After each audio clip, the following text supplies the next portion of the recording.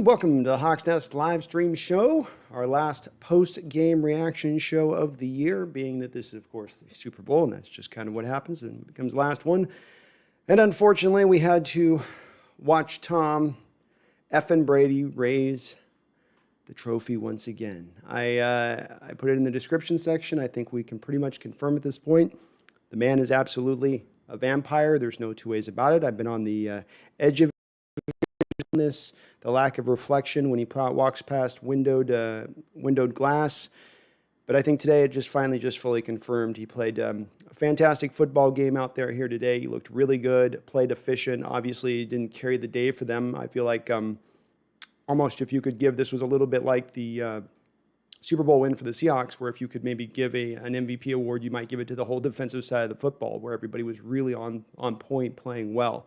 But Tom was efficient. It reminded me a little bit of the Chris Sims Super Bowl win back, I think, in like '89 with the Giants, where I think he set a Super Bowl record for completions in that game. You know, just a 23 of 23. And it's not that he's throwing the ball a lot, but just that, you know, he's staying within himself, not making any mistakes, no big interceptions, doing what he needs to be doing. So fantastic job by Tom. Awesome job by that defense. I'm not surprised in the least. When I looked at them this offseason and you saw, goodness, I'm getting blown up here on my thing. When you're looking at the, when you looked at him this offseason and Tom Brady coming over to Tampa Bay, everybody said, and I'll get to the chat here in a sec, I just have a few opening thoughts, but you heard everybody going, a lot of the naysayers going, oh, just because Tom goes to Tampa Bay, he's suddenly going to be magnificent now. Everybody's just jumping on this Buccaneers bandwagon. And it was, I think, for more of the people that were a little more educated on what was going on in Tampa Bay and understanding the situation in Tampa Bay, you had a team where the prior year, their quarterback, though he also led the league in interceptions, led the league in touchdowns. And that defense was playing really well and coming more and more together, a young defense that was kind of starting to really gel and get together. And that front seven was looking really good. And then you had that secondary, which was kind of the whole of that secondary going into last offseason. They've had guys in the secondary to develop. One of the key things that I really point to, and I pointed to at the draft, one of my favorite players in this last draft, if not the favorite player in the last draft in a lot of respects, was Antoine Winfield Jr. And I said when they drafted him at the time, this is a guy you're going to bring into that Tampa Bay defense and that secondary specifically, and he's going to help clean up a whole lot of stuff back there. I compared him at the time coming out to like a little bit bigger version of Earl Thomas, maybe not quite as twitchy in the speed, but other elements to his game that are really well rounded out. And that Tampa Bay defense is rounded out. They don't have a lot of weak pieces or weak areas. I think as well, the true, real final key on this win for them, and the thing that jumps out, and there's a lot of people that have come into my chat mentioning about the fact that, Russell doesn't have those tackles at times. He can't, he's just always under pressure. And for those people, you got to see a little bit of your argument furthered in this game a little bit, being that Patrick Mahomes comes into this game minus both of his two top tackles. You're down your franchise left tackle, you're down your franchise right tackle, and make no mistake about it, these aren't just two fairly decent tackles. These are two upper level, Pro Bowl level, maybe even all pro pushing type level tackles out there. Certainly when it comes to Fisher at the right tackle, I don't know if there's a better one right now out there playing at that position. So losing those two guys, and then you pair that with Tampa Bay, who has invested in those edge rushers, which I'm always hammering on, where they've got Jason Pierre-Paul coming from one side and Shaq Barrett coming for the other. And it's not just one guy, but two. This is what we come back to at times with some of the Jadeveon Clowney stuff, where people would give him a hard time because he's the only guy. He'd get the pressure, the quarterback would move up in the pocket, and there'd be a whole hole over the other side for him to escape and get out of and get around. When you have those two bookends who can get after down the pike, and then you add into that Vita Vea and Ndamukong Suh, and then a very creative defensive scheme that the Buccaneers brought into play today. They didn't get too elaborate as much as they usually like to. They stayed in a lot of the cover two and doubling up Tyreek, but just smart by the coaches, smart by the defensive team. They had everybody ready to play, ready to roll, and really impressive win by them. So we'll get into a couple things. I've got a list of 6 things, not by specifically Tampa Bay winning this game, but just by these two particular teams reaching the Super Bowl this year. I've got a list of 6 pertinent things that I think are kind of lessons our Seahawks can kind of learn as you're watching the NFL is always this evolving sport and moving to different things that allow you to win. The old way doesn't necessarily work. You can have a way winning 10 years ago and it doesn't necessarily work till today. It's always in a transitional point. And so there's things I think here we can look at as far as both of these two teams as far as kind of patterns between the two that I kind of wrote down ahead of time here and look forward, and we'll get into those a little bit more. Also did a little bit more scouting on some of the guys we're going to be looking at in this upcoming draft. But other than that, let's get down to you guys here in the chat. Let's talk to you a little bit, see what you guys think of the game and what your guys' kind of thoughts were on it. TJ, how you doing? He says, what a joke.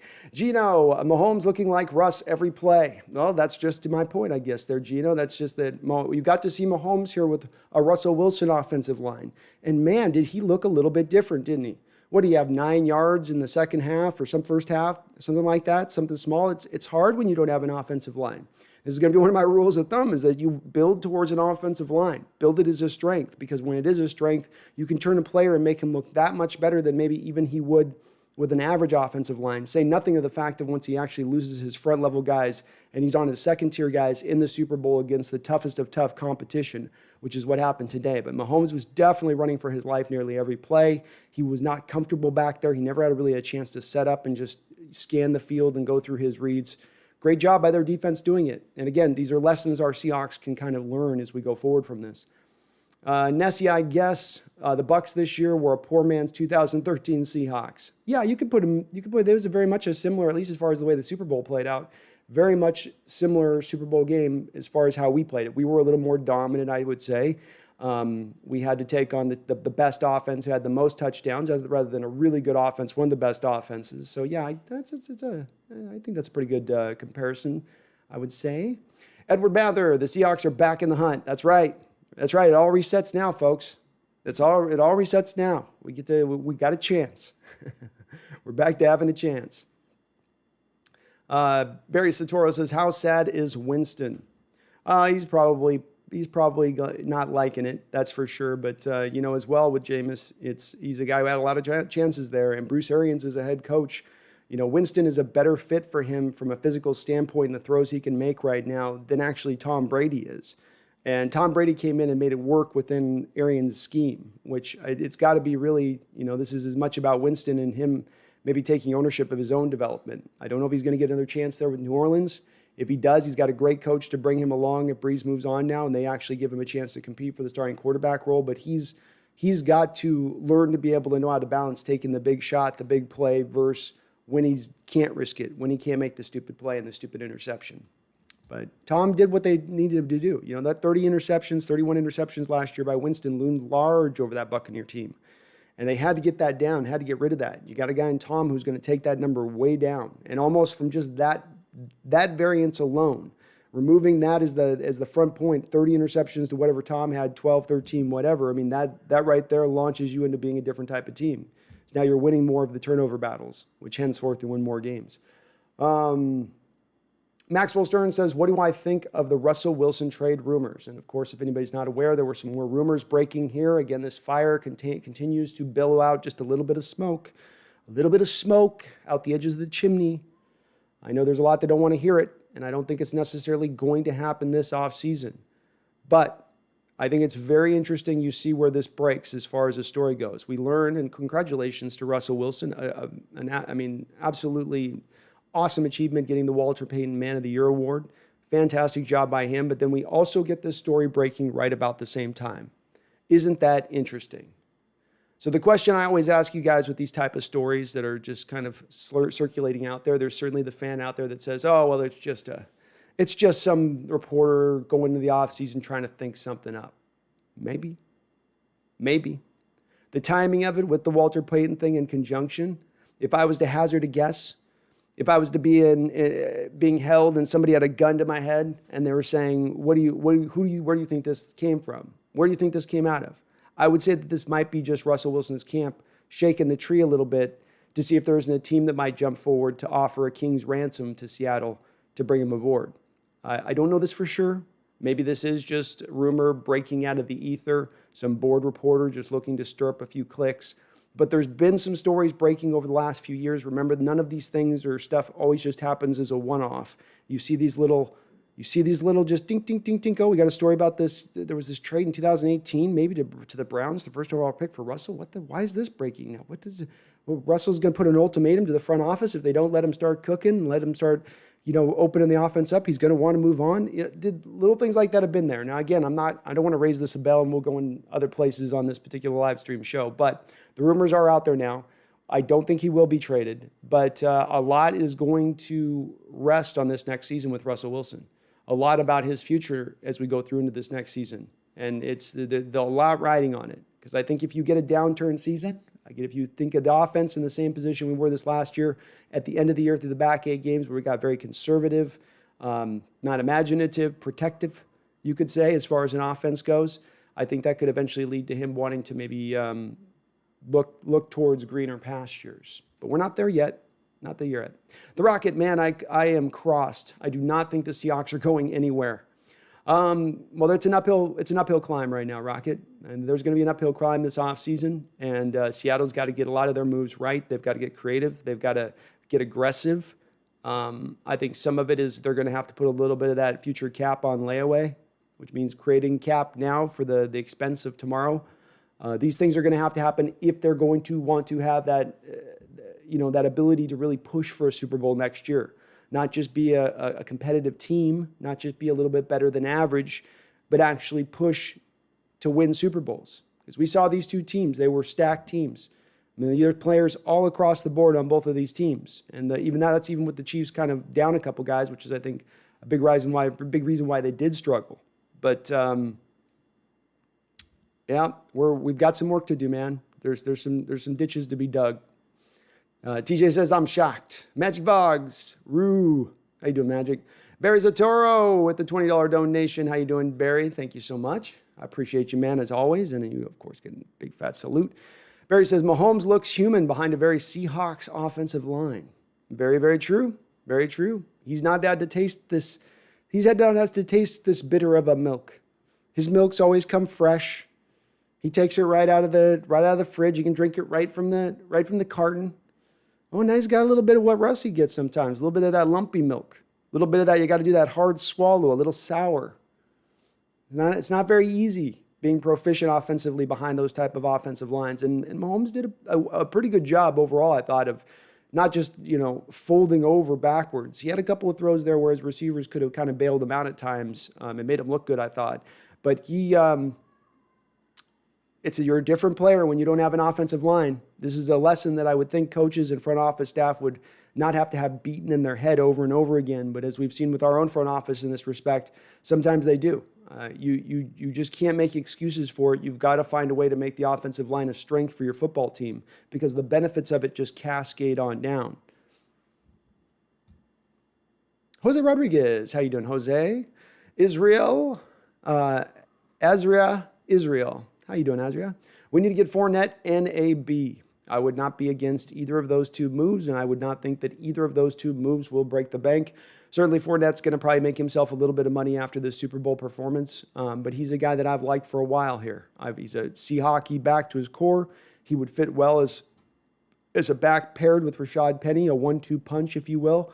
And AB, who's already thrown a bunch with Russell Wilson in the past, would provide us a potentially good replacement if they've got to go and trade Locke this offseason, if they're not interested in doing a contract extension with him. So those two guys, I would think, would be Seattle Seahawks targets, at least in general. They'll be looking at him, certainly Fournette. It all will come down to kind of the cost. Does somebody want to really break the bank this offseason for Fournette, which I would not expect that to happen. He was available for $4 million at the start of the offseason for nothing on the waiver wire, and nobody touched him. So I don't know that just this 1.5 year performance where he didn't exactly destroy things is going to launch his value into the stratosphere. But nonetheless, I hope Seattle's targeting him. He'd be a good back in the Seattle scheme. Barry Zatoro says, Russ looks like the better quarterback behind a bad O-line. Yeah, I think he is, Barry. I don't think Mahomes has had to play a lot behind this type of O-line. He's had a lot of games in his time as a quarterback where he's had a good frontline O-line starting out there every game, not just a massive injuries like Russell's had hit even going back to last year. And so Russell, just by the sake of having to fight through that so long and hard, is better at it.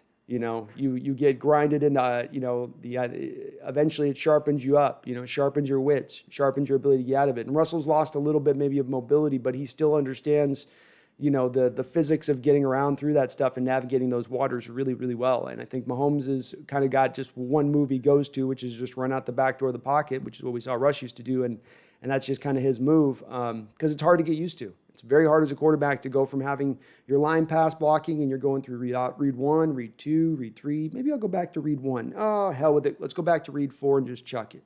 As opposed to hike, read 1. Holy crap, there's a guy in my face. Run out of his grasp. Okay, read 2. Wait, no, there's an alignment with this arm going past my head. Go back over here to read 3. That's a lot harder way to learn how to play the quarterback position. I would argue that it's almost impossible to play that with any kind of repeatable performance. You're always in a place of scrambling and running around like a chicken with your head cut off, essentially, which is, again, we get back to maybe one of our base points here on this live stream show, which is going to be that you need to invest in your offensive line and make it a strength of your team. Make it something that you can lean on because, again, the benefits just show up over and over again. And your quarterback, who even right now this last year showed you an MVP level play, he'll show you a Hall of Fame level season, I would think, if you gave him the kind of line that Mahomes has normally had protecting in front of him. D Nuggets says NFL National Fixed League. I don't know, man. To me on this game, there was the one penalty on Honey Badger at the end of the half in the back of the end zone was BS. That ball was not catchable. So that should not have been a pass interference on that particular play. I do think the other ones, you've got the play where Mike Evans is running down the field and the cornerback, their feet lock up and their feet tangle. Now, if both of those guys fall down right there at that moment and their feet tangling, then that's a no call. But what happens is it's the cornerback who starts to fall down there on the play, not Evans. Evans keeps his feet and keeps running in that moment. The cornerback, as you watch on the slow-mo, puts his arm then onto his leg to then, sort of knock him down at that point, which he does. I think you've got to make that call at that point if that goes. It's a little bit on the line, but again, with that and then some of the physicality stuff, to me, the Chiefs were doing a lot of like 2013 LOB. And I know they said on the telecast that's what they like to do is to grab and hold a lot out there. But, man, they were really trying to lean on hoping the officials weren't going to call a game out there with any kind of the grabbing, holding stuff because they were at the top of routes getting both their hands on the players and then holding on. That stuff, to me, is going to get called,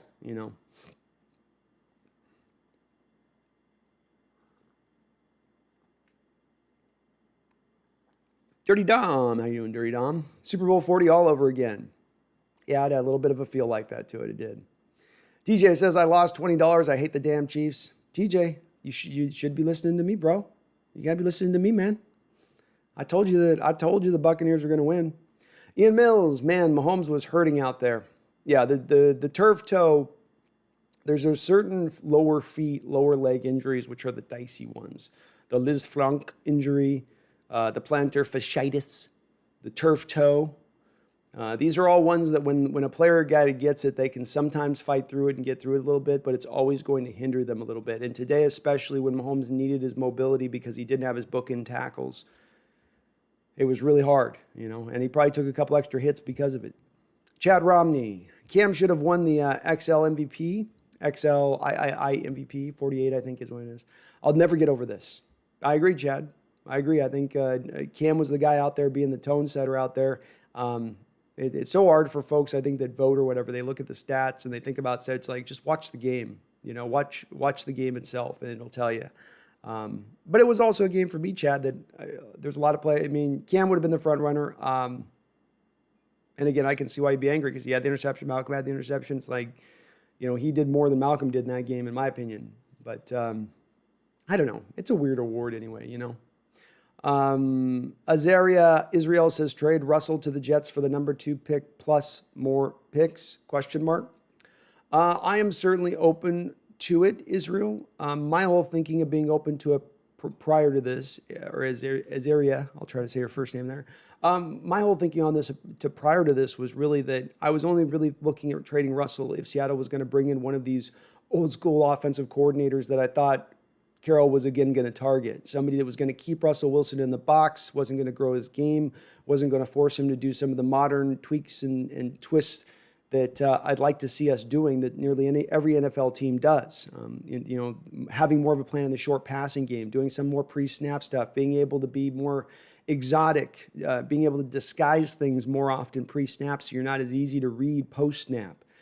That's what I was really looking for. I think that the new offensive coordinator we're bringing in can do that. I can't guarantee it because I don't have a track history with the guy, but with the offense he is coming from, you heard them mention it a couple times, I think, on this telecast about both of these offenses running sort of got certain things they run over and over again, but they can just do a variety of things out of that one look.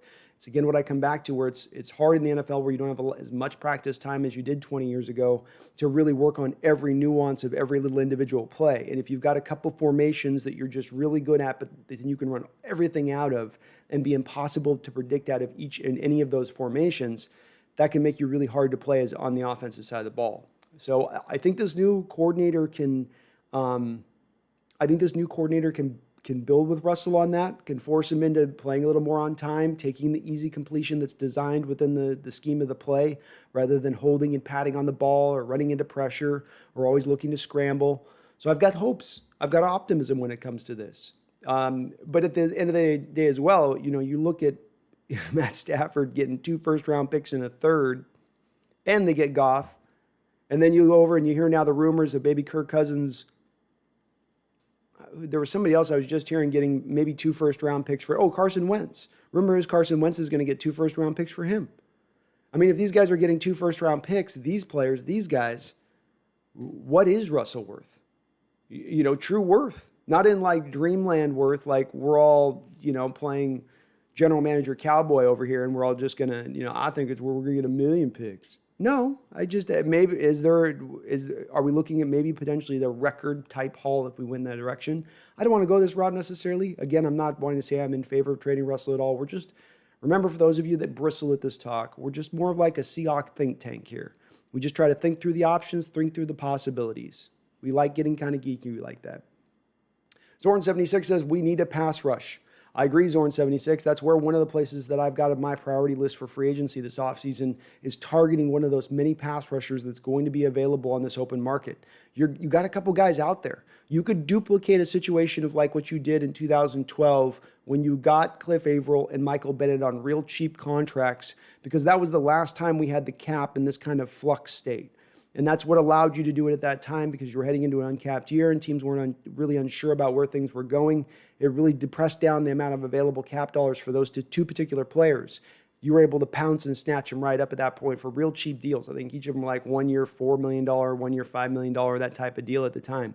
You could do a similar thing here and adding real legitimate guys in Ndamukong Suh and a Jadeveon Clowney, and it not costing a lot, or Ndamukong Suh and Everson Griffin, Ndamukong Suh and Yannick Ngakoue. You could pair those type up, and it wouldn't cost as much as you necessarily think. It would require a couple of front-end moves on the roster to clear the space out, but you could easily go do it. And I agree, Zorn76, I would be in favor of doing it. Building that front four up, building that pass rush up. You saw what it did for Tampa Bay today. I mean, they were able to get after it. They didn't have to blitz hardly at all. They wanted their front four to get there. They could get there whenever they wanted. King Prodigy asks, man, is that 2 deep safety look really that hard to beat? Here's where it gets difficult to beat. And this, again, comes back to my just prior point, King, which is on the front four. When you have a front four that can generate pass rush, it helps everybody else out. Whereas everybody else being good doesn't necessarily help the front four. Having great safeties back there cleaning up deep plays, does that help the front four get to the quarterback any faster? No. Same thing true for the cornerbacks and linebackers. But if you've got a front four that gets pressure and gets pressure quick, like we saw Tampa Bay do today, I mean, they were pushing Mahomes off his spot like that. Well, now look through it in this lens. Mahomes wants to throw deep. He's got 2 cover safety deeps back there anyway. So he's got to wait a little bit longer on every deep throw for guys to clear out just a little bit more to make sure he's got a safe pass he can throw. He's not going to get that kind of time with this team. As well as Tampa's going to run a lot of the man-2 cover. So rather than it being a zone cover 2, which is probably more of what Seahawks would run, where they would ask their corners to run bail technique and then just go deep, right? And then the cover 2 guys would go deep as well, opening up and leaving open the underneath stuff. With Tampa Bay, my feeling on it is that they run a little bit more cover man 2 stuff, where those guys are man on man, and so they're staying sticky on coverage early in the routes. Like those guys might be breaking free a little bit early on, but again, that fast throw's not there available for Mahomes. He needs that extra time for those even short routes to sort of clear through the traffic, clear through the trash. That's not happening. So that's where I think it more comes in is the way that they were running at King, and they were being a little varied. They were running into more of the cover two stuff, the more comfortable the lead got for Tampa Bay. But they were showing some cover one looks with Winfield, who absolutely can run that stuff, where then it's just a single high safety, and then they're just doubling up Tyreek Hill at that point. They took around, they did what a lot of what Bill Belichick does when he plays teams, especially on the biggest stages. He says, we're going to take away what you do well. What you do best is not going to be what you do best today. We'll force you to become left-handed. And they forced the Chiefs offense today to become left-handed and really just sitting it on Tyreek Hill, just setting in on him with that cover two, committing to it. Props to them. Very smart to them. A lot of coaches overthink that or get prideful about it. My technique, my talented players, they can beat a guy with, no. Tyreek's a freak. Cover to him. Mahomes is going to force him the ball and force it to him deep a couple of times over the course of the game. You protect up against that, you can help yourself by a wide margin. Edward Mather says, I'm glad we never got AB. I have daughters, and I don't want him anywhere near the Seahawks. I understand, Edward. I understand, man. I get. You're not alone in that sentiment. There's a lot of folks that do not want to see him here with Seattle for some of his off-the-field issues. And I think that they would have, if they were going to bring him over, Edward, to that point, I think he's a potential target this offseason, but I would think that if he was going to come over, they would have snagged him here midseason when they needed a third receiver pretty badly at that time. Derek says, I'm so hyped. Tampa born and raised. The Bucs are my number 2. Well, congratulations, Derek. It was a nice little win by them, and that's number 2 for Tampa Bay. So the team that the Seattle Seahawks came in as an expansion franchise with back in '76, now it's got their second. We got to get our number 2 now too. You know what I mean? We got to match them on this, okay? Robert Jimenez. Tom Brady with 7 rings. Absolutely ridiculous. It is absolutely ridiculous, man. Nothing more you can say about it. It's just ridiculous. The guy's like going to be 59 years old, all just wrinkled up, just, slinging it around, just looks unstoppable, I guess. It's been one of the amazing things to watch a modern athlete do in my lifetime is to see him playing like he is into his 40s and stuff. And I know many people will say, well, it's the quarterback's protected now and they don't get touched and they don't get, and yeah, a little bit. But man, I'll tell you, as you get older, as you get into their 40s and stuff does not, one of the biggest problems is you just don't react. You don't recover. Your body doesn't react to stuff. You can just barely twist a foot, and for weeks it's going to bother you, much less if you're a pro athlete on it now on those weeks, trying to work it through and everything else. I mean, this happened to Favre at the end when he was 40. He just got his ankles got beat up. They wouldn't recover. They'd just stay in this janky state. And he just couldn't play anymore after it. It ended up warming down. Somehow Tom's been able to avoid that. Certainly diet and work and ethic and all that stuff. But it's a marvel to see him do what he's doing. He went to a new team. He went to an offense this offseason that was not built around his talents. Bruce Arians with his 7-step drop, no risk it, no biscuit type attack does not fit necessarily well into what Tom Brady does. But, hey, they found a way, man. They found a way to merge their offenses together and make it all kind of work.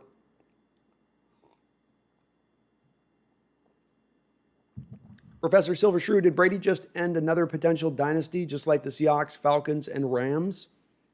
He might have. They're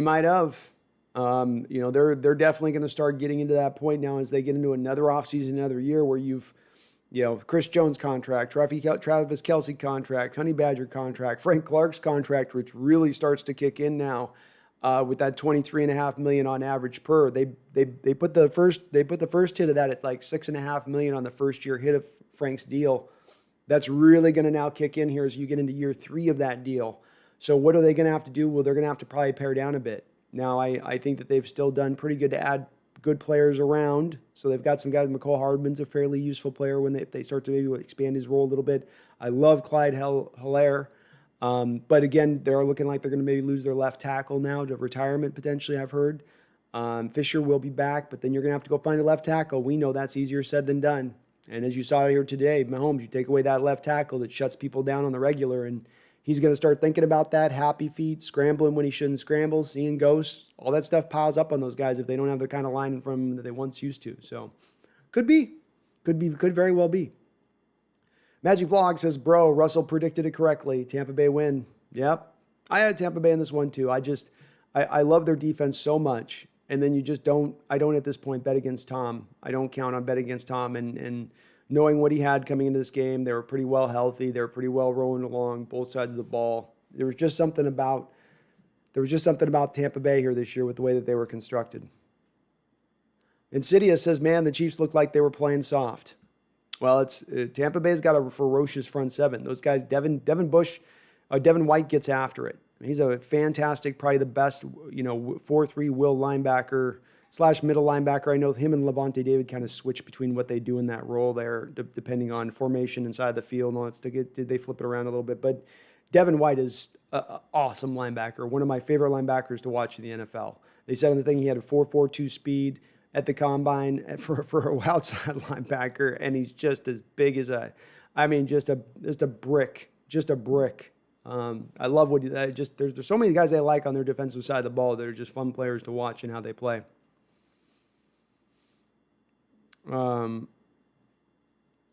D Nugget says AB a domestic abuser, but Gordon a gentle pot smoker is banned for life. F you, Goodell. Yeah, they definitely did Gordon a little bit dirty this year. I think they did him real dirty. Why couldn't you give the guy a couple games at the end of the year? Let's see if he could just hold the line for a few games. What's the point of punishing him all the way through? And again, I've said it over and over again, that whole situation seems punitive. TJ says 9 points. I'm salty. Oh, TJ, I'm sorry, man. The Rocket, did Brady just do what Russell did to Peyton in 2013? Holy crud. Yeah, I mean, he played efficiently. He played efficiently against that defense. He did actually exactly what they needed to do. He only threw for 200 yards. I mean, Brady didn't, and again, I know in that game, Russell didn't do a lot necessarily either he did a lot as far as being real efficient. I mean, you probably put their two box scores up against each other. It's probably almost nearly identical. So I guess that's probably right. The more I think about it, probably correct. Dustin, Fudge, the Chiefs, haha, I'm so happy. Brady is the GOAT. Yeah, he definitely is. I don't think there's anybody that can argue it at this point after this one. He's gone to a new team. He separated Belichick. If there were any last naysayers there saying, oh, no, he's not. He's just this. He's just, yeah. He's kind of the GOAT now at this point. It is what it is. D-Nugget, Chiefs had an injured O-line and Mahomes' toe was bad and the refs played against them. Again, I don't know on the refs playing against them thing. I think certainly a few calls went against the Chiefs, which is tough. It wasn't 2005 Seahawks against the Steelers, though. I'll tell you that, D-Nugget. Wasn't even in the vicinity of that kind of fixed game. But I think the injured O-line was big. You lose your bookend tackles in this day and age, and you go up against a team with two really good frontline pass rushers on the edge. It makes things tough. Insidious Mahomo.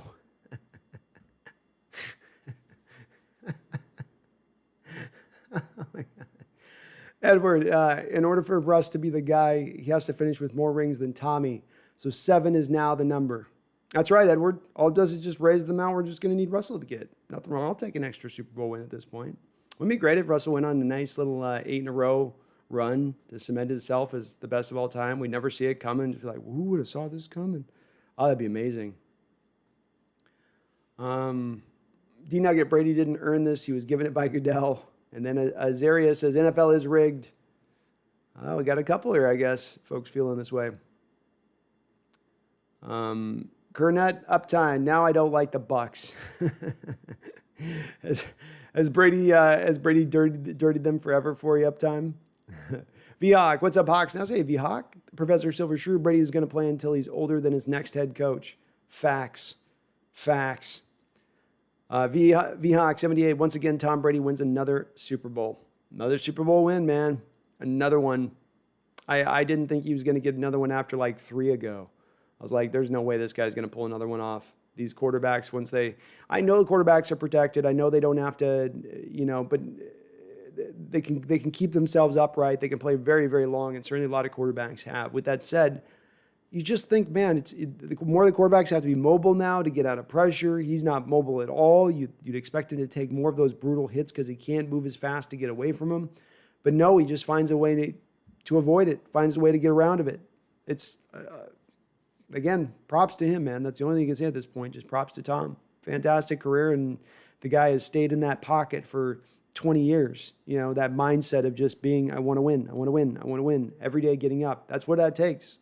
I mean, he's not lucking through this, He's not killing six packs every off season, just like, I'll figure this out come season. He's truly out there with his avocado ice cream rolling.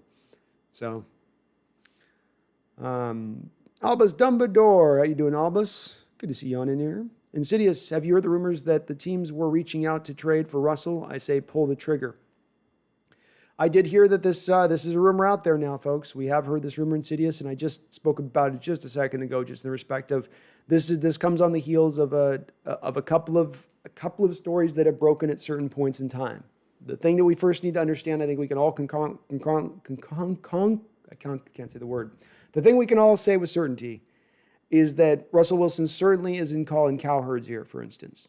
When you hear Colin Cowherd talking about Russell Wilson, your ears should perk up, because I would undoubtedly say these guys are friends and he talks to him. And you've seen Cowherd at times, he'll protect Russell above all else, even near the end of the season, at the last game of the season, where there was a little bit of maybe criticism. It could have been lobbied over Russ. He didn't lobby it over there.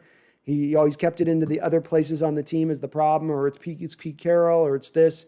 So when you're seeing certain stories from that breakout come out from Colin, when you're hearing other stories break out in the background of things, it's a little bit of what I call the smoke to the potential eventual fire.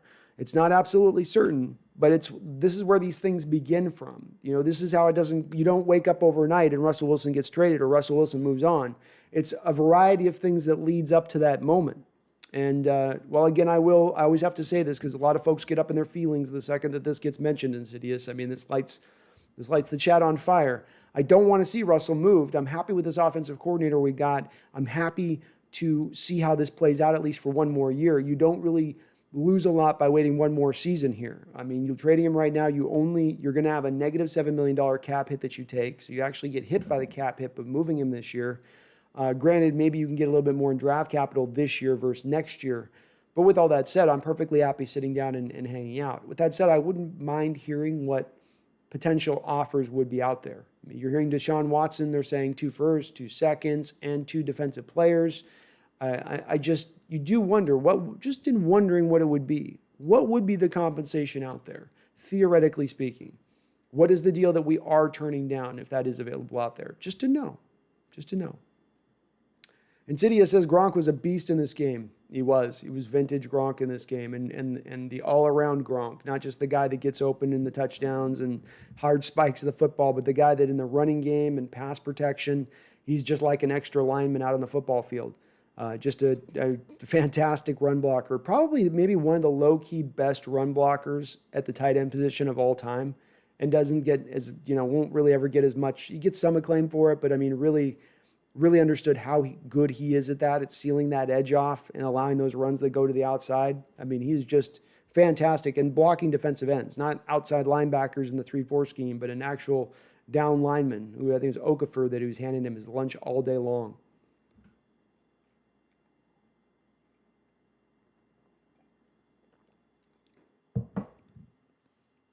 Cornette Uptime just asked, did the game have bad calls? I didn't see the game. There were in the first half in particular, Uptime, there were a variety of different holding calls, pass interference calls that went against the Kansas City Chiefs.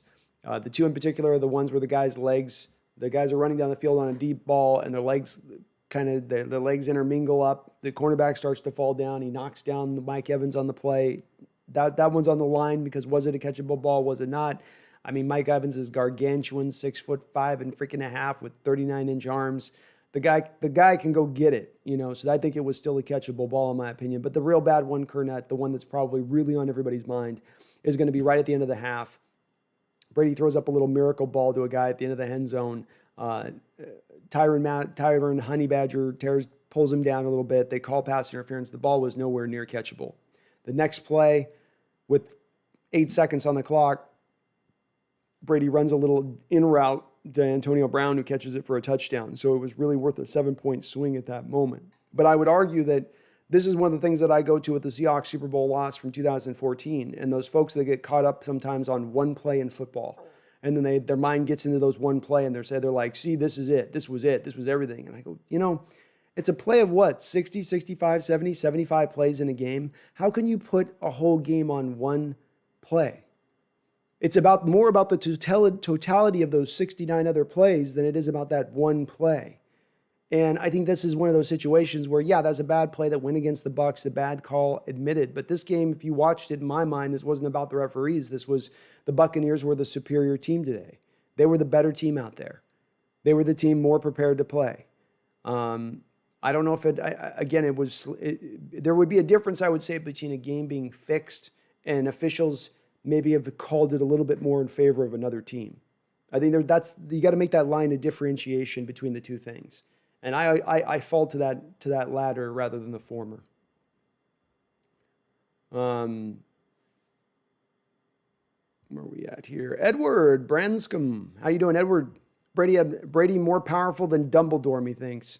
Oh, he's he's the wizard that they never wrote about in Potter. He's the one coming in book 9 that Potter has to fight when he's a full-grown adult and a master of all of his skills. In fact, he's going to have to fight him like Darth Maul style with 2 wands. It's going to get like that. But the guy has truly mastered the game, truly understands in these moments playing Super Bowl. You'll never see a player as understanding of how to win in championship moments, of knowing exactly what he needs to do.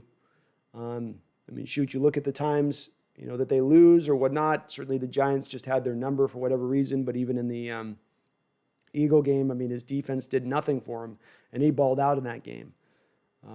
Guy's just a fantastic player and didn't come into this league with all the greatest skill set. We know he's not mobile, but he wasn't known for having an amazing arm either. A fairly decent arm, but it wasn't like going to blow you away, hand cannon, laser rocket arm, But playing in the cold weather, playing in inclement conditions in New England for a majority of his career, what can you say? It's hurting my soul to have to speak this about Tom Brady, because I'm not necessarily a hater of him, but I'm just like, I'm over this. Retire. Go away. Go away. But of course, then we'd have to be hearing about the greatness of Mahomes today, wouldn't we, if that was the case? Or Rodgers. And maybe that would be a little bit worse.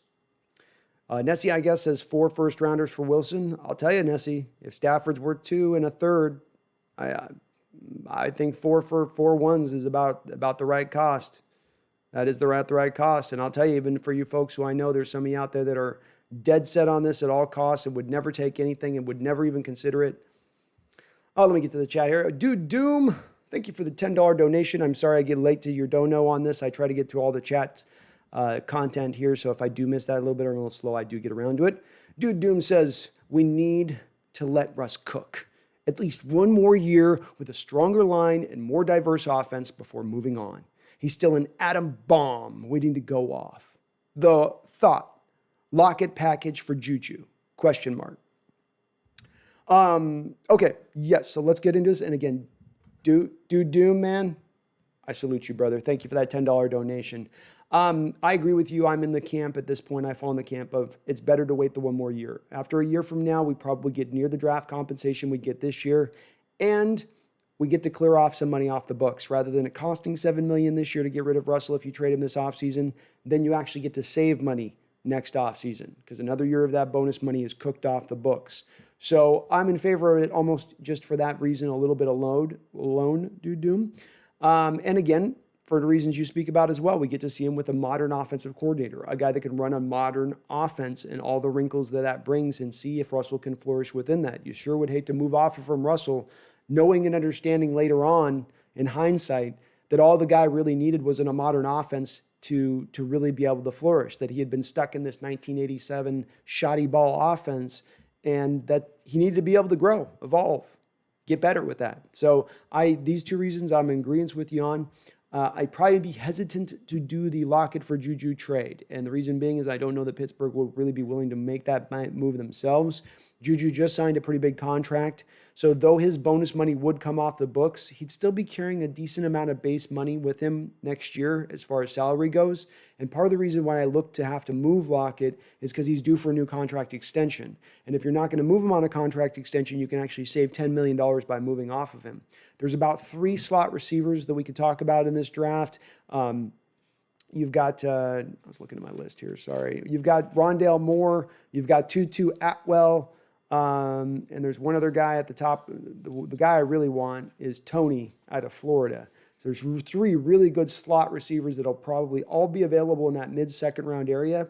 And also I feel like, dude, you're going to be able to get back a mid-second round pick for Lockett. So you get one of these slot guys who can do a lot of what Lockett does for about 1/11th, 1/12th of the price. That to me is the smarter way to roster build here, while then you free up that $10 million to address other areas, like let's say maybe going and getting Joe Thuney to play left guard, who I watched a little bit of tape on, by the way, folks. We can talk a little bit more about Joe Thuney, but I like what I see out of him, and I'm fully in favor. I'm fully on the Thuney train. All right, I'm behind on the chat, but folks, you just got to bear with me. I got to move through it like I got to move through it. I'll try to be fairly quick. JSD, do you think Russ told Goodell to put him in the Super Bowl? I don't know, but when I was watching Sierra on the telecast talking to Goodell, I said there's a meme here somewhere. What is Sierra telling Goodell, I wonder? And is Goodell just sitting there thinking the whole time, yeah, are you almost done? Are you almost done? Are you almost done? Jaden, honestly, getting sick of watching Super Bowl games without the Seahawks in them. I'm sick of it every year, Jaden. I am too. Normal years, I actually have been a lot of years just straight shut off all football the second Seahawks lose. Like, I don't give a damn. I don't give a good damn what happens. I didn't this year. I wanted to check out what happened. I was interested in this matchup and how it'd play out, but I feel the same, man. Professor Silver Shrew, when you lose like this to Brady, the chances of you winning another Super Bowl are slim. That's true, man. He's gotten a lot of people got by Mr. Brady. A lot of people got. Marty MF Williams, Russ is still the best quarterback in the league. You could say that, yeah, until we can see him with an offensive line like some of these great quarterbacks have had in front of them. A truly, from start to finish, great offensive line, not just one good guy or 2 good guys, but actually a really solid, no weak link type offensive line. I think it remains a question mark out there that looms. Wiggins of Andrew. Mahomes has the Russell Wilson curse. Oh yeah, and Russ was talking to Goodell, and Russ was talking to Goodell. Tampering? Question mark. Anyways, Mahomes ain't gonna win another ring. Very interesting to see Russell talking to Goodell. I don't know why. Maybe it shouldn't be. Maybe he's Walter Payton the Man of the Year, and that guy's always up there in the box during the Super Bowl at that point. Maybe that's just standard operating procedure. But I got a weird little feeling in my gut there, especially that rumor that broke though overnight. That old rumor of Russ running, like, what? Where this now on the eve of the Super Bowl? This story's breaking. Why? Where is this coming from now? Right now? I mean, that's the thing about somebody saying, well, this is just a board reporter trying to drum up clicks. This ain't the dead of the offseason. Eve of the Super Bowl. There's plenty of false stories you can fabricate up if you were trying to draw some clicks right in regards to the game in hand. That's probably going to be more in people's wheelhouse. NSS Lucario, Chiefs players could not catch half the game. Yeah, there's a few throws there. Mahomes made some brilliant throws where it was a tough catch on a couple of them, but the receivers almost were surprised that Mahomes was able to get him the ball in that sense. They didn't seem as ready for the catch. They could have done a little bit more for him. He was having to make some miracles happen with that offensive line in front of him tonight, and his receivers could have done a little bit more, I think, to help him out.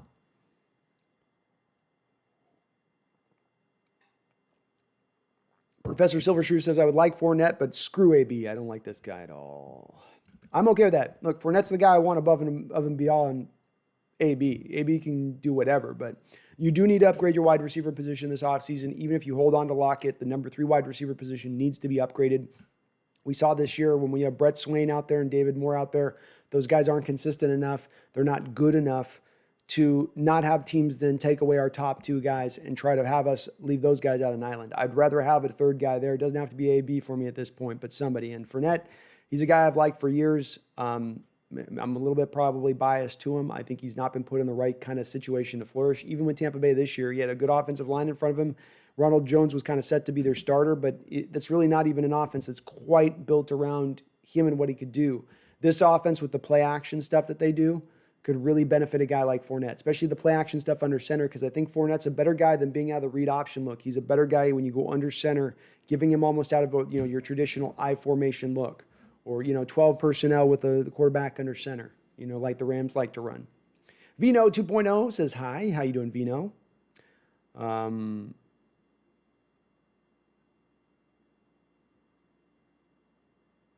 Insidious says, laughing out loud, Antonio Brown won a Super Bowl. I wonder what Big Ben is saying.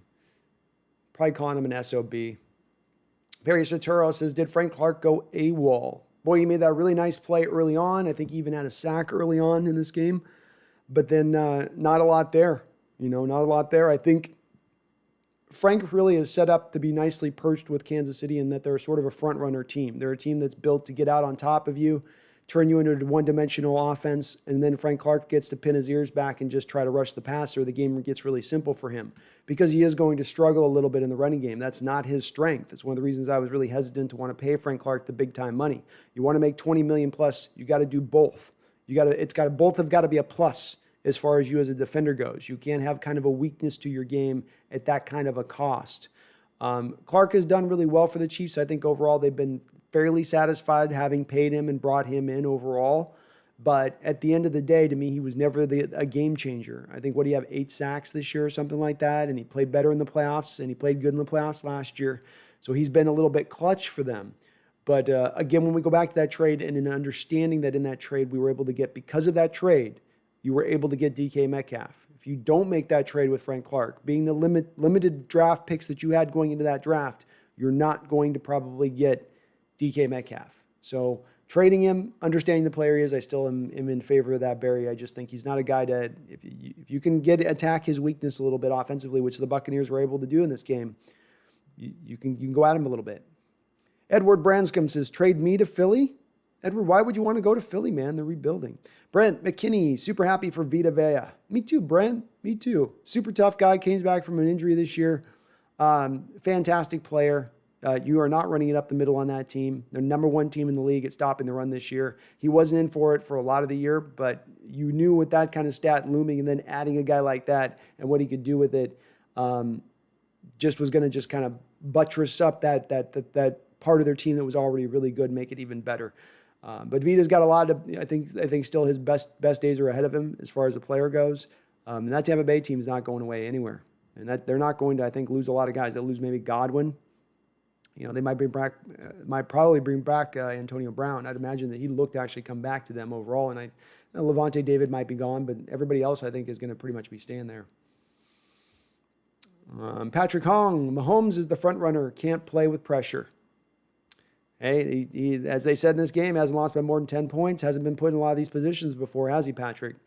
And you don't know a guy's clutch until he's put into that role a few times to really see. And I agree with you. I don't think we've necessarily seen enough of it from him at this point to make a full determination. But, there's maybe a little bit of data to say that he's maybe a little bit of a front runner. I think too, Patrick, we've got to give him a little bit of credit in that he had to play with, he's losing his top 2 tackles.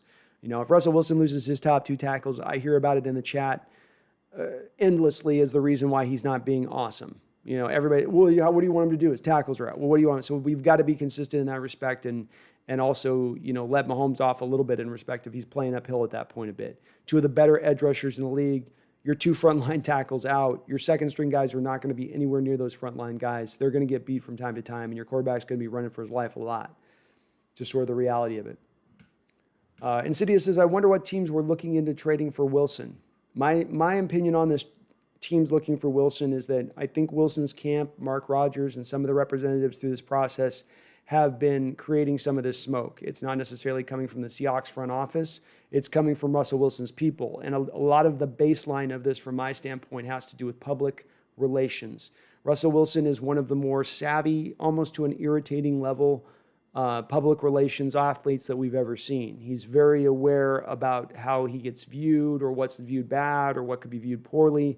He's a guy who I'm sure, I almost picture him like if there was an app that showed you your Q rating, he'd have it turned on and he'd have it refreshed constantly to be checking it. And I would have to think that he understands that if he was to move on from Seattle or force his way out of Seattle or asked to be traded out of Seattle, which is what it would take because he'd have to waive his no trade clause, that there's a little bit of potential blowback to him from fans locally in Seattle or even nationally, being him, even if it's whether it's right or not. I mean, it's whether it's valid or invalid, it's just the reality of it. There's a little bit of blowback. And so he's maybe getting up ahead of that blowback with a couple of these stories that have broken through the process. Start of the year, gosh, I'm kind of getting frustrated here with the fact that I'm not having an offense built around me. We're kind of real basic and we just, this is getting kind of lame. I might need to move on if this stays the same. Well, people start to understand that if you've been doing that for years, where you're like, well, look, I might have to do this, but I'm going to try to trounce through it. I'm going to try to trudge on, and hopefully it works, but I'm just opening this door up. If I have to do that, you certainly will understand if I have to eventually walk through that door, right? Because I'm letting you know this is happening right now, right? You're understanding and seeing it's happening right now, right? That's what's going on here to me a little bit. That's why the story breaks the night before the Super Bowl. It's because Russell knows they'll have a maximum amount of eyeballs on it. So again, I think it's him shaking a tree. And if there are those teams out there like a major market team that's going, we are looking for a quarterback, and would they be willing to do that? Would they win? If they are aware that he's breaking this story, well, maybe he wants to be out of town. So let's maybe throw the King's ransom at Seattle and see if they'll bite. I don't know if it's that. This is a wild, wild, wild guess, but it's just what I'm thinking. Dustin says the Chiefs were trying to cheat so much with all the holdings and PIs. So glad the refs were on it, made great calls. Dustin, I don't always agree with you. Normally we disagree, but on this case, I actually agree with you, man. I want to see officials let players play in the Super Bowl, but when you're holding at the top of routes, when a player's about to break one way or another out of his route, and you're choosing that moment to put two hands on his jersey and grab and pull, you're going to get called. I don't excuse that. I don't like that. It's not football. Brent, as if it were ever a question of Brady or Belichick, yeah, case closed. Agreed, Brent. Agreed. I think Brady definitely has, definitely, absolutely elevated himself at this point. And he's going to, in what will probably be a defining age-old question, chicken or the egg, Brent. I think Brady is the chicken is clucking here. Zibby, so many flags. There were a lot. But again, the Chiefs secondary obviously came into this game counting on the fact that the refs were going to let them play. Let them play, what I mean is it's essentially like, you're in the NBA and they say in the last 2 minutes the referees are supposed to swallow their whistles. And there's a little bit of that goes on in the NFL playoffs, and there's a lot of that that's supposed to really happen then in the Super Bowl, where we want to let the players decide this. But again, at the end of the day, on this certain stuff where you got receivers running routes, and I'm going out and I'm at the 10-yard point of my route and I'm about to run to my post, and you're grabbing me at that point, taking all of my acceleration away and down from me at that point, and you're doing it across the field. There were plays they were showing where multiple defensive players were holding guys on one single play. So the Chiefs were obviously coaching it into their players to do it that way, to try to rely on the umps not calling it. And that's where we get to borderline playing on the edge of the rules, right? And it lingers into the side of really not playing by the rules at that point. The spirit is you get a 5-yard chuck and then you don't put your hands on them. That's the rule, man. This is not fixed. You guys who are saying it's fixed, you're going to have to explain to me of how you allow after the 5 yards holding to happen. That's not football at that point, in my opinion. Captain Crunch, would Chiefs have won with those starter left tackles and no turf toe? It's probably a 3-point game, Captain, if that happens. It's probably at the very least, it's going to be a possession game at that point. But I think it did influence it at least that much. The Chiefs certainly have a chance of winning that game if they got their tackles, because then they can be more, they're able now to let Mahomes sit in the pocket and let those long developing plays down the field get down the field. And now the clock isn't as rushed as much. I think that was a huge difference in this game. Brent says Cam MVP always. Okay. The GOAT 209, Wilson and Mahomes have similar careers, except Mahomes won an MVP. It's true. True. Mahomes also had an offense built around him and tons of Pro Bowlers on his offensive side of the ball. If Russell ever gets that, he could be an MVP too. Dustin, that's Dustin speaking sin, saying that Tom Brady might be greater than Shaw Alexander. That's sinful, man, for you. Paul Manning, Casey's kept slipping in the early part of the game. Seems they were not prepared. That's what it felt like to me, Paul. Tampa Bay was the more ready team to go out there and do it. They were the hungrier team. They were the team that, to my eyes, I didn't have a dog in this fight. They were the team to me that looked more deserving. It wasn't the refs. They were more deserving in winning this game. Cody says, rigged at Super Bowl, Tom Brady. Yeah, a lot of people saying rigged, man. I don't know on this one. I don't know. Professor Silver Shrew, why are people doubting them? It's in Tampa Bay and Brady is still Brady. A Bucs win is inevitable. Brent McKinney, what if Mahomes is the new Dan Marino? I don't know if I'm going to see that yet at this point, Brent. I don't know if I'm going to see that at this point. I think the biggest thing that a quarterback, as they go in the modern era, can do to their team right now is hamstring their team with a salary bad contract. and then specifically ask for a new contract every 4 years so they can re-hamstring them again. Mahomes goes out and signs that 10-year contract, which allows them to move money around. As long as he keeps himself in a position where he's not asking for every last red penny, they can still build the team back in around him, and he can have a really, really complete team. Andy Reid's not going anywhere, and Andy Reid's a guy that knows how to coach and knows how to build a football team. So I don't think that he's going to be that guy. I think there's other quarterbacks in this league right now that you could look at as, and I'm trying to think who would that be. I don't know who off the top of my head as I think about that, but if anything, I mean, maybe you could even put it as like, could not Aaron Rodgers be the Dan Marino of this era? He got his one, but he hasn't even been back to a second Super Bowl. So, Robin Cruz says, congratulations, Tampa Bay Super Bowl championship. Congrats to Tampa Bay, for sure. Hap Phantom, rigged. Wow, we got a lot of rigged folks.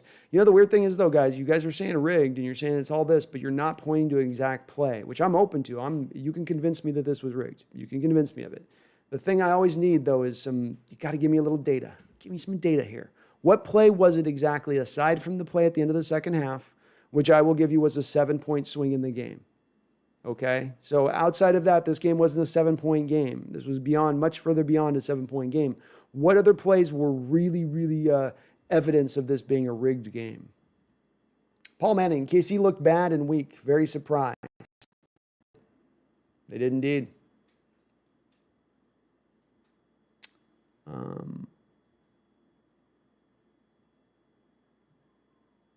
And I'm Bill Biden chat. Thank you, Brian Roberts, for the $5 donation. I'll get to your comment here in just a quick second. I want to try to get down the thing here. Nation says run the ball. You got to run the ball a little bit. Definitely helps to be efficient. You got to be efficient running the ball. That's going to be one of my lessons here. We'll get to here later on winning, on getting to the Super Bowl. Jason kind of agrees with me, it sounds like. He says Patrick Mahomes cannot be the next Dan Marino. He's already won a Super Bowl, and Dan Marino choked. True. Brett McKinney, Bucks defense, wow. And White is only 22 years old.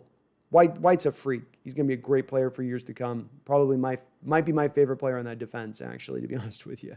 Which is saying something for a guy who's kind of a Will Middle-ish linebacker at times in what he does there for him. But I just love him. He flies around the field, rangy, sideline to sideline, hits like a truck. He's big, good in coverage.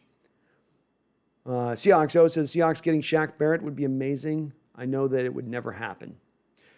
He is a really good player. I mean, he's got a lot of juice coming off the edge. He's certainly really quick off the snap, and he really utilizes that with leverage to get around that corner. Great bend. He played with this guy, with Von Miller, for years. It's sort of like he sort of osmosis some of Von Miller's game into his own a little bit there in his ability to do some of those things.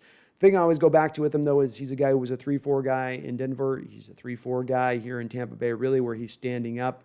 You're not going to have him standing up here. And it's not as easy asking a guy to go from standing up to putting his hand in the dirt. This is the same reason that I'm not on board with going after a guy like Bud Dupree, who's really an outside 3-4 linebacker, and that's the scheme he's best suited to play in. Cool TV, the Super Bowl was so boring. I understand, man. Blowouts are never all that exciting. I had fun watching it, though. Professor Silver Shrew, it's nice seeing Bruce Arians get a Super Bowl win as a head coach. He's been a thorn in our side as the Cardinals coach, but good for him. He's had some health scares over recent years. He's one of those guys who I always thought was the number one candidate to be the first coach to ever actually die on the football field. As red as his face gets, it gets me concerned sometimes. But yeah, congrats to Bruce, man. He's had a long career. I think he's had a couple Super Bowls as a coordinator. So he's done this as known as being kind of a quarterback whisperer type. And props to him for implementing ideas from Brady into this offense, bringing things into this offense that aren't really route combinations and things that he wants to really run. He had to kind of, I think, accept a few things around midseason for how Tom does what he does and implement it, and he did. Props to him. That's hard for guys, those coaches. Sometimes they got egos, David Adams says, how about Russ for Trevor Lawrence plus 2 first-round picks? David, if we can get Trevor Lawrence at this point, I'm as much as I'm not in favor, I don't think that trade's even on the board to be potentially happening. I don't think the Jaguars would move off from Lawrence in any way, shape, or form, but if they're willing to move off of him and they're willing to give me that price and I can get Lawrence with 2 first-round picks, would I make that move? Yeah, I probably would make that move. I think that Trevor Lawrence is one of those generational quarterbacks that comes around once every 15, 20 years. And I think on those type of guys that if you have the opportunity to grab one of them, You do it. You don't say, well, we're good enough here. Give me money, One Bite Pizza review. Okay.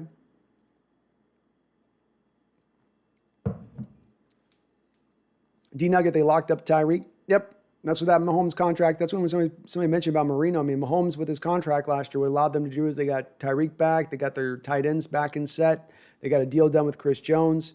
It allowed them to open everything else up. Jose says, I'm in a food coma, and I'm not going to talk much. I'm just here so I don't get fined and to make sure that the chat doesn't go crazy. Well, I appreciate that, Jose. You got to catch a couple of Z's in between my long comments. Don't worry about it, man. I know how it goes. So thanks, bro. Phantom 7 Crossroads. Too soon, Chiefs fans. Green Mobster says Brady's the absolute GOAT. It's not even a question. No, I just don't think you can. I still think you can question in the NBA between Jordan and LeBron. I think that that's still a valid argument that's out there and maintains, but I do not think that that same one exists now between Brady and, let's say, Montana, which was the one for many years. I think he's now overtaken it by all measure. Isaiah 503 says, you guys are nuts after all the years of Seahawks misery. All Russ does is win games, never gets hurt, and leads us to the playoffs and gives us a chance. And now it looks like we might have a good D. Isaiah, this is always one of those points where I like to bring this up a little bit to the guys that do this, where we weren't winning before Russ ever got here. We weren't winning. We never were a playoff team ever. You would think that we had been losing for like 35 straight years before Russ got here. We didn't win a Super Bowl championship. That's for certain. But there's been a lot of teams that haven't during the course of since we came into this sport in 76 who haven't won a Super Bowl. Bengals haven't won a Super Bowl. The Browns haven't won a Super Bowl. I can start going down the list for you if you'd like, but there's a lot of teams that haven't won a Super Bowl during the time that the Seahawks have been here and their inception on into the modern age, as well as we won. There were times we went to the playoffs multiple times in the 80s, and while the 90s was a dark period, the late 90s started to open up with Mike Holmgren's arrival. He won 3-4 division titles, I think, in a row in the mid-2000s, while you also got to a Super Bowl where we started to win. This is the Isaiah, the key to me for this, okay, buddy? Where we started to win was not on the arrival of Russell and was not on the arrival of Coach Carroll. When the Seahawks organization stopped being a joke and started to become something that was legitimate was when Paul Allen bought the team and took us from a rudderless ownership group who wanted to move us to LA to an organization that was standing pat here in Seattle and was going to build something. He opened up his pocketbooks and brought in the free agents. He didn't hold the purse strings tight like Bearing did. That is when we became a winning organization. Not necessarily on the arrival of Carroll, not necessarily on the arrival of Russell. While we've had our most successful period of our franchise history during this time period, they were not the end-all, be-all to this whole process. And while I know Paul Allen's gone at this point, and we're probably in desperate need of that same kind of stern ownership with a firm hand kind of approach going on, at the end of the day, it's top-down on this type of situation from my standpoint. And again, as far as with Russ goes, Isaiah, he had a back half 8 games last year where he played below league average as a quarterback. You take the last 8 games of his season, and I'm not talking about just the Rams game in the playoff. We take the last 8 games and you take that last Ram playoff game and you put them together, and there's a performance that's very similar across the board over all of those 9 games. A very similar performance, and that performance statistically bears out to below league average. And before Isaiah, you jump onto the boat of saying, well, he had a horrible offensive line. His offensive line couldn't pass protect this year. No. He had a top 12 pass protecting offensive line, according to Pro Football Focus. So we can't use that age-old excuse that worked in 2016, 17, and 2018, because that excuse was valid, but it wasn't valid this last offseason.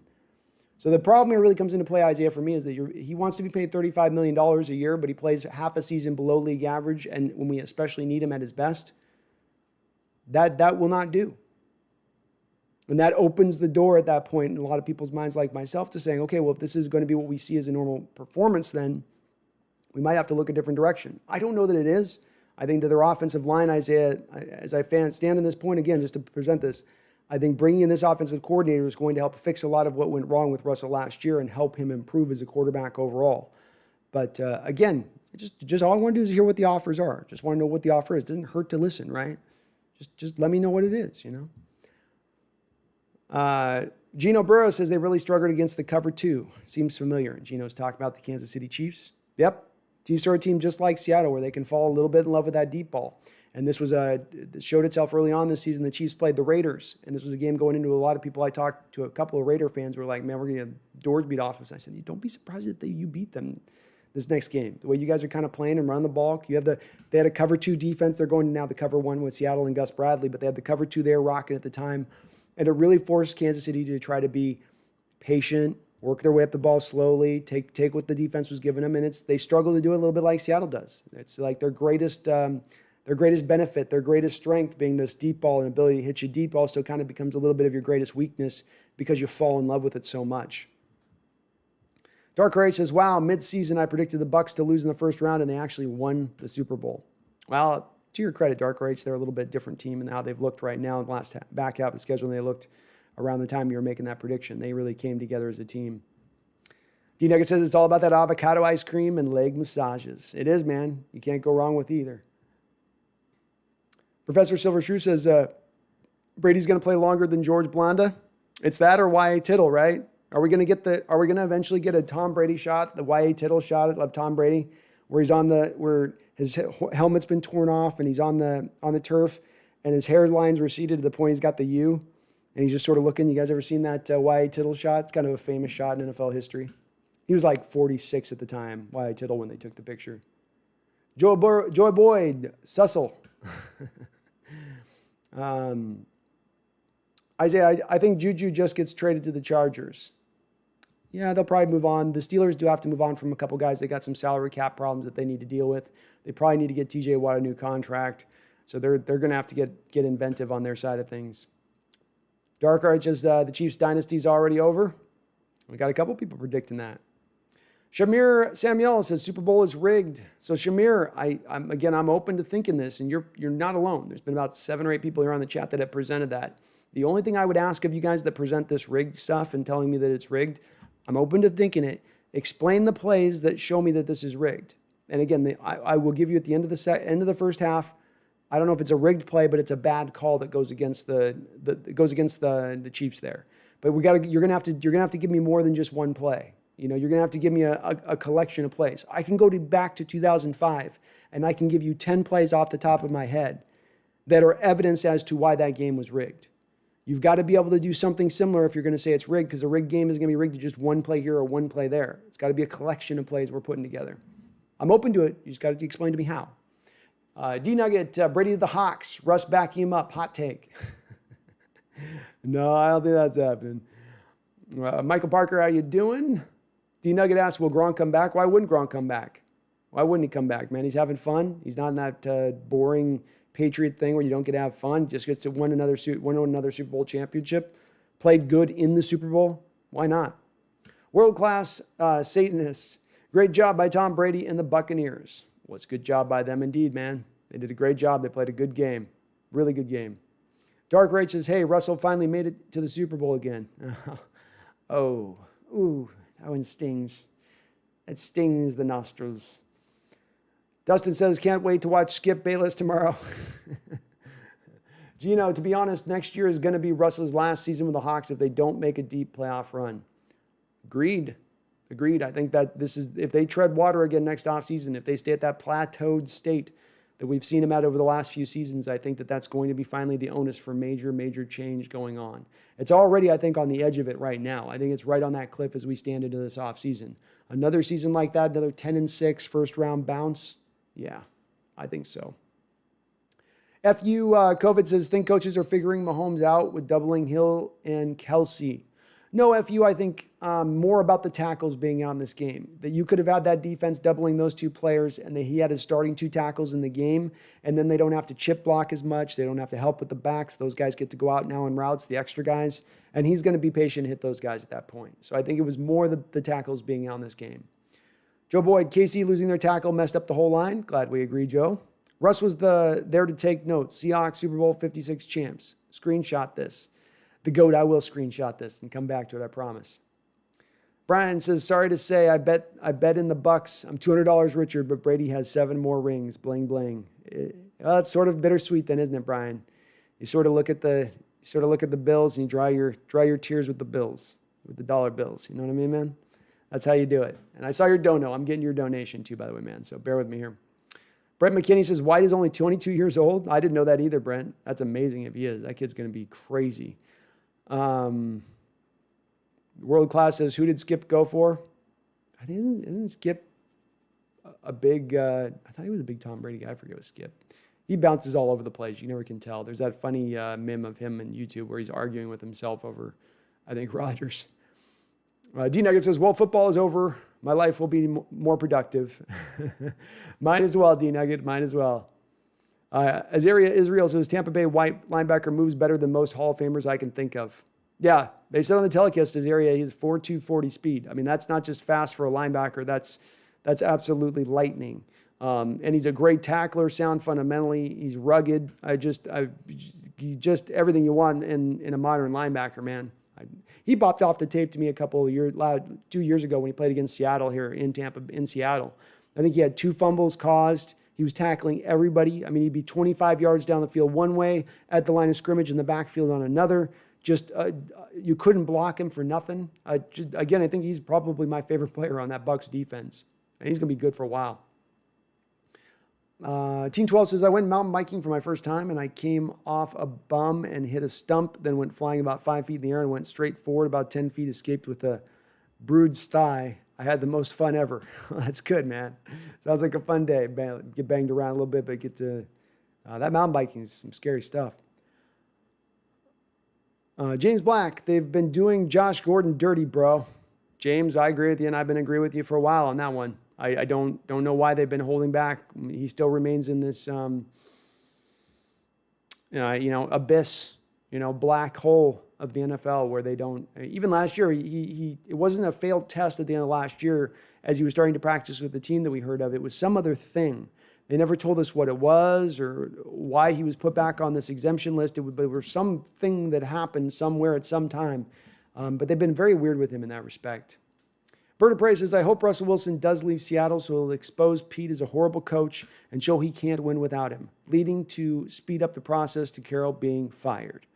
Well, and if that is what is holding up Berta Prey, I mean, if that is a truth to where the Seattle struggles and Seattle's limitations over the last 5 years and not being able to get past the first round of the playoffs really does come back to the limitations of Coach Carroll as he's gotten older as a coach, that certainly would speed that process up versus it taking a little bit longer as it would with maybe Russell here, if that is the case. Brent McKinney says, free Josh Gordon. I agree, Brent. I'll be right there in that picket line with you, man. Free Josh Gordon. I'm right there with you. D Nugget says Arians was just along for the ride. Well, he did assemble the coaching staff, though, D Nugget, and they've got a fantastic defensive coordinator. He's been a long-time defensive coordinator there with Arians. I think he was Cardinals coach for a year. But a guy that's a really good defensive coordinator. One of those guys, better defensive coordinator than head coach. And Arians knows it. And he's put together a pretty good staff there that knows what they're doing and getting those guys in the right place. So, definitely helps having Tom, man. Tom makes you look better as a head coach, that's for sure. Dark RH says Seahawks versus Steelers was fairly officiated. I know you're just trying to trigger me, man, and I'm not going to take the bait. I'm not going to take the bait. No, it was not. No, it was not. JVM, next year it will be us. JVM, I love the optimism. I'm gonna say I agree with you. We're in the Super Bowl next year, but I am a little bit of a homer. Shaquem Wagner, how have you been? Shaquem, I've been great, man. Loving life, bro. How about you? Hope you're doing good. Brent, so few flags. Imagine this ref crew with Seattle versus Pitt. Yeah, we'd win that game.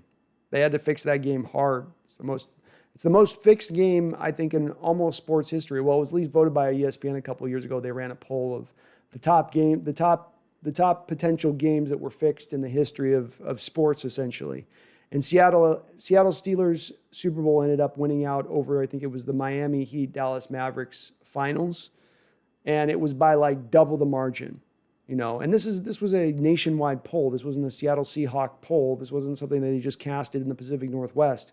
This was worldwide for people to vote on, and it won unanimously. So, it was a fixed Super Bowl. The official literally came back years later, Dark RH, to our training camp and apologized. When do you ever hear the official apologizing like that? Yeah, it was fixed. Dustin says, chances Tampa Bay throws a touchdown pass to his son. Tom Brady throws a touchdown pass to his son because he'll play for that long. Is Tom Brady's son going to make it in the NFL? I don't know if he's going to have the athleticism. Green Mobster, KC didn't get called for anything last year against San Francisco. Karma's a bitch. Facts, dude. Facts. It all balanced out eventually. David James, how you doing, David? Wilson's a better quarterback, but Brady's depth and ability as a leader is second to none. I'm afraid to say I do not see that in Russ. Yeah, I think there's a lot of Russ's game that's better than Brady, David, to your first point. Absolutely. There's some things he does. And then beyond just the scrambling, the deep ball, and there's certain types of throws he can make. I don't know that necessarily Tom can make exactly, but Tom's mastery pre-snap, Russell's nowhere near that. Tom's understanding of, where to go with the ball and, let's say, a hot route. There's this little subtle play that I watched in the game that I was like, that's a play Russell would not be able to make. And that is that the Chiefs come up showing a blitz. It's obviously going to be a blitz. It's a full house blitz. And more likely than not, there might be a free rusher coming off one of those edges. I think it's over on the offensive strong side. They had a free rusher coming. Now, Brady's got his running back, Fournette, who's got to get through the trash of the defensive line right up through the middle and then get out into his route. And Brady has to hold the ball for just enough time to let him get out, but then that open 7-8 yard route's going to be wide open there for him. And he, 1,000 holds it. And then even on his throw, if you watch his throwing motion, he goes up over the top with his throw. Usually the arm's kind of out here, and Brady's arm goes over here to sort of get it over the top of the defensive lineman in front of him.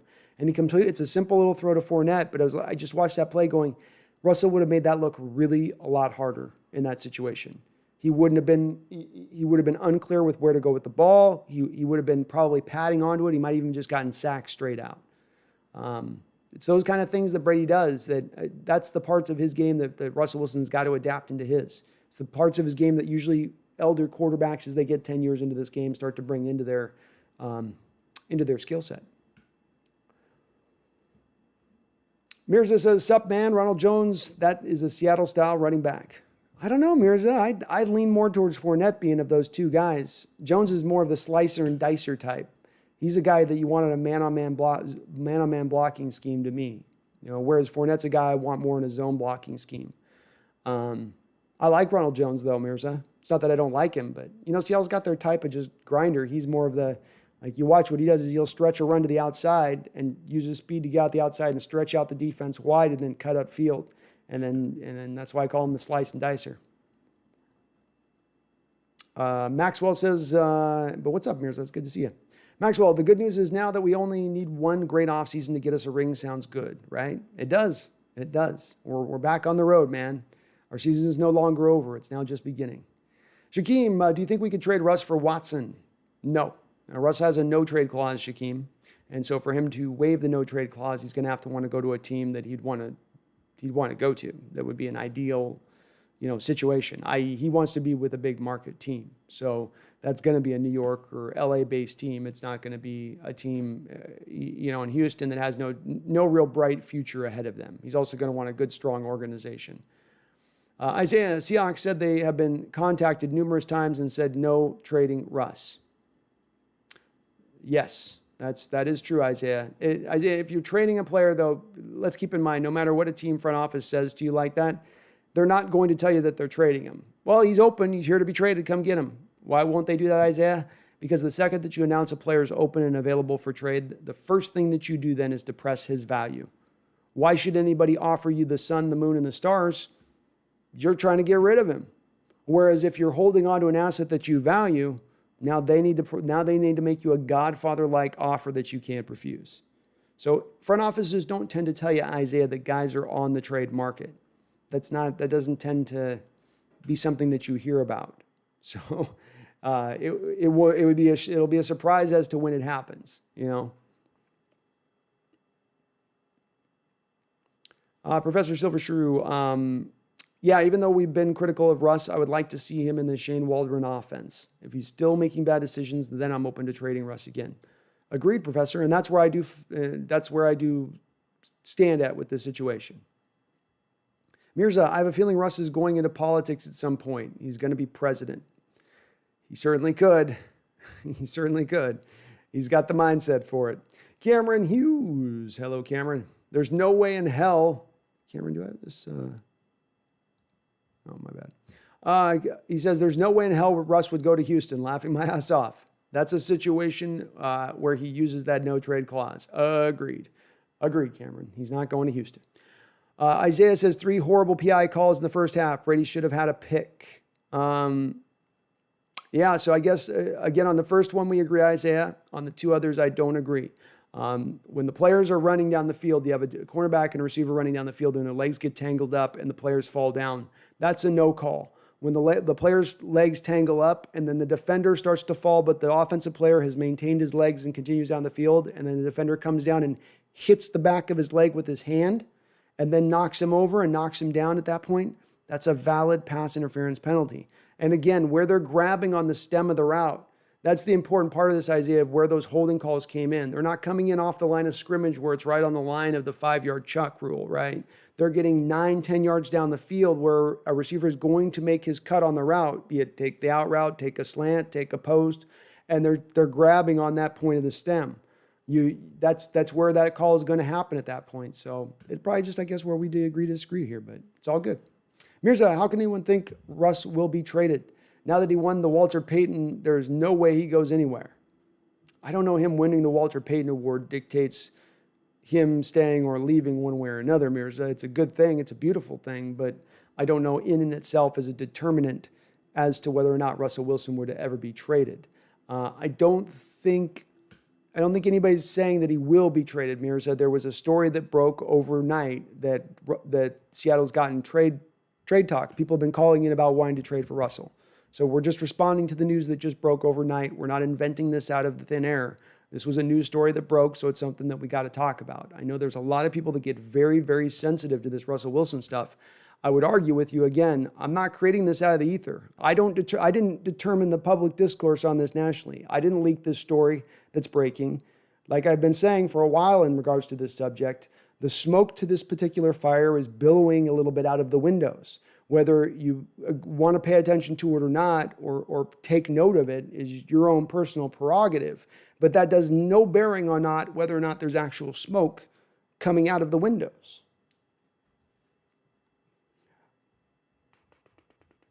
My goodness, I'm so behind on the chat. So behind. I'm so bad about staying up on the chat. Anybody that's new in here, it's not my strength. Not my strength. Okay. So I'm going to, hopefully, if I miss your comment, I'm sorry. We got a lot of people in chat, though. Mirza says Wilson needs an O-line like Brady has. The guy had a wall in front of him. I agree, Mirza. I agree. Last offseason during the draft, I said grab one of these tackles in the draft, which is just what the Buccaneers did with Tristan Wirfs. They went on and got one of these. There was about 8 or 9 tackles in this last draft that were all going to be absolute 10-year players in this league. Solid tackles. No doubt about it. Clean as a whistle. And so I really had hoped Seattle would have grabbed onto one of them because this year's tackle draft is not as deep. It's not as deep. D-Boy! How you doing, D-Boy? Glory says, does O-line matter now? Guys, does it now? Seriously. Oh, no. It's Russell's fault still, right? I guess this Super Bowl showed nothing. So again, and Glory, let me respond directly to you on this, because this is folks who do go to this line on it. I've never said it's all Russell Wilson's fault. I don't know that there's been a lot of people that have said it's all Russell Wilson's fault. Where we go to on this, though, is I'm not blaming the offensive line this last offseason. I really won't stand up and let people sit here and say that its offensive line was the problem last season. I really won't. If you're going to say that, then you need, as I will tell you over and over again with this type of stuff, back up what you say. Now, you can look at the Rams game at the end of the year, and you can make that last thing that you saw in your mind is the thing that was the way it was through the whole year, i.e. the offensive line blocked like crap, so henceforth the whole year they must have blocked like crap. But this isn't the truth. You can rip apart and tear apart Pro Football Focus ratings all you want, but they have multiple people that have played in this game, each individually looking at those offensive linemen every single play of every game. That is their job, multiple guys. And they take the combination of those scores together. They get pretty hardcore about concentrating on individual players. And while they don't necessarily know every time every individual player's assignment, I can tell pretty quickly and clearly whether an offensive lineman is blocking his guy or not. It doesn't take a mathematician to figure it out. Pro Football Focus, Glory, last year had the Seattle Seahawks offensive line as a top 12 pass protecting unit on the season. That is me now providing you with evidence for my stake of my claim, being that our offensive line was not the problem last year. You had a franchise left tackle who played every game in Dwayne Brown. You had an upgrade at center over versus what you'd had in previous years in Joey Hunt and Justin Britt. Not a huge upgrade, but a marginal upgrade. Damian Lewis was a fantastic player, much better than anything you got out of DJ Fluke over the last couple of years. And when Mike Iapati in there, he was solid. Art Shell was a big upgrade, not a Pro Bowl level upgrade, but consider Jermaine Fetty was league worst, the league worst blocking right tackle over the last few years. You switched him out for Art Shell this last year to get to that at league average state, basically. The offensive line was not the problem here. You can keep blaming it this year because what's stuck in your mind is 2016 and 2017 and 2018 when the offensive line was the problem. The Tom Cable days where they took defensive linemen and asked them to pass protect. You would be right. That was a time period when the offensive line was a problem. This particular year, you guys are not accurate for those of you who bring this up and present this point. I have yet to see one of you present any evidence to back this up past you just saying a blank statement of, well, our offensive line wasn't good. You got to do more than that at that point. And you got to do more than referencing just one single final Ram game, which is all anybody's maybe even come close to bringing forth any evidence, which I'll give you was a bad game from a pass protection standpoint. They chose their worst game of the year to play their worst game. But I think people are victims of the moment and they're victims of the last memory of the last game they saw of the Seattle. And so that's what becomes the rule. And it's not the rule on the season last year. Russell may have had his best offensive line that he's had throughout his whole career versus maybe it was a little bit better maybe in 2013. Maybe. But not by a wide margin. And certainly you could say that this one was better. All right, I'm behind the chat and I got to catch up.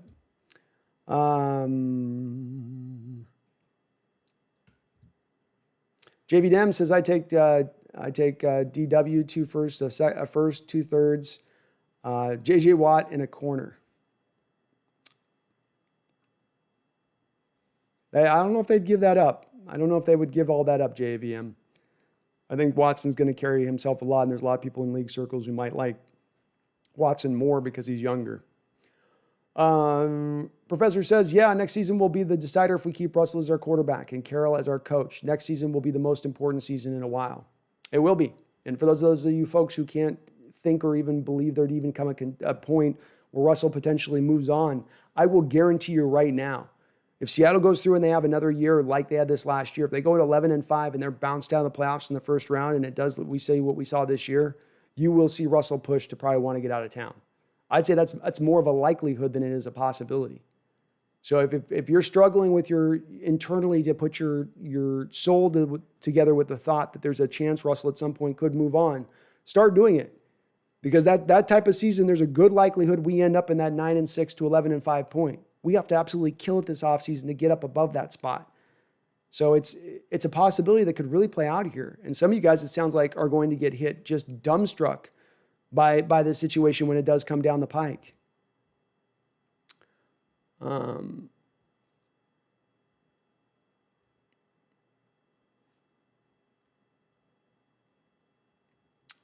Glory, it's Russell's fault. So Glory's responding to JVN, and Glory's saying that it's Russell's fault that the organization doesn't draft offensive linemen. You put a second-round pick on Ethan Posick. You put a third-round pick on Damian Lewis in this last draft. You put a second and a third-round pick toward the trade of Dwayne Brown. They haven't completely ignored the offensive line in the draft over recent drafts. I certainly would like to see more, Glory. I'd like to see them put more investment in that offensive line from a draft capital standpoint. But you put a fourth-rounder on Phil Haynes. He was out this year with the injury situation. They've tried.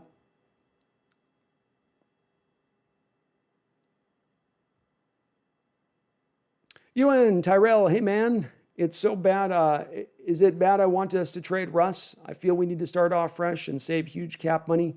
Great value on draft capital. Plus, we could get someone like K. Murray who would suit our O-line. No, it's not bad. There's the fan base is a little bit split on this. I think, Ewan, to a degree, and there's still more of the fan base that wants to hold on to Russell and not under any work circumstance see him moved on from. But it's worth thinking about and considering. We certainly seem to be in a little bit of a stagnated state over the last 5 years.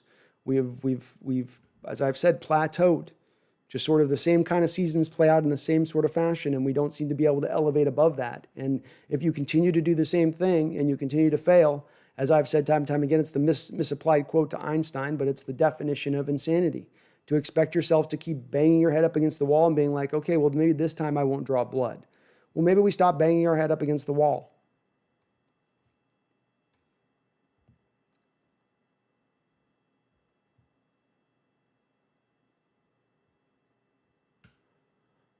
Jay Stern says, what would I do with the offensive line? I would attack the offensive line on a couple different fronts, Chase. I would kick the tires on a couple of these veteran centers that are on the market. Your Alex Mack, your Andrews, Pouncey. I'd see what's going on with them. What are they going to cost me this offseason to potentially upgrade the center position? I'm also going to take a real strong look at left guard. And I've been watching the tape on Joe Thuney. He's a movement type left guard. He can do a lot of different things for you with that. I think he'd fit well with this new scheme. And the Waldron wants linemen. They're going to be not as big and monstrous as what we've been looking for recently. Probably a little bit more smaller and able to move out in space, get to those edges a little bit better. I think that Thuney would be a guy who could do that. So just bringing in Thuney alone will help out a lot. I'd love to see them get a guy in the draft, especially in that second round as a left tackle or a right tackle, kind of whatever the best guy is they got on the board. I think you go far by just investing back into the offensive line this offseason. I'd make that my priority, frankly, Chase. But that'd be the way I'd go. I'd sign Joe Thuney, and then I'd look for the left tackle of the future in this draft, even if Dwayne Brown came back, because then I've got a guy that can challenge Shell on the other side. And if Dwayne Brown gets injured, I've got a nice little backup there to square it in if I need to. Fiji Mark says, did you see the Texans called about Russ? I didn't see that it was the Texans who called Fiji, but it's interesting to hear that they did. It is interesting to hear if that was the case. I just don't think Russell's got to waive his no trade clause. He's going to want to go to a well-run organization, and he's going to want to go to an organization that is not dysfunctional. So that's two things the Texans are not. And so I don't think there's any reason Russell would waive that clause at that point. Professor Silvershrew says, clearing cap space means getting rid of Carson, Wright, Griffin, David Moore, and Benson Mayowa. I think we should keep Puna forward. Professor Shrew, I agree with all of that. Mayowa may not cost you a lot if you could bring him back maybe on a veteran minimum type deal. But I would agree with you. Those other guys are gone. Wright's going to want to be paid too much. Griffin's going to want to be paid too much. I don't know what Moore's going to make on the open market. He was kind of inconsistent throughout his time here, so I'm still not sure to gauge what he's really going to get. But the rest of the guys, yeah. Glory, guys, when Russell Wilson's O-line just plays like they know something Russell is the best in the league. It's not close. There's a reason he led the MVP race in the past 4 years. Yeah, the thing with it again too, Gloria, is I go back to this and I presented my evidence, so I'll wait on your evidence that you're going to present from your side of it. I've presented the top 12 pass blocking unit for a full season. That's a full 16 games. That's not a 3 slice of games. That's not a 2 slice of games. That's not a 1 playoff game. That's a full 16 game season. There's times in 2015, 2016, 2017 that Russ was able to play magnificently with a much worse line than what he had blocking in front of him this year. Why? Why was he able to play much better at those times in 16, 17, 18 than he was in this back half of the schedule this year with a decent pass blocking line? It's again, Russell creates a lot of his pressure here, Gloria, and this is understanding the intricacies of this game in Russell Wilson. He's not a quarterback that plays on time. He's a quarterback that sits back there and pats on the ball and sits in the pocket and looks around and sometimes runs into pressure and sometimes holds the ball too long and sometimes is unwilling to throw the ball away. And then this causes him to get sacked in an inordinate amount of time. And then everybody looks at his bottom line sack numbers and they go, oh, he's the most sacked quarterback here in the last 10 years. He has a horrible offensive line. Well, what if he more often than not got that ball out on time? What if when he hit his back foot, he didn't look indecisive as he did at times? What if he got better pre-snap so he knew the correct hot route to go to so that when the post-snap happens and he looks at the hot route and suddenly the hot route's covered, that he doesn't look completely confused and then get sacked? Those are the things I've specifically pointed to, Glory. And again, I hear these real vagaries from the crowd of of Russell Wilson. We worship at the altar of Russell Wilson, and he's this Greek god that can do no wrong.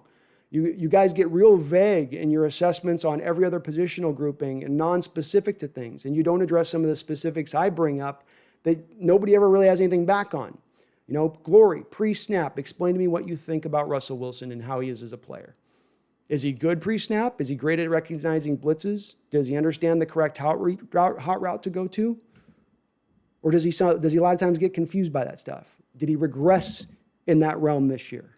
And I love Russell Wilson as a player. You guys that are backing Russell Wilson, you won't find guys, I am a backer of Russell Wilson, but I'm also a realist. I also have watched the tape over the last 10 years of the player he is. I'm not trying to make him into something he's not. And he's one of the best quarterbacks in the game. You give him a line like Patrick Mahomes has had throughout his first couple of years, minus the Super Bowl game, and he puts up very probably similar statistics to what Patrick Mahomes can probably put up. But it is odd to see the regression. We saw this last season with the supporting cast he had around him, the receivers he had, and the pass blocking line I talked about, a running game that was averaging 4.8 yards per carry on the year.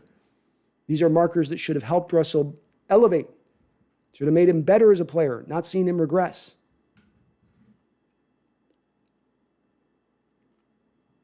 All right, I'm so far behind the chat, I'm going to spin through here a little bit. Fiji Mark, could we get Ronald Jones? I don't think so. I think they'll be putting a restricted tag on him.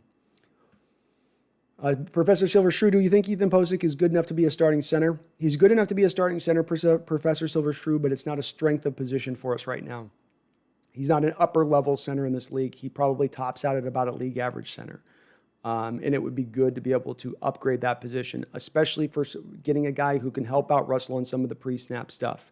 So recognizing of blitzes, how to slide protections, things that Russell Wilson struggles with. If you get a real heady center who has a good control of that on the front end, he could maybe take some of that off Russell Wilson's shoulders.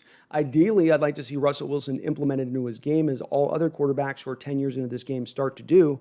But if that's the route they've got to go to fix that type of situation, then so be it. Your flags keep falling. Oh, my flag fall? My flag fall!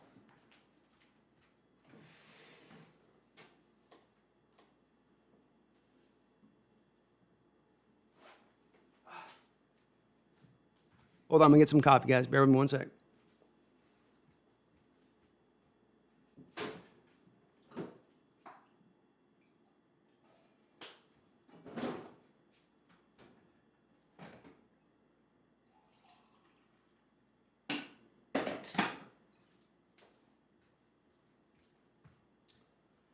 Okay, let's see here now.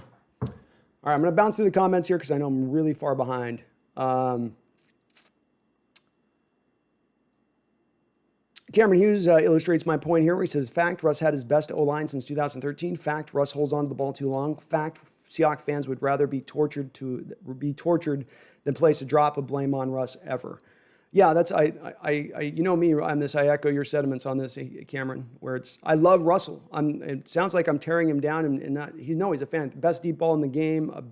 Awesome arm, can make every throw in the game. Even with some of his lessened speed, foot speed, he still is able to navigate and move around the pocket as good as any quarterback in the sport. One of the most clutch quarterbacks in the sport, if not the most clutch quarterback in the sport. There's a lot of things I can stack up that I love about Russell Wilson, but he's not a quarterback without his flaws.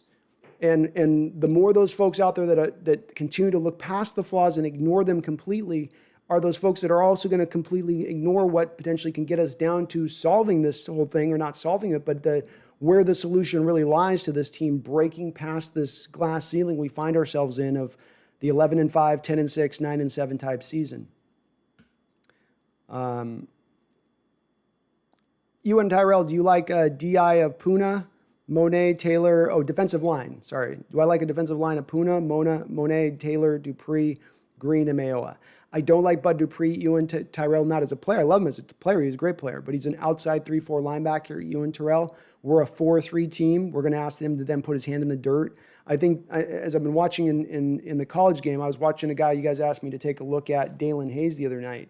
And the difference between Dalen Hayes standing up versus putting his hand in the dirt is completely different as a prospect. He really struggles to put his hand in the dirt.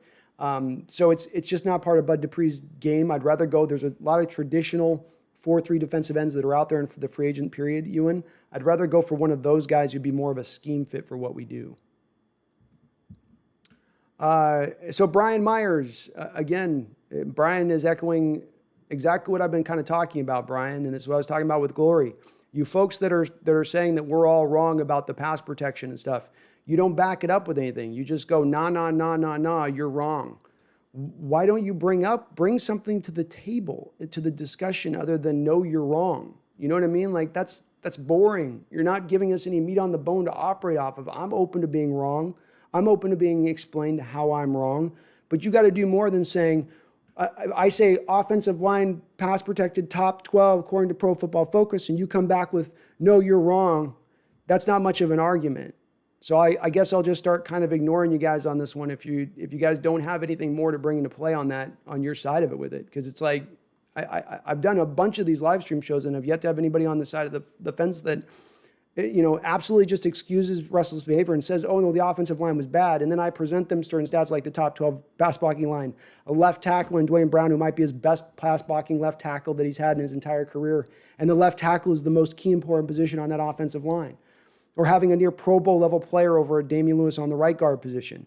Like, you guys aren't backing anything up. You got to back it up, man. Not you guys, but the folks that stay on this list. I'm open understanding that this is the case, that he's magical and that Russell can do no wrong, and that he is just been sold by the team at every turn, and they're whooping on poor Russell, and Russell's doing all he can, and nothing is his fault, and it's all on the team. I'm open to that being that way, but you're going to need to elaborate past wrong, Brian. You got to get a little bit more articulate than that on that, please.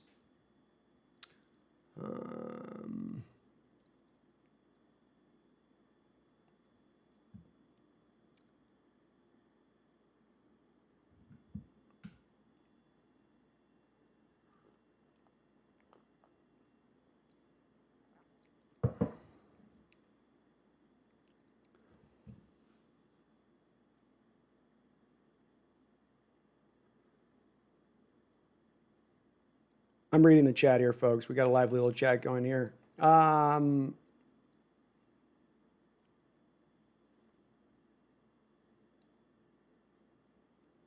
so Gloria, you're mentioning the wild card game, and again, this was at the beginning of the comments I put on this. You can grab one particular game on an offensive line unit against a front four like the Rams, who are pretty darn ferocious, one of the best in the league.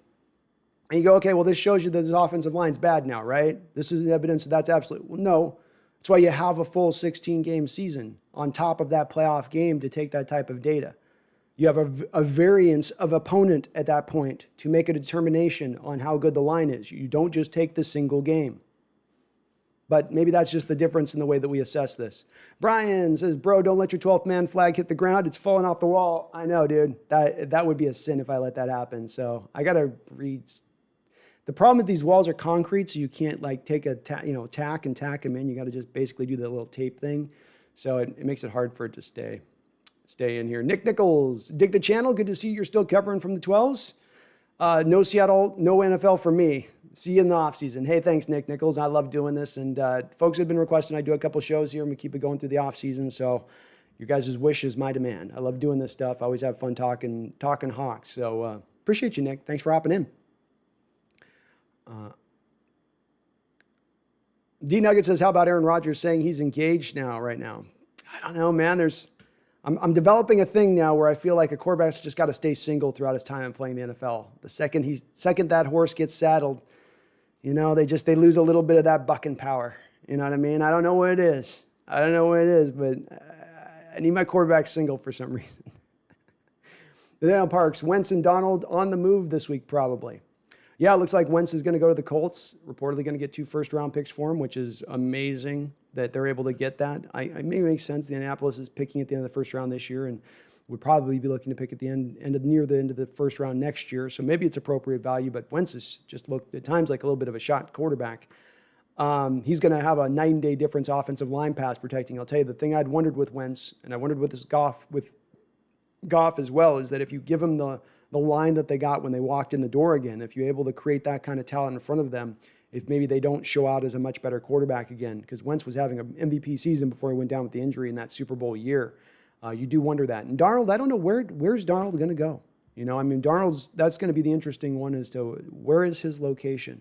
You know, I haven't heard the rumor about where he's going to go, but he's an interesting guy. I haven't been able to make really a full assessment about whether I don't think he's going to be a good quarterback, but I'm also not really so certain of that either.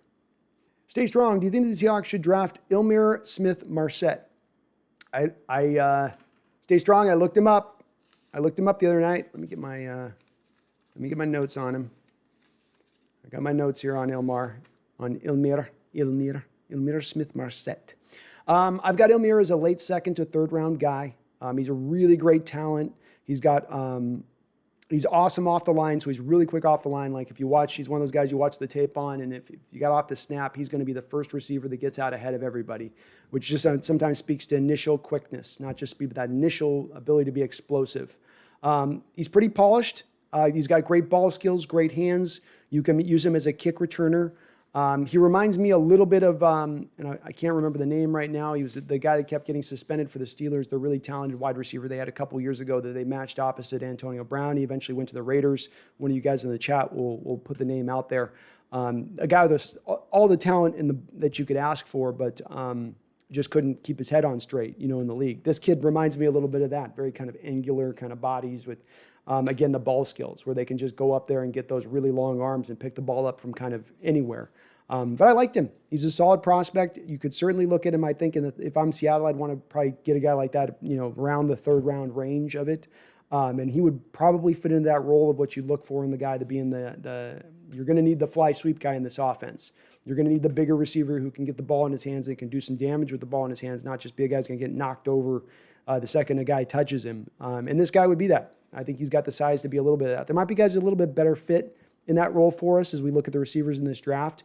But I like the tape on him. I wouldn't hate if he ended up a Seattle Seahawk.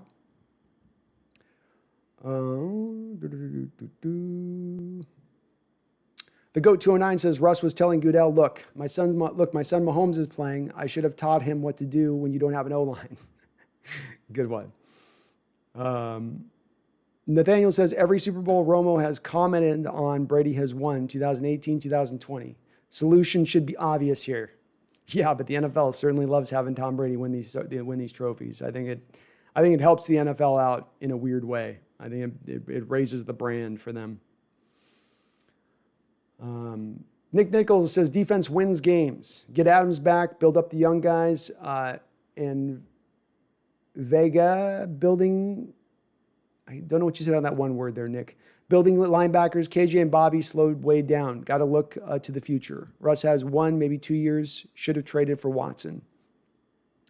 Yeah, you're going to definitely, you could go far this offseason to upgrading some of the speed of your linebacker. They can look to do that for sure. I think KJ is going to want to be paid too much, so he's gone.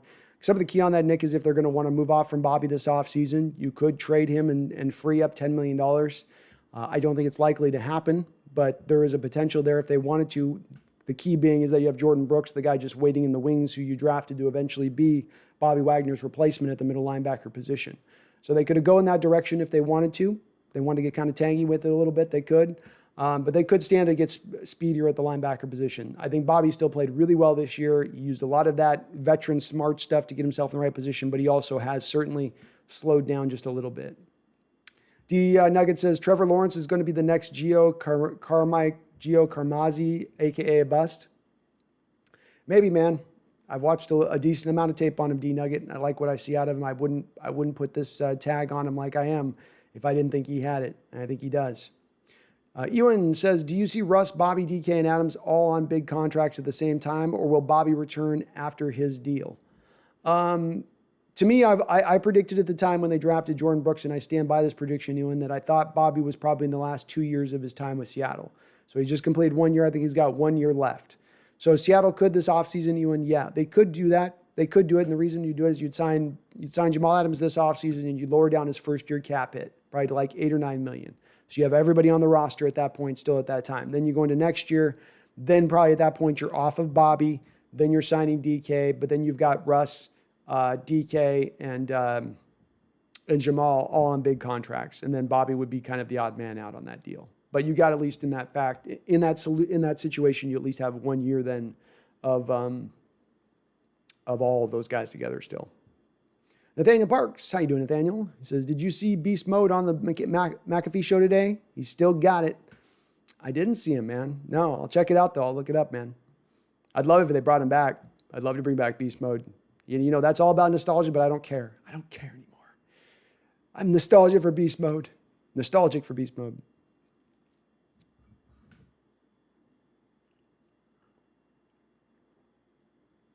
Isaiah 503, whenever Patrick Mahomes loses a game, no one blames him and blames everyone else. When Russell Wilson loses a game, everybody wants to trade him. No, it's not the way it's been, at least at this channel. It's not the way that I've gone for me, Isaiah. It's not the way I've operated in this situation at all.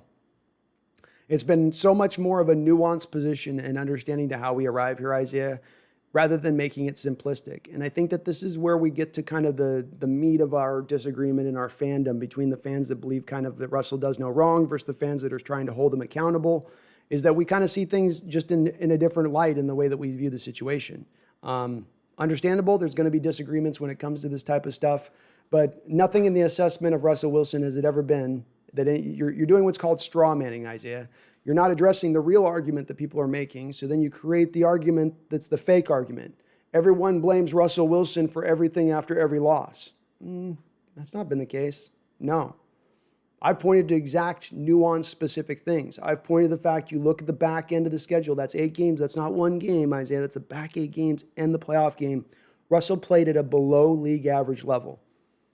And when you walk down the path on this, if you want a quarterback who wants to be paid $35 million, $36 million, $40 million, who wants a new contract every 4 years and wants to be paid at the top mark at every time those negotiations commence. Well, if he wants to be that way, then he can't kick the bucket down the road 8 games of the year. And guess what? When you're going to want to be paid that much, when you're going to eat up that much of the salary cap, it gets damn hard to build the rest of your roster. It gets real hard to build the rest of your roster. So you've got to elevate the talent around you, and you've got to accept that that's going to be the situation and taking on that amount of money. So which is it? Is he elevating the roster around him at that point, or is he expecting the roster to elevate around him while he still cashes in all those fat? This is where we get to on this. It's more nuanced, Isaiah, than simplistic. Think more complex than simplistically in regards to this Russell Wilson situation. For you, those of you that disagree, and I'm okay with disagreement here, 100%. Let's talk it out. But for those of you who are in a disagreement, stop trying to make the argument simplified. Stop trying to take it down to this base, simple level of thought that doesn't have any room for 3D, 4D, 5D views. Look at it at a lot deeper level. That's what I'm asking you to do, rather than getting so simplistic and small-minded on stuff. You don't have to agree with me, but just expand out the thought process a little bit. Luis Ortega, I was a little disappointed that Brady didn't throw a pass with his butthole. He probably still would have won if he did, man. Nick Nichols, just remember when we were in the AFC. Haha, misery. Yeah, the AFC was a tough place for us to be. Jeremy Bones says, we aren't trading Wilson. Get real. I agree. Not this year. But Jeremy, you go another year and you do the same season we saw play out the last 5 years. Russell Wilson's camp has been voicing their frustration with that process. He's not been just silent Russ of his early career where he just sat there and said, I'm happy to be here. I'm happy to be the lead quarterback. He said we recently heard him now start to mount up and say, hey, you guys don't, supposedly he gave the Seahawks front office an ultimatum at the start of the season. You don't start opening up this offense, I'm going to move on. You know, we've heard him in interviews saying, man, it sure would be nice to have an offense built around me like Patrick Mahomes does. Why do you think he's saying this stuff? Just to say it? Why do you think after Coach Carroll has a press conference when he says at the end of the year, we're going to need to run the ball more. We need to be more effective at that. We need to be more explosive at that. That we then have Russell Wilson 2 days later saying, you know what? I want some say on the offensive coordinator, and we need to actually score more points. Why would he be doing these things? And again, I know all I get is you're crazy. We didn't have this. Will never happen. But again, I look for people to just give me some tangible counter views to this rather than just the simplistic stuff. Let's get deep on this, man. Let's go deeper than just the surface level of it.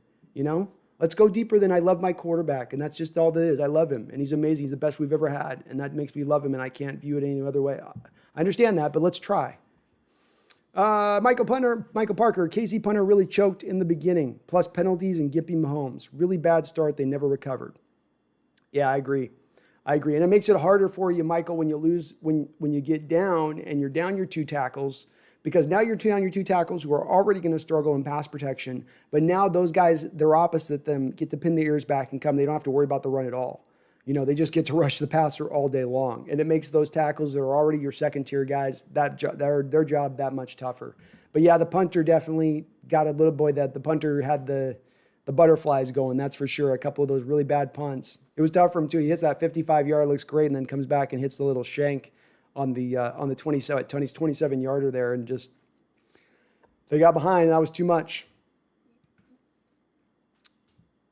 D Nugget says, I agree with you on your Paul Allen take. I'm glad we agree, man. I too wish, I don't know if I wish Bill Gates was an owner, but I wish, I wouldn't mind that one guy, what's his name? The Clippers owner. I wouldn't mind him either. Professor Silver Show says, notice you're not far from 4,000 subs. Hit like and subscribe. Oh, yes, do please. If you're not already subscribed on the channel right now and you're watching, please do hit that subscribe button. We are this close to 4,000 subs, man. We're getting this close. I really do appreciate it. And as well, do hit that like button if you are watching right now, because it does help me show up on all the algorithms and searches and does help me grow too. So please do. I do appreciate that. Bird of Prey. Actually, Chuck Knox laid the groundwork and made the Seahawks relevant and winners before Holmgren and Carroll. I agree with you, Bird of Prey. I agree with you. I think that the folks that go into the again, we didn't come into existence until Carroll and Wilson got here. And I think that's really a short view of the Seahawks history of things and a lack of knowledge of the history. We had a time in the 90s from about 1990 to about 1998 where the Seahawks were bad. But around that time period, all around, and okay, so we'll go 76 to 1980, and we'll go 1990 to 1998. Okay, so that's about, you got 40 years in the history. You have about 13 of those years where you really weren't competitive or good. But all the other times, you went out and fielded a pretty competitive team throughout that time period. A team that could win divisions, a team that can get the playoffs. So, yeah, we didn't just come into being the second those two guys arrived.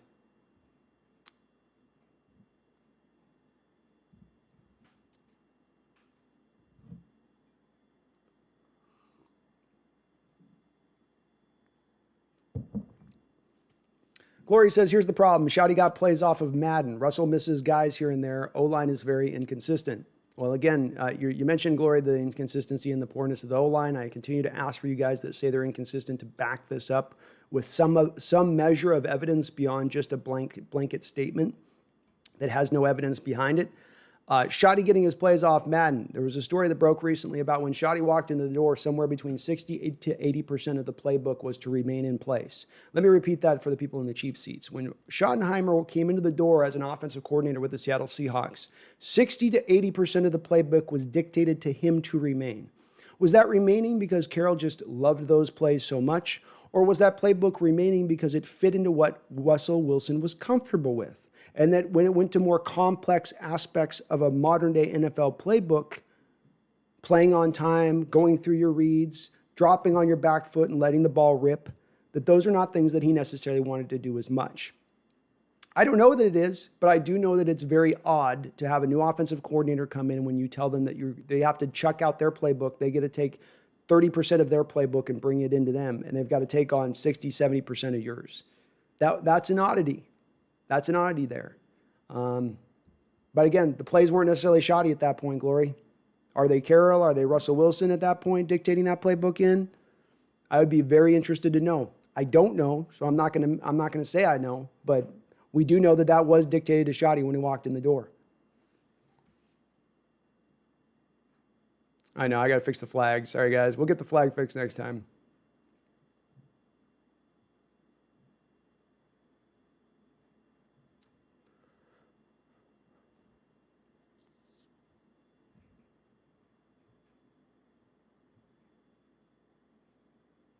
Glory Cameron, how was Tampa Bay's running game rankings panning out in the Super Bowl? Stats don't always tell everything. Because of stats told everyone DK is top 10.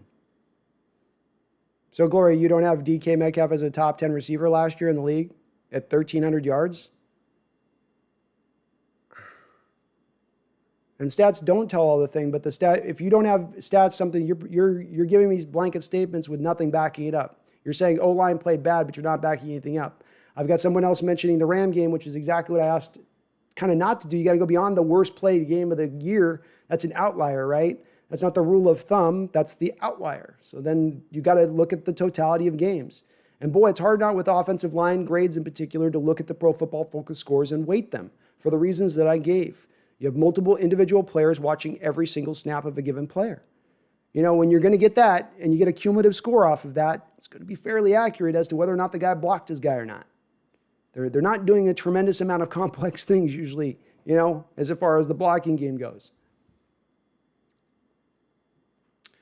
Evergreen, what moves can they make to become contenders with Russell at this point? Well, I think you can still be a contender with Russell Wilson at this point with the new offense that you're implementing. You certainly are going to need to probably get a move tight end in here. A guy that fits into kind of what the Rams do in their offense. We call it the Joker tight end in our old offense. Less of the inline guy necessarily. You're going to need to get a receiver that can run those fly sweeps and that can be strong a little bit in running that, because that's going to be a big part of the game and what they do. I certainly think looking at left guard, Joe Thuney would be a guy I would take a look at. He's played for the New England Patriots. He could upgrade your left guard spot. You count on a little bit more development maybe from your two young guys in there at that point. But I certainly think that would help kind of continue to buffer up the line a little bit and get the line better. Fournette's a guy I'd like to look at in free agency. But there's going to be a pretty deep free agent class to fix things on this. So it's not all not able to be fixed, I guess is what I should say. Jeremy says he had a shitty half of the season. The O-line regressed and the offense was predictable. Not all Russ's fault. No, not all Russ's fault. And again, Jeremy, I don't think anybody's saying it was all Russ's fault. But the thing that I would say to you is that if I have a quarterback who wants to be paid at the top of the league, meaning that I'm going to have now my resources restricted as far as the rest of my salary cap is concerned, and it's going to be harder for me to build my roster up, if that's going to be the case, fine. Then that player needs to elevate the talent around him. Because we've seen through the past here, it's near impossible to build a roster when you're paying a quarterback this amount of money. We just saw in this last Super Bowl. In the modern era, there has not been a quarterback who's won the Super Bowl making more than 14.5% of the salary cap. And that guy's name, Tom Brady, who just did it again here in this last Super Bowl. If you're not going to take that quote-unquote discount, which it's funny to me we call it a discount, hey, you're going to be still the top paid player on the team, but rather than making double of what the next guy is behind you, you're only going to make about 30% more. And how much more you can build your roster out having that amount of resources to you. See, some of the limitations here are built upon Russell expecting to be paid top of the line. I want to be paid every 4 years. We're re-upping my contract. Hell, the last contract negotiations, he wanted 20% of the cap. It has nothing to do with him being all of the problem or all of the issue, but what it has to do, Jeremy, with is if everything has to be perfect and right around Russell, if his line's got to be amazing and he needs to have all the great pass catchers out there and everything else, and then he needs to be paid top 3 in quarterbacks in the sport, well, you're going to have some issues with me on that one. Because I'm going to expect that quarterback to elevate the talent around him. Well, I'm not going to expect him to play MVP level every year or throughout a whole year. I'm going to expect to see Pro Bowl level of performances stacked up week after week. That is my baseline. I should be able to see that. And he should be able to operate and still flourish at times when things aren't always perfect up in front of him. But again, it's the offensive line to me, that was the problem in the back half of the schedule to you, Jeremy, was that they weren't pass protecting well enough through the back half of the 8 games, and that's why Russell regressed, was predictable play calling, and it was the offensive line. You don't put anything on Russell at all. Because again, I do a lot of talking. I put a ton on Schottenheimer. I said it's a big pie that gets sliced up 3 different ways. I put a ton on Coach Carroll and him putting his finger in too many pies and him being a defensive-minded coach and he should butt out of the offense. I've spoken to these things, Jeremy. I've spoken to them. I've spoken about them ad nauseum. But I also see a lot of people bending over backwards, Jeremy, to never, ever, under any circumstance, lay any fault at Russ's feet. That's the issue here, I think, for the people on my side of the camp, Jeremy. It's not that we think it's all Russell's fault. It's that our head kind of turns cocked and our eyes kind of squint every time we even bring up the notion of Russ drawing any criticism, that there's this chorus of people that say, you best not. How dare you? How we don't even get to just even question this. We have to always think that he's like a god on the football field and he could do no wrong. Because that seems to be what your side of the camp seems to be presenting. I'm not saying that's what it is. I don't want to straw man you, but seems like that's what's being said to us on those folks of us that say this is a little bit discouraging watching a quarterback go through the back half of 8 games and not even be able to play league average at the position, to look completely lost at the position 10 years into the sport, 10 years into his career, in the middle of his prime, with the best supporting cast he's had around him maybe throughout his career. That's a hard one to watch. And I'm so behind on the chat. I'm sorry, folks.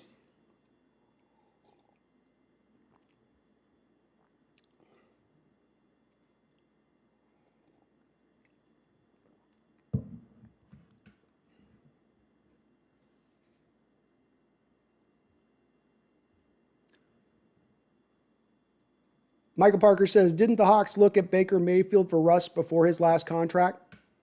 Yeah. So this is a part of that smoke I've been telling you guys that was billowing, is that the story broke, I think sometime might have been last year mid-season. The story broke that the Seattle Seahawks had reportedly, this was Colin Cowherd breaking the story. This is part of the stuff I tell you guys to do with this advanced math.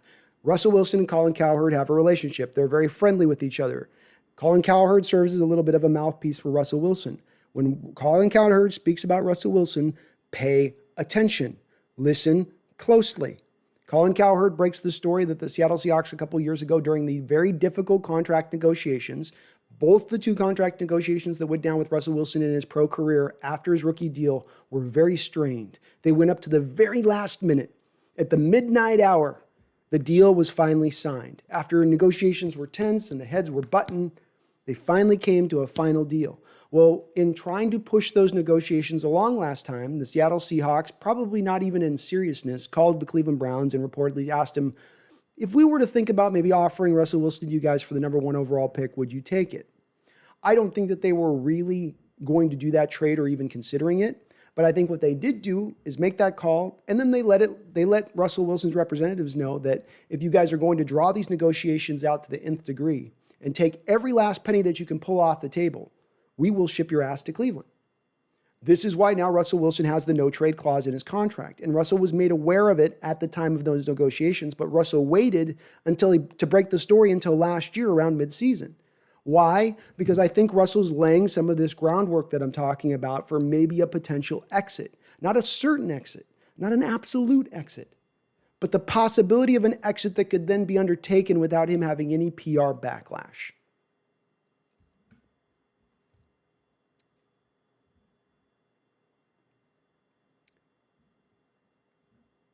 Professor Silver Shrew says, do you like playing video games? You could stream live on YouTube like Brennan Nelson, could get more views.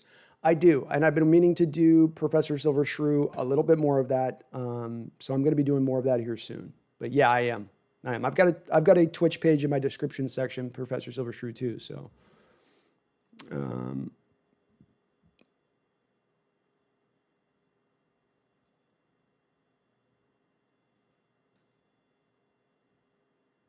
JJ Epperly, how you doing, JJ? We could trade Diggs or Lockett for a 2nd or 3rd rounders, get more picks. I think, JJ, you could probably get Lockett. I think he's at his highest value potentially out there. Maybe a 2nd rounder for him, maybe.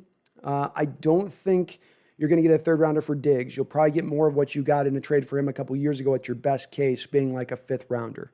But I'd be willing to do it because you have 3 or 4 picks right now as we stand. We're not sure on the 7th rounder, but you have 3 to 4 picks as we stand right now. Getting those 2 guys moved off the books would clear you roughly $15 million in cap space.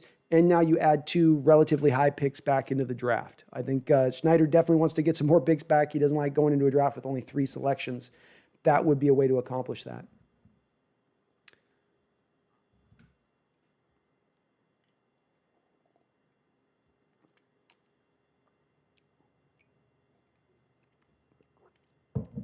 Glory says, I could easily argue that if it wasn't for Russell, Pete Carroll wouldn't be in the league. The first 2 years as a head coach of the Seahawks, he went 7-9 twice. Then Russell comes in and he goes 11-5. Maybe it is Russell is elevated Coach Carroll. Maybe that is the case, Glory. The other thing, though, that I would probably counter to you on this is that a head coach comes in and he's got to change over the personnel wholesale, meaning that Coach Carroll didn't inherit a great, talented roster. If you look at the first few years, they, I think, made like 300-400 moves in their first couple of years, just finding a talent that they could fill out the guys. He had a whole lot of nothing to work with on the offensive side of the ball. And he had to do some building, and it was going to take a couple years to get there, Glory. And as much as the winning came into play with Russell Wilson's arriving, it also came into play with the Legion of Boom fully getting into bloom. You know, Marshawn Lynch arriving on the scene and allowing them to turn their fortunes in that way too. So maybe you're right on it, but I don't know what the expectation would have been with Carroll inheriting Jim Mora's roster of players. It was an older roster. It was a roster with dead money on the books. It hadn't been poorly drafted for a couple years prior by Tim Ruskell and his safe way of going about drafting players, where he would always look for character and 4-year starters of big programs over talent, and that finally caught up to them. Again, I always think the folks that get so simplistic in thinking on things, go for depth, man. Go for depth.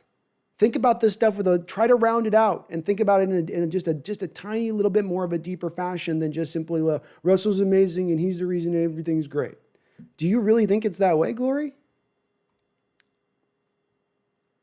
Michael Parker asks, how do we get Najee Harris? I know why you want him, Michael. I know why you want him. He's my favorite running back in this draft. I would love to get Najee Harris. Unfortunately, there's not really any way you're going to get Najee Harris. I mean, you could trade Tyler Lockett and have 2 second-round picks. That's not going to be probably enough to get up to where you're going to have to pick this guy. I think he's going to be a top 20 pick, probably going to be a top 15 pick. There's nothing not to like about his game as a running back. It's a little bit of the Nick Chubb school of running back, where does everything great. Runs the ball well. He can get you the short yard stuff. He can break off the big runs. He can catch you out of the backfield. He's a grinder. He falls forward. You know, if there's 2 yards, he'll get you 5. If there's 5, he'll get you 11. There's, again, just nothing not to like about his game. Maxwell Stern says, do you see a Super Bowl hangover? I don't know if there's a Super Bowl hangover for the Buccaneers necessarily. I don't necessarily see that. They got a really young team on the defensive side of the ball still. They could lose a couple guys that could hurt them. Barrett, they're probably not going to be able to franchise him again a second year. I don't think that they can really pay him. Ndamukong Suh's a guy, can they keep him on the books again? He's going to kind of come up in cost. I don't know that they've got anybody really coming up for a contract, so that's where they're good. I mean, they're not, Godwin's going to go. So that they might get lightened a little bit from a talent standpoint, but they're not going to get, like, pilfered.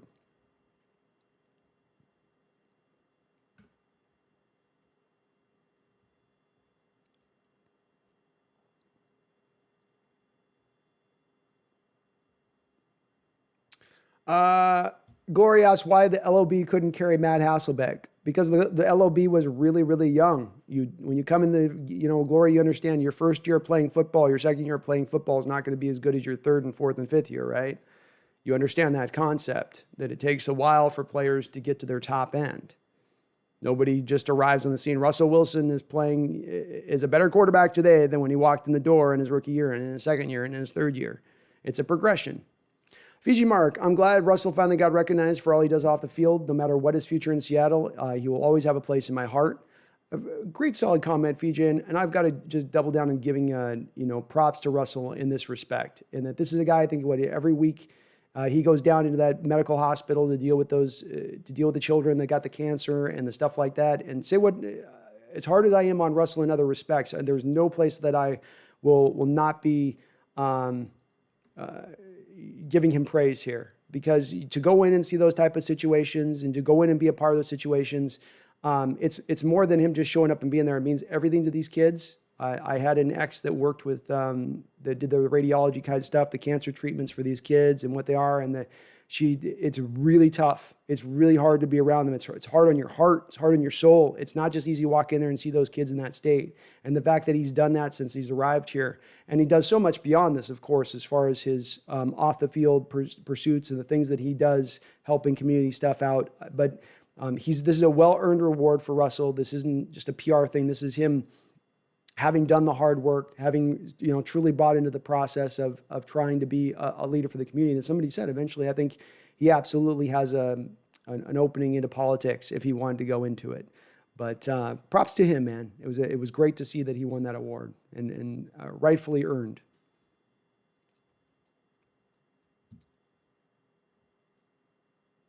Maxwell says, Seahawks versus Steelers, Super Bowl 56, 2022, the rematch. We will get our revenge.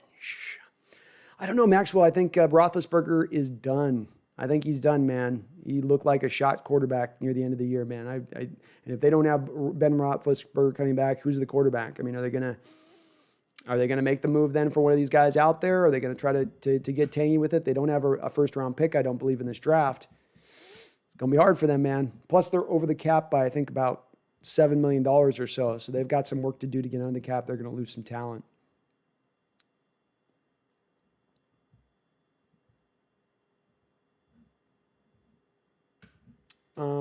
Michael Parker says, would Russ choose Dallas over New York? He might. It's a big market team. I think for that, it's more of apples to apples, oranges to oranges. So Dallas would be considered like New York in that it's a big market team. Of course, so this is another one of those Colin Cowherd, Russell-fed sound bites from about a year and a half ago where this was when the negotiations were going on between Russell and the front office, part of those same negotiations of the Cleveland Browns rumor. Right about that time, we also got Seattle, Russell Wilson's camp releasing to Colin Cowherd to say, Russell Wilson would be kind of maybe potentially interested in going to a bigger market and see if his star wouldn't shine a little bit brighter. And, Sierra would certainly like to be in a bigger market for her own career. So I think that Dallas could foot enough of that bill, Michael. They're America's team. They're always on. They're a wide spotlight playing for that team.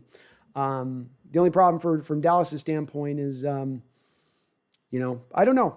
I could see it. I could see it as being as a potential fit. That would be a team. My goodness, am I behind? I'm so behind. I'm sorry, folks. I apologize to anybody. I'm behind the chat a lot, so if you're new in here, I tend to fall behind a bit on this. Have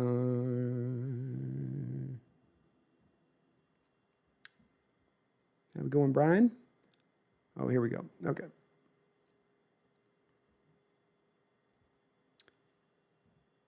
The GOAT says, Bruce Arians knows how to attack Tyrann Mathieu. He was his coach, and AB scored on him. Yeah, I bet that was a lot about knowing how to set that up, and I bet Bruce had that play specifically set up for when he wanted to need it, i.e. being down near the end zone, and it's going to get you a touchdown. But yeah, you'd think, that's the thing with Tyrann is he's a very instinctive player, and he's going to jump routes and all that other stuff, and he's going to be aggressive. You can take advantage of that with the right kind of coach who knows how to do it.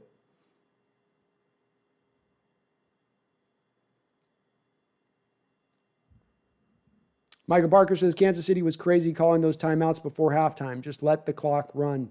I agree, Michael. I agree. This comes back to a little bit of too like last week when you had the Packers playing the Buccaneers in Tampa Bay, and there's that 4th down and goal, and the Packers I think go out and do a field goal at that time, or what was it? It was something that happened. There was a play like that in that game where it's like they gave the opportunity back to Tom Brady. It's like don't give him a chance.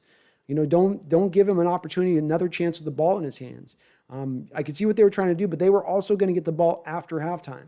You were going to get the ball back, so you didn't need to get desperate in that situation, and they opened that up for them to be able to pull that off. I did a bet with my friend for the game. He picked Bucs to win. I picked the Chiefs. He chose to give me an atomic wedgie as my punishment. I'm in so much pain, laughing my ass off.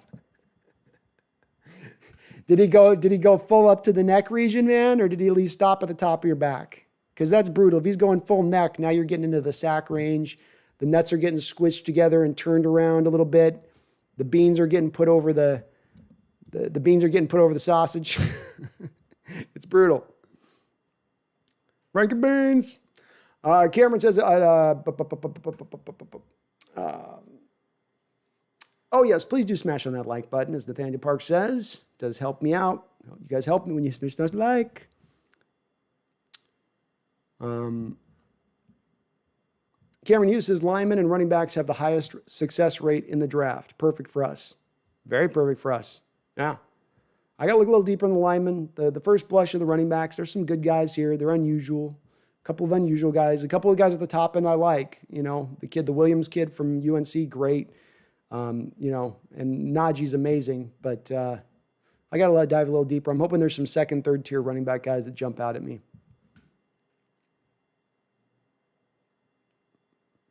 Insidious says it seems like the O-line is good at the first half of the season, and after they get worn out and start crumbling. Yeah, a little bit. I mean, some of that's a little bit of what you get with some older guys you've relied on, especially the left side. Mike Iupati, who's not been able to get through a full season in forever, and Dwayne Brown's getting into his mid-30s. But it's a solid point. I know, I'm far behind. Maybe we'll go to 90. I don't want to do a 90-second slowdown mode. I just got to learn to go faster.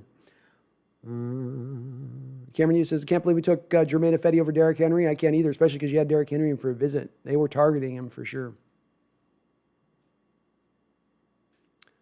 Dustin asks, SeahawksNest, would you still take Disley over Kittle as you asserted this offseason? No, I wouldn't. And I was wrong in that assessment, Dustin. But I also didn't know that Disley was going to lose some athleticism from these lower leg injuries, which is what it looks like he has. He didn't look as bouncy as he had once looked. He was a short shuttle guy coming out. That was really what jumped out about him. Was like, 10-yard shuttle. His short area burst was just amazing coming out. I think he's lost a little bit. Gino says, Jimmy Graham, come back to Seattle for another year. I'd be open to it. Just use him just for red zone stuff, man. Him and Russell in the red zone would be money. Michael says, after the Buffalo game beat down, Russ seemed shell-shocked, lost his bravado, damaged physically and mentally, not fearless, quick decision maker now. Did seem to take a little bit out of him, maybe. There's been a few people that have presented that, Michael, and it could be. I don't know what he's going to do. I'm just speaking the past, and I still blah, blah, blah, blah. Maxwell, I feel like people are saying the O-line is bad because of how long the O-line has been bad for like the Seahawks O-line, known for being bad. They just can't forget 2016 to 19. I go to that too, Maxwell. I think that people are correct because they're making the assessment off of just what they remember seeing for the last few years, but it got changed up a little bit this year. It moved in a different direction than it's been recently. So I can't as much gravitate towards that and blaming it on that. Cameron, Brian, sorry. Brian Myers, Nathaniel Parks, Rams used Everett and other tight ends a lot more than Hawks previously. We need a better tight end. I think we do as well. I think we do as well. The interesting thing on this, Brian, is going to come down to what they think about Colby Parkinson. He would be your move tight end. Within even the Rams offense, what they're normally going to have is, one inline guy and one move guy, or if they have two tight end sets out there and a third tight end is the move tight end, that kind of thing. That's what we've at least done when we've had three tight end sets in the past. But Everett would be the guy that would be competing there essentially with Parkinson. How high are they on Parkinson? Do they think he's that joker answer? Because that's going to be a vital piece to this offense.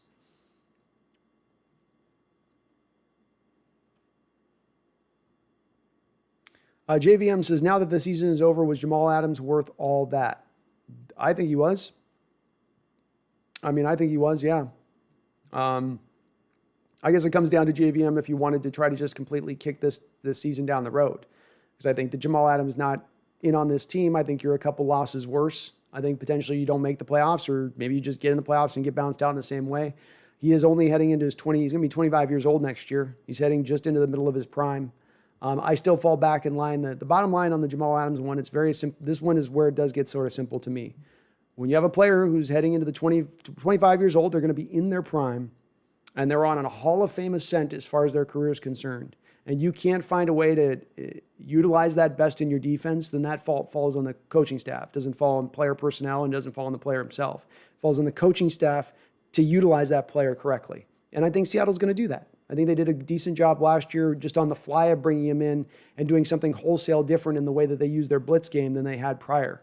That was, to me, pretty impressive in how they did that with him. I think as they learn him more, as they get an off season of him in training camp and mini camps, I think he'll continue to grow and get better and better in this particular scheme. Seymour Tush, looks like the bandwagon moved somewhere else in the NFC. I ain't left the bandwagon yet. Cameron Hughes, the fact that Mike Holmgren didn't make the Hall of Fame is absurd. Tom Flores makes it over Holmgren, shut the whole thing down. I think that's pretty dumb too, Cameron, because you can't toss away not just what Mike's done with the Packers and what he's done with the Seahawks, but also what he did as a coordinator with the 49ers. It should all be sort of brought into the fold there when you're considering him. He'll make it eventually, though. I think Flores is just a little bit older than him. Maybe they're trying to get to Flores because of the timeline on it, just him being out there longer. Michael Parker says, Russ will never have more value. It's now or after he's injured. Russ is so past due for injury on borrowed time. Yeah, he is. It's going to catch up, especially when you take the number of hits that he takes. When you take all of those hits and you've taken them in the past and they've accumulated over the past and then you're taking them every season in the now, eventually you wonder how he's going to be able to fight through that forever if just eventually the bill comes due, as they say. But I agree. Your highest value is right now to potentially move off him. If you do wait a year, you're maybe getting one less first round pick.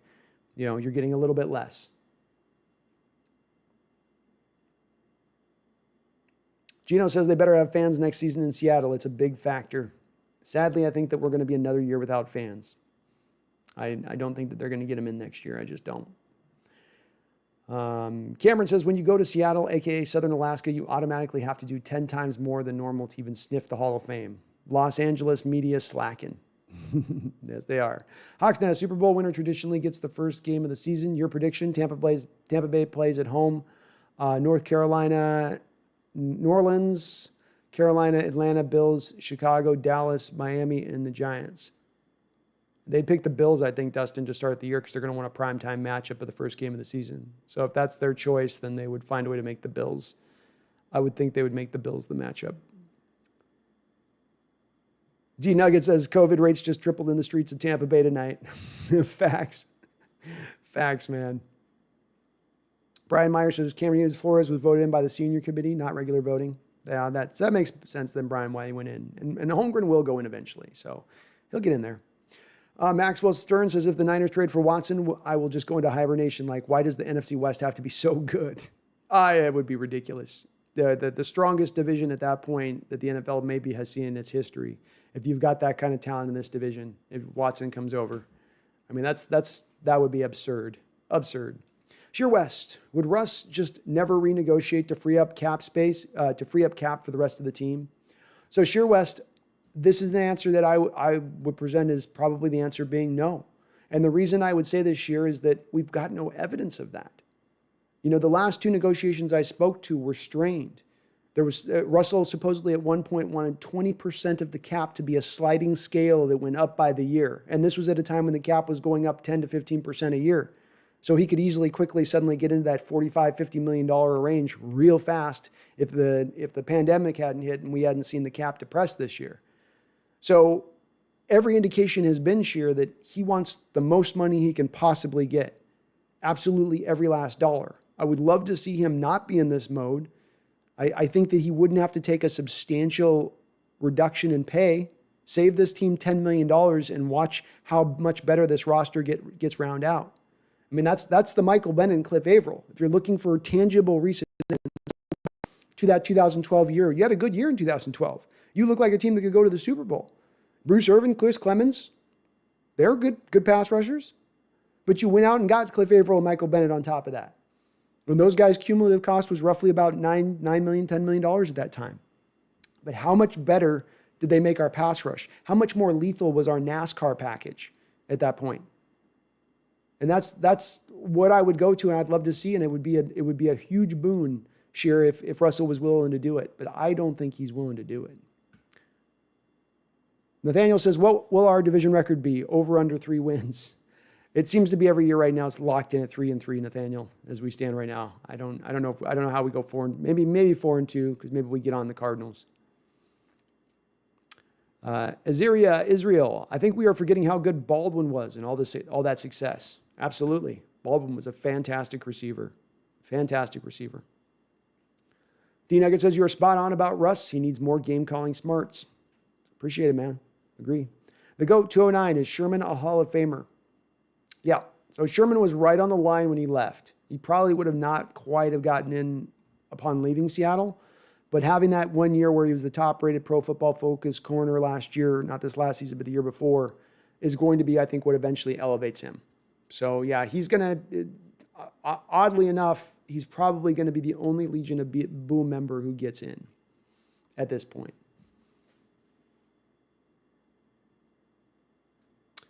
Dustin says,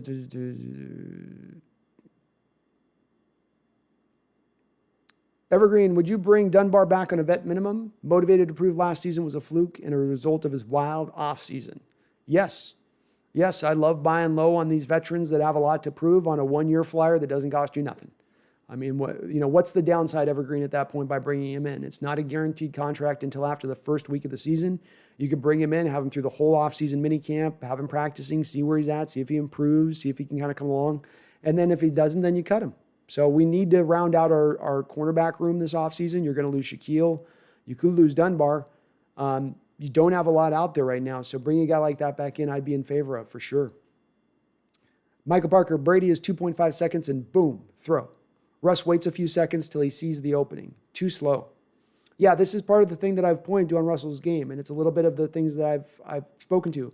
His pre-snap stuff, his pre-snap limitations can sometimes affect his post-snap brilliance. Because I used to say early on in his career, Russell Wilson is one of the worst quarterbacks in the league pre-snap, but he's the best quarterback in the league post-snap in what he can do. And one can affect the other, and that's what we saw this year, is that pre-snap he doesn't see where a blitz is coming from, or he sees a stack front and he thinks they're all coming, and two of them end up dropping off. And then the two guys drop off, go right into where he wants to go with his hot route. And this causes him to now start to get skittish and not know where to go with the ball and pad the ball and hold the ball. Whereas Brady is a lot more certain in knowing where he's going pre-snap. And this speaks again to the mastery pre-snap of what he's seeing. You know, it has nothing to do with height limitations or anything at that point. It's all neck up stuff.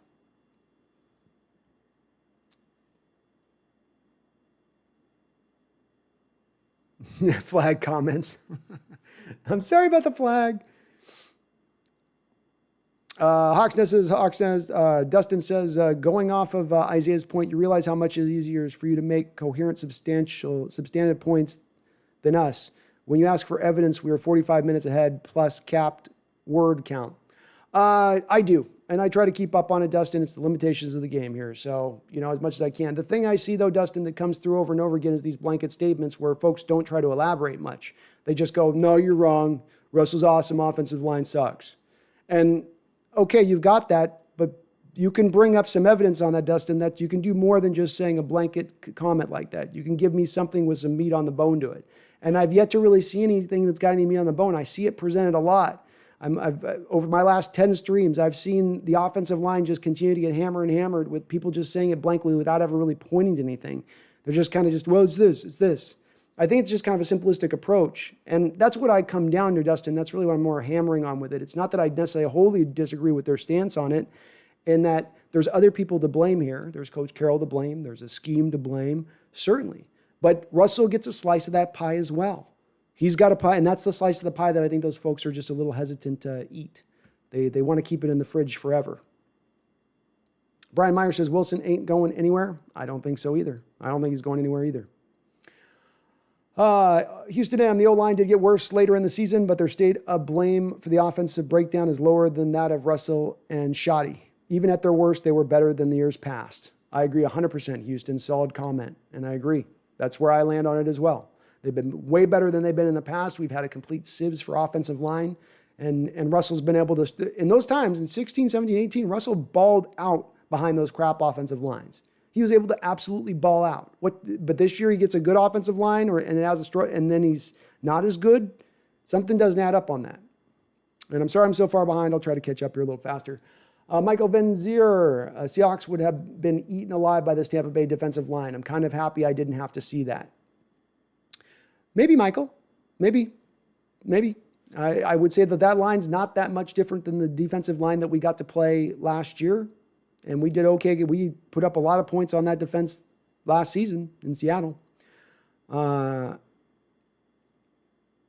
Dumas, look how the Chiefs' O-line was. Yeah, pretty bad. They're down their 2 tackles, man. It was tough. Wheeler, honestly, I think the Hawks should shift to a 3-4 scheme and try to go after a guy like Dupree or Miller. We have so much linebacker depth. If we keep KJ on our team, we could really benefit from that change.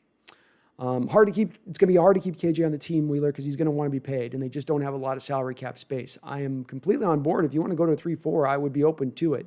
You have stacked up a lot of young 4-3 defensive ends recently. I think LJ Collier could play some 3-4 end for sure. Probably not going to be as much Alton Robinson's games. Probably not going to be much Darrell Taylor's game. Probably not going to really be Rasheem Green's game. Rasheem's really a traditional. So you'd be kind of selling on those guys if you were to do that transition. I don't know where they would necessarily fit. But, you know, with that said, I mean, I wouldn't be against it.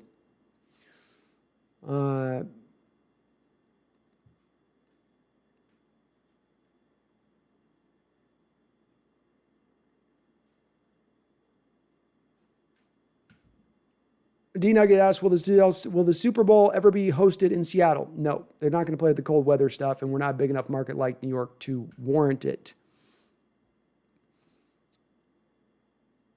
And Brian, you're responding to Houston in, but I'm gonna respond to you on this. So you say the Seahawks had an ancient left side, including Ayupati, who's always hurt, and a rookie guard who sort of hit the wall late. OL missed so much time due to injuries. They were poorer second half. And again, this is where we get to the nuance part of it, Brian. So yeah, poorer than they were in the first half, but they weren't the sieve that they were in 2016, 2017, 2018. Because Dwayne Brown is a little bit older does not make him a horrible player. Him being, as you quote unquote call him, ancient, does not make him bad. You got a guy like Whitworth for the Rams who's playing 37, 38, 39 years old and still playing one of the best left tackles in the sport. There's older left tackles still playing at a high level. It doesn't mean you're not playing good. I'd still argue the same thing with Mike Ayupati. Yeah, Ayupati goes in and out. And he's not always in the lineup consistently. And he got beat up more as the year went on. But he was still a guy that played at least a league average state, if not a little bit better than that when he was in the game. Sniffing Lip, how you doing? Hello, 283128. I agree Russ needs to be better at throwing the ball away. It seems like he tries to make something out of nothing, and it leads to sacks. Yeah, just sometimes he takes too many sacks that he doesn't have to take. There's other ways around sitting there patting on the ball, waiting for something to happen, and I know he's magical in that respect, but it also gets him into trouble. It also ends up getting us into second and forevers, third and forevers, where, sometimes keeping the down and distance right is the better way to go there. Nathaniel Park says, if Seattle wants to run the ball, I expect them to move off Russ and sign Thuney and bring in a top-level running back and get a Fitzpatrick-like quarterback in here. Then you can get a good D2. I think they're going to go young if they do this again, Nathaniel. I think that they would be more enamored by the thought of replicating what they did on Russell Wilson's rookie deal. Because let's remember, the last time we got to the Super Bowl twice, Russell Wilson was on a rookie deal, not making $35 million a year. Maybe they would look to find another very talented quarterback who could play the game manager type role on that rookie deal that they could take advantage of for 3, 4, 5 years to round out the rest of the roster.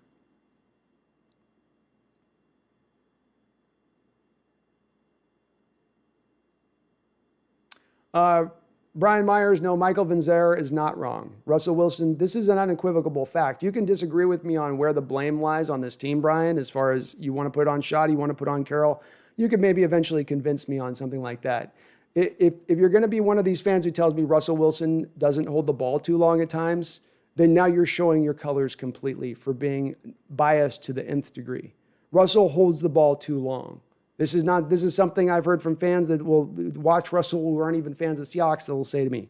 So you're kind of showing biased colors by saying that, man. This is again where this is the point I've hammered on for you Russell pro folks.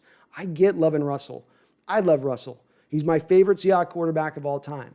I'm not in favor of wanting to see him traded. I want to see us try out another year of him in this offense and see if it can work and turn back around.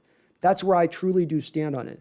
But it is amazing to watch you folks do the backflips and handstands and pirouettes to avoid at all cost any criticism whatsoever being lobbed at Russell Wilson. It's been wild to watch sometimes. Like that, there's no way he can eat any criticism at any time. How can a player be so above beyond any reproach? Isn't everybody got to be available to be criticized to some degree? But you would think not with you folks. You'd think that he walks on water and it's the whole rest of the team constantly dragging him in and drowning him every season. And that's the only reason that we never progress. Odd. Martavius Bryant, thank you. God damn it, I'm so far behind the chat, I was wrong. Yeah, Martavius Bryant is the guy Ilmir Smith Marset reminds me of. They look very similar in the way they move. D-Nugget says Tampa Bay actually ran the ball pretty good tonight for a moment in the second half. Yeah, I thought they did good. When they committed to it and they ran, I mean, that's the thing this year is they didn't always commit to it. You got a guy in Ronald Jones averaged 5.1 yards per carry this year, but he didn't get to 1,000 yards because they didn't really stay with it throughout. They like to pass the ball,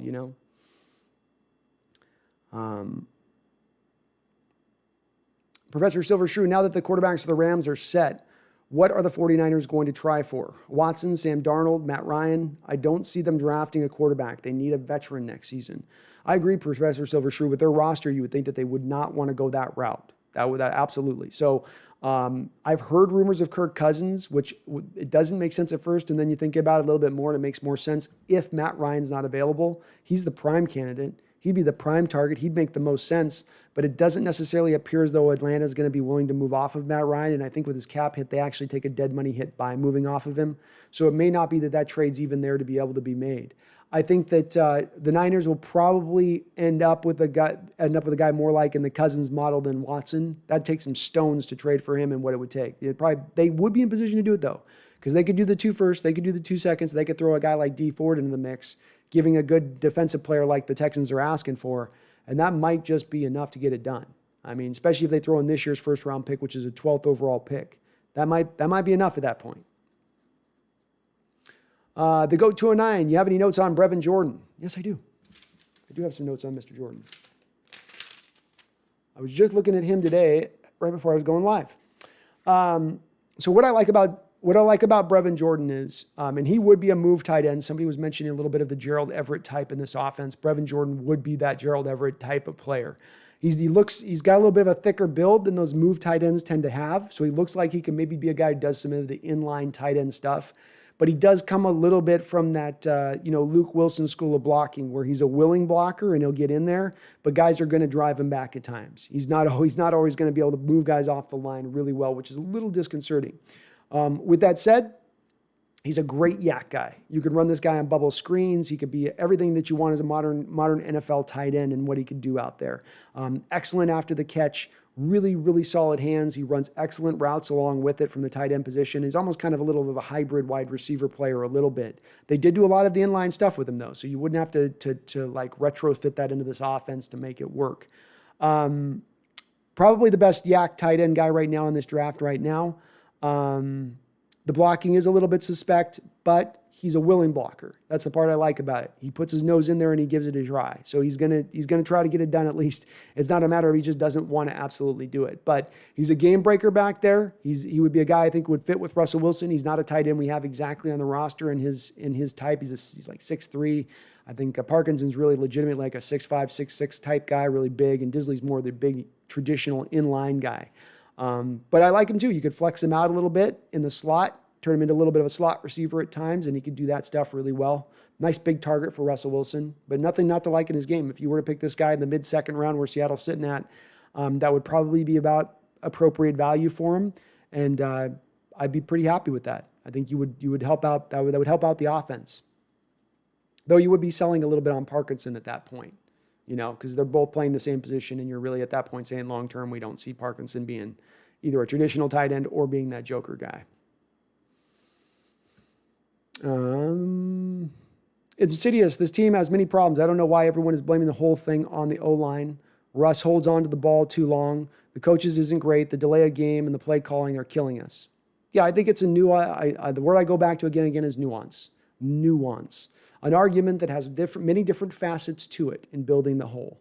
And then I try to do that whole thing. I try to say it's not on this, it's not on everybody. We try to go, it's like a pie that I try to talk about, a pie that you slice in different directions.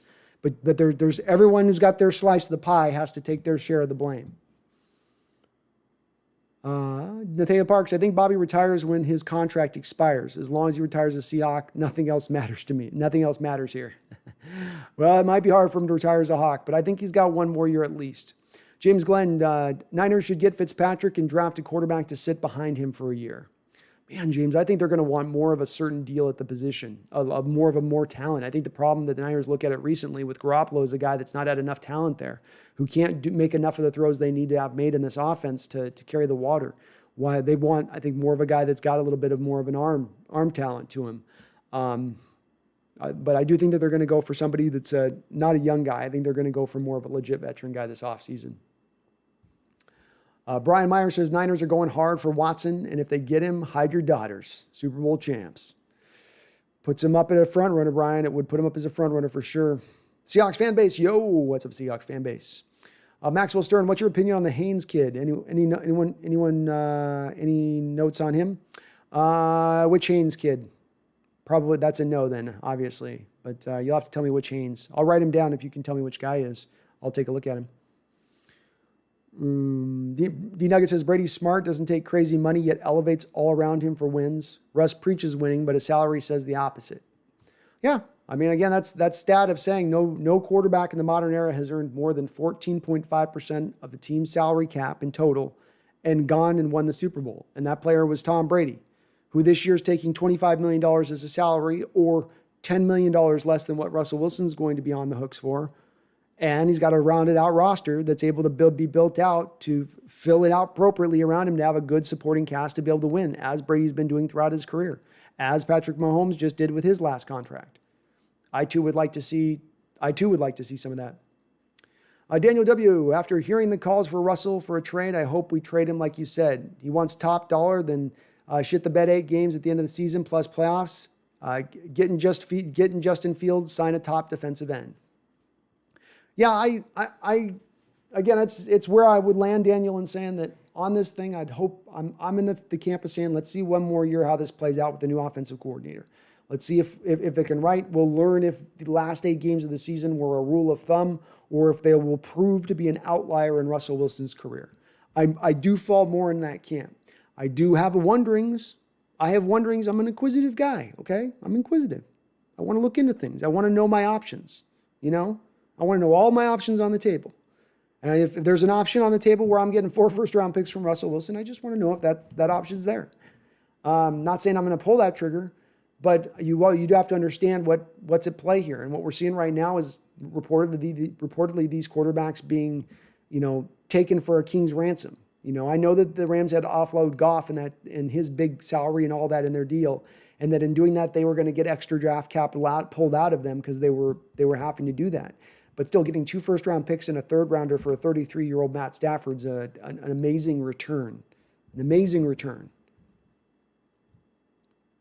Nathaniel says, the thing that I think you're not getting here at the Hawks Nest, players who become superstars often come in and start their first year.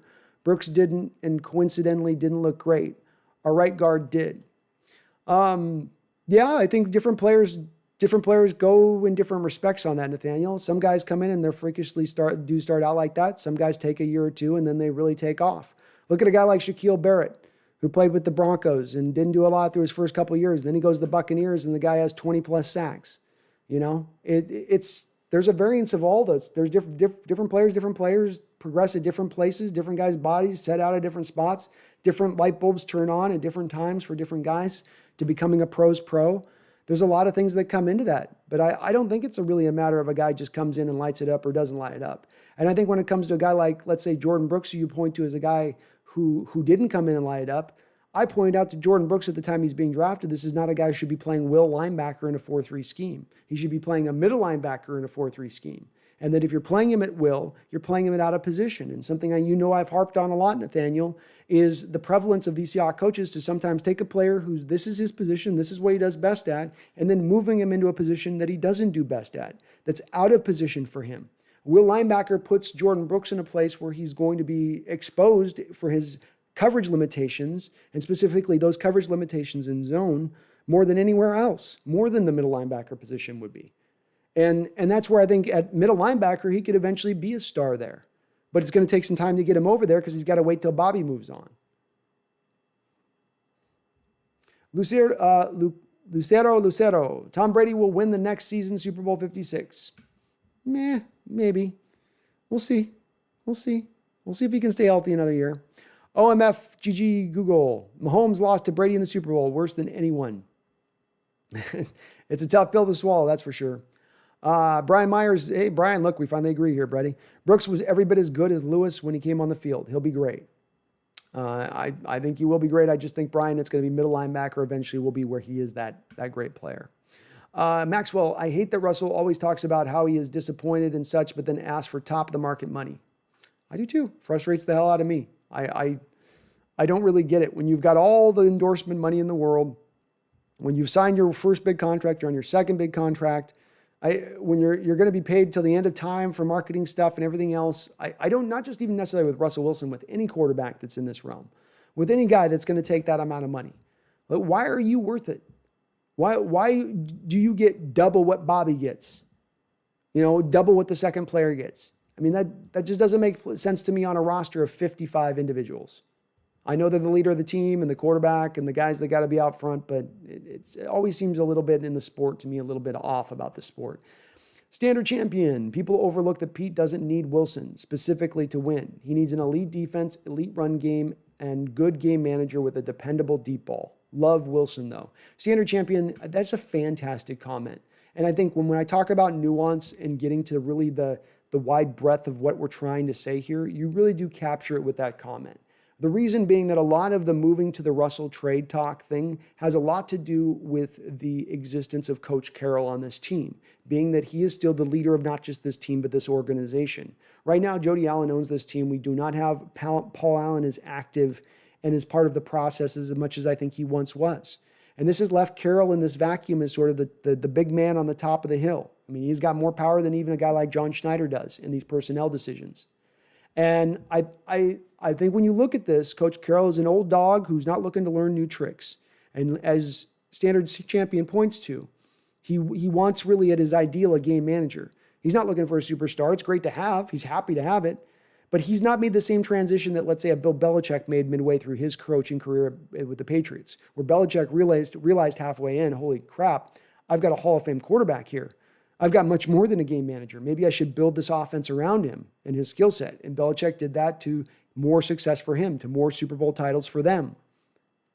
But Coach Carroll's not willing to make that same transition, or has not showed a willingness to make that same transition. Indeed, he still tries to put his finger in the pie of the offense, as I like to say, and he's not going anywhere. There's a lot of fans that are part of this pro-Russell Wilson crowd who say, what really needs to happen here is Coach Carroll needs to be fired. And that may very well be the case. Maybe it's that the game's passed Coach Carroll by and he needs to be moved on. I'm not sure that's the case, but maybe it is. I'm open to it being the case. The problem being, he just signed a 5-year extension this season, mid-season. Do you really think that after he just got an 11-5 year and signed the contract extension mid-year that they're going to fire him this offseason, or that he's going anywhere in the near future? No. So we have two certainties here built within that. Number one, he's an old dog not learning new tricks. And number two, he ain't going nowhere. So this brings us logically to the fruition of maybe it's best to potentially move on for Russ, because he's not going to get the most out of Russ. He's not really going to let Russ cook. Shervin's, what's your outlook on the NFC West next season? Bloodbath is the word that comes to play, Shervin. It's going to be a bloodbath. I think we're going to beat the hell out of each other, and I think that none of those teams are going to get to the Super Bowl because they're going to have just killed each other, beaten each other all to hell. It's hard not to see it going that way. Michael Parker says, exactly, Russ can't change the playbook. It concealed his weaknesses. It did. It did. It tried to build in. It really was building towards the strengths of what he did, and the love of the deep ball, the staying away from the intermediate passing game, which tends to be some of the difficulties in his game.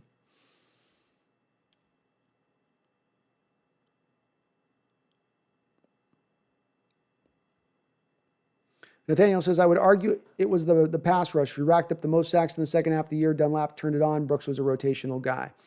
Yeah, I think the pass rush turned things more up. And Brooks was a guy that was a good run-stuffing linebacker. Let's not also forget that he's taken off the field in passing situations during the season. So the way that Seattle played this is that they had KJ Wright at the Sam linebacker on early downs, and then they would bring Jordan Brooks out at the will when they're in base situations. Then we go to nickel, then we go to dime, then you've got Brooks leaving the field and KJ Wright moved over to the will. And the reason they did that is because they were trying to cover up for some of the deficiencies in his game as far as in coverage. He was the 97th rated linebacker in coverage this season. Jordan Brooks was by Pro Football Focus. So he played good, though. I agree with you, Brian. He played good, and he still, I think, has star potential potentially at the middle linebacker position. But I don't think it's there at the will. Shervin says, I get the point regarding Russ taking up a big percentage of the cap, but I think about it like this. If he takes a pay cut from $35 million to $25 million like Brady, who's to say we won't sign Greg Olsen 2.0? Well, here's the thing with that, Shervins. When it happens, then at that point, there can be people that stand up and say they're going to waste the money. But for Russell to think that they're going to waste that money, and here's the kicker on this, I think Russell had a big part of driving for bringing Greg Olsen to Seattle. I think he was one of the people out there saying, bring this guy over. So, yeah, maybe they waste the money, maybe not. But we've never arrived at the point of knowing if that's going to be the case, Shervins. And it does give them more room at that point with that $10 million for air. So that when you sign a guy with Russell currently on his $35 million, you sign a guy and make a mistake on Olsen at $7 million, that doesn't become completely debilitating because you still have an extra $10 million to play around with. You have some room for air, which Seattle right now has no room for air. Cameron says, if I was 6'4" and ran a 4.3 40, I'd have 1,300 yards. If he had a better hands and a little bit better route running, he could have had like 300 yards and 4 TDs. He dropped like 2 versus the Cards. I know I'm behind. It's horrible. Shade Hafter, Patrick Mahomes with the Seahawks-esque offensive line doesn't look so hot. Ha ha. Give Russ a top 10 line and watch the magic. I'm in favor of it, Shane. I'm in favor of it. Wheeler, I think you could get a third for Diggs. Had like 4 picks this year. Made the Pro Bowl too. It's possible, Wheeler. It's possible. He's a very scheme-specific player, and so you've got to find the right team willing to do it. Can you get a team like maybe Oakland that's transitioning away from the cover 2-4-3 to more of the cover 1 high safety look, and they look at it as him as the prime option to go do that? Maybe. It's just hard to go trade for a guy that's a 5th-round guy. 2 years ago, that was his value, and now his value is so substantially turned up to a 3rd-round value. I don't know when I've recently seen that. Rodney Press Show says, I think John Ross would be a great fit for us at wide receiver. Probably wouldn't cost a lot. Maybe you could use him for some of that fly sweep stuff. Shane Hafner says, once Shell went out, the pass pro looked rough. It was a little bit rough. Yeah, it wasn't as good necessarily once he was there. He was our best right tackle last season. The backups weren't good. Latrell Ellis, do you think Seattle can get that running back from Buffalo? Which one are we looking at here? Remind me, Latrell, on that one. Because I know that they still have club control on Singletary's still only going in his 3rd year, so they got club control on him. Wheeler, thinking about drafting depth would tell me draft linebacker in the 2nd round. Bobby and KJ only have a few years left. I think you need to take a high round linebacker again. Out D is trash without Bobby. I think the D would be fine, better suited than any time during Bobby's career if he was to go out right now because Jordan Brooks would slide into his role. We've never had a good backup middle linebacker like Jordan who could play that role and fit into it well. You do have a guy you just drafted recently as in a 3rd round a couple years ago with Cody Barton, a 5th round pick with Ben Burke-Kirven. I don't think I would look at linebacker personally. I would go into a realm of looking and see if you could bring back Bruce Irvin on a 1-year league veteran minimum deal. He plays your Sam linebacker on early downs and is a rotational pass rusher. You bring out again, continue to bring out, and maybe try to expand with Jordan Brooks at the will and Bobby at the middle. I would prefer going in that realm. I'd rather we go on the offensive line, Wheeler, in the 1st round. Offensive line would be where I'd like to target. Gino says, I met Najee Harris a few years ago. I told him I hope the Seahawks pick him up if he enters the NFL draft. That'd be amazing, man, if he did. Shane Hafner, will Seattle try to sign Fournette? I think that they would definitely, at the very least, place a call out to him and see if he's interested. The weird thing is they didn't do a lot they maybe didn't have the cap space to do anything when he was on the waiver wire at the start of the year. But he fits into the mold they look at, and they seem to be, to a large degree, kind of infatuated with that Marshawn Lynch type running back, and he's definitely. Chase Stern says, do you like Devontae Williams? I have not looked at Devontae Williams as of yet, but I will add him to my Devontae Williams. I'll add him to my list, man. I'll add him to my list of guys I'll take a look at. Paul Stanley. Thank you, Paul, for the $5 donation. He says, as a huge Russ fan, let me be the first to say I'm ready to look at contingencies. If he goes elsewhere and plays 10 more successful seasons, so be it. Paul, and again, solid comment. And on top of thank you for the donation, sir, I do salute you 100% on that. This is where I land. And thank you again for coming at it with a nuance. It's not to say to move on from Russ is not to say you don't love Russ. To move on from Russ is not to say he's not your favorite all-time Seahawks quarterback. To move on from Russ, to me, in a lot of respects, is to say that you are aware and keenly understanding of the factors that are all at play here. At everything that's coming into the parts of this situation. Coach Carroll's mentality and how he wants to run the team, the fact he's going nowhere, Russ's willingness and want to cook and open things up, whether or not Russ could really run and work in those type of offenses. If he was, maybe he could, maybe we couldn't. We don't really know. Some of this is just about taking things to a logical conclusion. And this situation may eventually arrive at the logical conclusion of Russ moving on. The ideal for me always lands at, let's see if he can work this year. Let's see if magic can take off this year. And with a new offensive coordinator, he can just go to the moon. I don't know it'll happen. I want another season of data. I'm a big data guy. I'm a big have something to back stuff up guy. And that would give me one more year to go, okay, the regression is maintained. He is what he is. But I am open. I like the word you use, contingencies. I'm open to the word contingency here. Shane Hafner says it would be nice to see B-Wags restructure his contract. 27 per year is rough on the cap. That is tough. It's hard to be paying him. Nobody pays middle linebackers anymore. CJ Mosley made his big outlier deal, and that's looked like a horrible deal for the Jets the second that they signed him. And the Bobby Wagner deal has not necessarily looked great for Seattle in retrospect either. Middle linebackers are going to be starting, it looks like, and turning into a lot of respects the free safety of the line of the defense. To join the free safety market is just being, for whatever reason, a little bit depressed.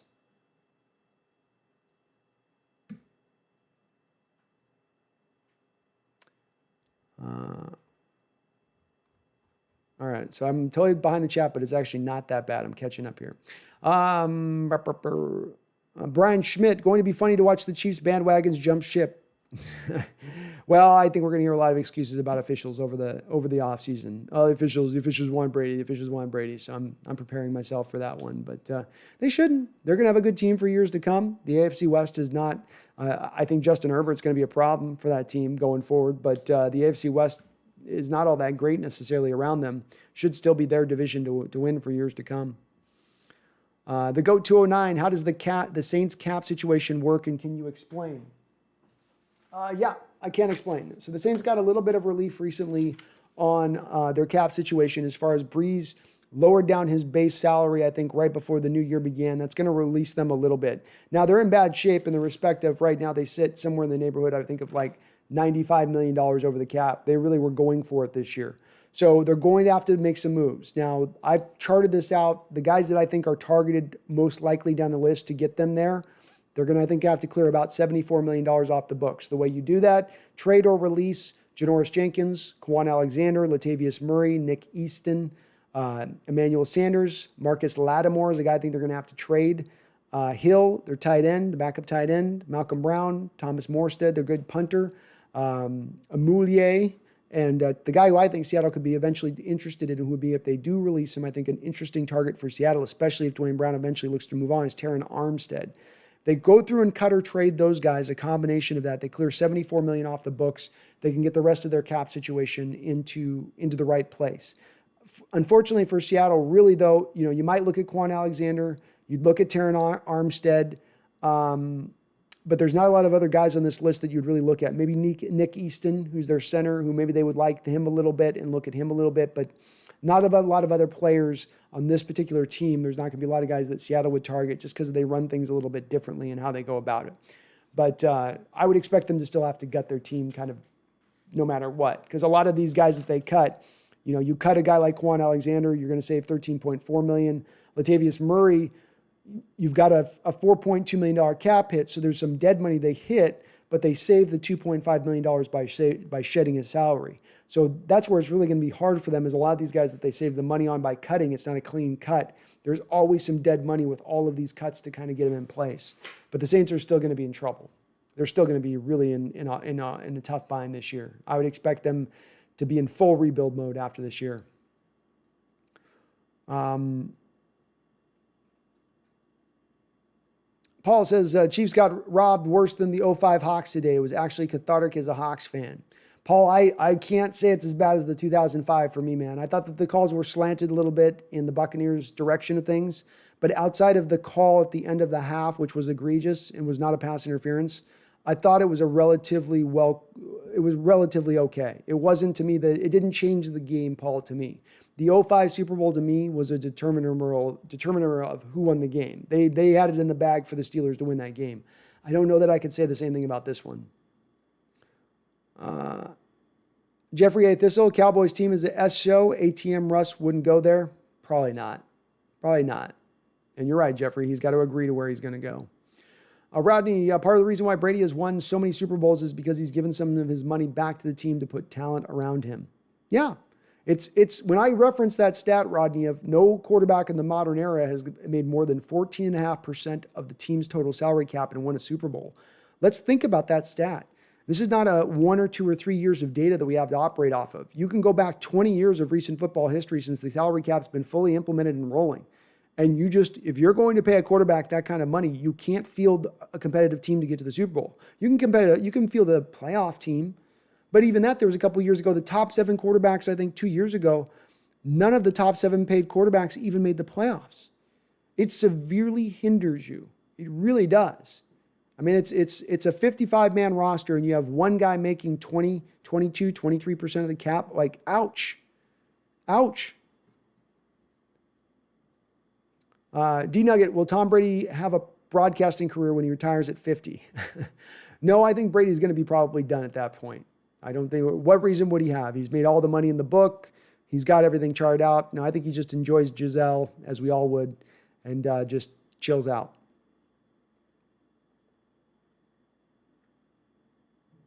Professor says, I've never been really been a Tom Brady hater. I think he's actually pretty funny. If you look at the video, Tom Brady's wicked accent, he could act very well. He's also a team leader with lots of energy. I don't hate on Tom. I think he is how can you hate on a guy who's been that dedicated to his craft and still this dedicated at this age and what it takes at this age, knowing what it takes at this age, you know, and all that he's got to do to be competitive, to stay committed to the process. That's hard mentally. Hard to do that 20 years, man. Hard. Insidious says, are you kidding me? A Fetty over Henry? Yeah, we've had a couple like that, Insidious. We also had a Malik McDowell over Buda Baker. We've had some pretty rough recent drafts as far as the guys we've passed on in favor of. Berta Prey says, Pete and John will draft another linebacker with their first overall pick this year. You just watch. Oh, I wouldn't put it by him, Berta Prey. It wouldn't make a lot of sense, but I certainly wouldn't put it by them. Nathaniel says, Henry is the only kind of running back you pay. I don't know if there's any running back I'd be willing to pay. It's too easy of a position for me, Nathaniel, to be able to find commiserate talent in other places. RCLR 98. He says, hi, another 12 here from Mexico. Well, hello from Mexico. We learned the importance of the offensive line. I expect Pete to too. I would hope they would, RC. I mean, it was on great display today where the Kansas City Chiefs, I think, you know, offensively, their offense got overturned today because they didn't have their bookend tackles. You got to see the difference in how that offense looked when it didn't have its two really upper-level tackles out there pass protecting. Well, on the other side, you see in Tampa Bay, already had Smith over there, your left tackle. You went and got Tristan Wirfs in this last draft, a real safe pick, by the way. When he was picked, he's one of those safe linemen that people knew was going to be good right out the gate, and they got to see the benefits of that. I think I think there is a lesson to be learned there, and I hope that they do learn that, RC. I hope that they make it a priority this offseason as far as the offensive line goes. Rodney says, why would anyone want Jimmy Graham back? Are you kidding me? The guy can't even block an 8-year-old. You talk about blocking a lot and you want him back? Crazy. A different person can catch touchdowns. Where I really gravitate towards on this, Rodney, and it's not, somebody just asked me casually if I'd be open to it. I didn't say want or I'm making a priority. It's amazing how people take something I say and then just stretch the hell out of it. Not what I said at all. Rodney, I'm open to it for this reason. What we saw in the last year of the Graham era here with Russell Wilson is Russell Wilson really understood at that point how to utilize him in the red zone and the effectiveness of Russell where they almost at will could throw those jump balls to Jimmy Graham and he was going to go up and get him. I saw Jimmy do some similar things with the Bears this year with much lesser quarterbacks at doing ball placement and getting the ball to him in those certain circumstances. So I wouldn't be bringing him back to be an inline tight end like Seattle tried to last time. That was a big part of the mistake with bringing in Jimmy last time was you take Jimmy from the Saints where they use him off the offensive line, essentially lining him up as kind of a slot wide receiver, to now you try to bring him and turn him into an inline blocking tight end. That was the Seattle Seahawks coaching staff failure. And they finally figured it out by that end of the year where he had, 11 touchdown catches in that final season? If you brought back Jimmy Graham on a real low-end contract to be a pass-catching touchdown threat at times, I could find a use for that in this offense. If he makes my offense better in the red zone, if he makes us more lethal in the red zone, and as good as DK is, he's not really a big trust thrower. You don't need to throw these fade routes to him down the end zone and have him taking the ball away from a defender, really. I haven't seen a lot of that. But I do know that's part of Jimmy's game. He's got holes. He's not a good blocker. I agree with you there. But there are some elements to his game that could be useful if you get him back at a discounted rate. Insidious is kind of messed up that everyone is throwing the O-line under the bus. Where was all that hate when they were a solid unit? They're just older guys. All that wear and tear is catching up to them. Yeah, I don't throw them under the bus. I think if we look at the totality of the season, the offensive line, they blocked pretty well overall, both in the run block game and the pass protecting game. Did they block lesser as the year went along? Did they get beat up a little bit more and that affected some of their effectiveness as a group? Sure. But in the totality overall, they were at the very least a league average unit. And while that's not amazing, that doesn't make them also part of the problem or the main part of the problem, in my opinion. The GOAT says, I do think we won the trade. If the Colts are trading 2 first-rounders for Wentz, then the Adams deal looks like a steal. I agree. I don't know if it'll go to being a steal. I think it's one of those deals that you come back to and you go, it's a win-win. It's one of those deals where there wasn't a clear-cut winner. It's both teams are going to benefit from this deal. Have a good one, Nathaniel. Appreciate you, man. Gino says, Russ has blitz radar as his Madden X factor, but he can barely pick up the blitz properly, it seems like. I agree. Bird of Prey, I wouldn't doubt if Wilson had the onset of CTE. Oof, that's scary. That's scary. Wiki Games, hey, let's get Fournette. Probably will be cheaper than the Carson and was healthier, and towards the end of the season was a huge piece in Tampa Bay's Super Bowl run. Wiki Games, you're not going to have to sell me on this too hard. I've been a long supporter of Fournette. I feel like in Jacksonville, he was asked to be the wholesale guy to run the show there. They didn't have a good quarterback. They didn't have a lot of good pass protect, a lot of guys in skill positions at that time. And the line was just all right. Then he goes to Tampa Bay that doesn't really know what to do with him, kind of. They're kind of still happy with Ronald Jones. They like him as their number one guy. I'd like to see him get into an offense like Seattle that could feature him right. Wheeler, if we can get Fournette for cheap, I say go for it. I'm not confident he'd be cheaper than Carson, though, by the way. He might not be. Maybe the Super Bowl performance he just turned out, Wheeler, will be enough to get him a contract. The thing I do go back to, Wheeler, is that he went through the waiver wire at the start of the season. All 32 teams had a chance to pull him in on a one-year, $4 million deal, and there were no takers. So if that's the case, is there now a contract there for him to where he's going to make a lot? Is it going to be above and beyond a 3-year, $12 million deal? You know, because I think Carson's going to probably get $5, $6, $7 million a year somewhere. Brendan says, what should Seattle do about center and left guard? I say we bring back John Hanna out of retirement and trade for BJ Finney. Well, John Hanna was amazing. Trade for BJ Finney. I like the centers that are out there in this free agent period, Brendan. I mean, there's some free agent. We got Alex Mack and Pouncey and Andrews. Even Karras from the Miami Dolphins might be out there. You've got some center options to maybe upgrade if you want to pay the money. You could also bring back Posick on a restricted. They'll put a restricted second, third round tag on him and probably bring him back. I like Joe Thuney, man. I like Joe Thuney at left guard, Brendan. I watched a little bit of tape on him today, and I was pretty impressed by what I saw. I think he'd be an upgrade for us at the left guard position. Dark RH says, what is even the point of the blitz radar in Madden? It's something probably cheesy, like it targets the player that's going to come on the blitz for you or something, Gino. Madden's so silly with some of the stuff they do now. Gino's on the we should get a Fetty back bandwagon. Wheeler, honestly, at this point, I think just forget about drafting O-line. Russ knows how to deal with the bad O-lines and creates a lot of sacks anyway. Draft corner and linebacker. So that's one way of going about it, Wheeler. That is. He certainly was struggling against some of the pass protection stuff this year. He was doing not as good against the struggles of the offensive line when at the times it did come up this year. Essentially that last game especially. Brendan says, not the worst idea, but linebacker is the last thing Seattle needs, barring a Wagner trade. Yeah, I can't see the value in taking a linebacker early on this year, especially on the heels of just taking a linebacker in last year's draft, especially on the heels of allotting a 3rd and a 5th round pick just 2 years ago. That's a lot of draft capital for a position in the 4-3 defense, which is not as important as essentially like getting a front four that's stacked. Isaiah says, once again, not wanting to trade him doesn't mean we think he is above criticism. You're right, Isaiah. You're absolutely right. And if that's your position, then great. I just get the impression from some folks with Russell that they're it's not even a matter of hesitant. They're not going to ever lob any criticism Russell's way. And this was 1 year, I would have been with you 2015, 2016, 2017. I would have said, Russell Wilson's playing hero ball out here. He has to. He's got nothing to work with. We have got to build this thing up around him. We've got to do more for Russell.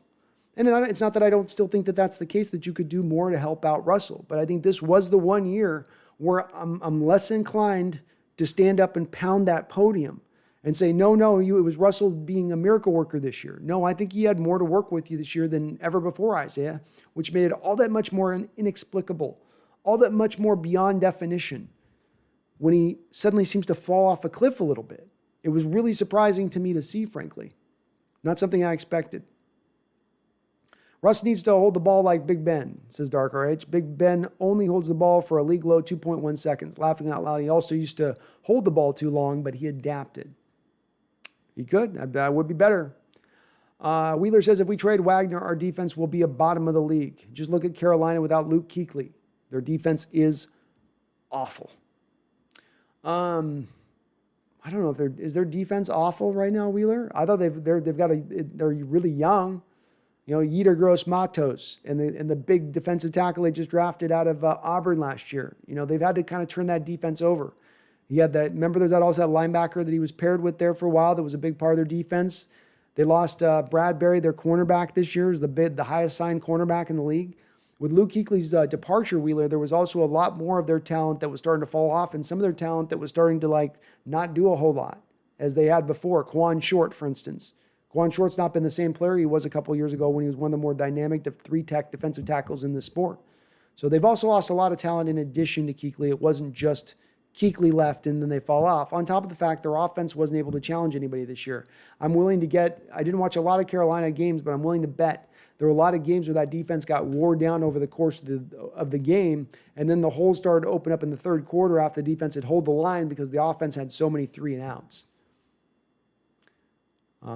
Dark Rage says Watson's not going to San Francisco. Houston isn't trading Watson, but if they do, he's going to Miami or New York. Maybe not, Dark Rage. Maybe not. There's a tinge, Dark Rage, of concern I'm getting in your comment there. Would that make you feel a little less confident about your Stafford trade from a week ago? I sense a little bit of worry there, buddy.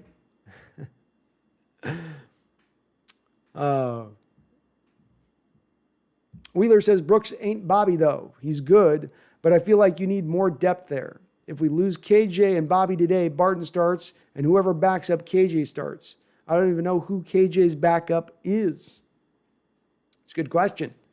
I think as we stand right now, I don't know who his backup would be either. That's why I'm in favor, Wheeler, of bringing back a guy like Bruce Irvin on a small deal to fill in for that. We don't know if Brooks isn't Bobby at middle linebacker. You don't know that. I think Bobby Wagner would play a lot differently if he was lined up at the will linebacker versus the middle linebacker. They're two different positions. Just because they're next to each other doesn't make them the same in responsibility and your ability to excel at one versus the other.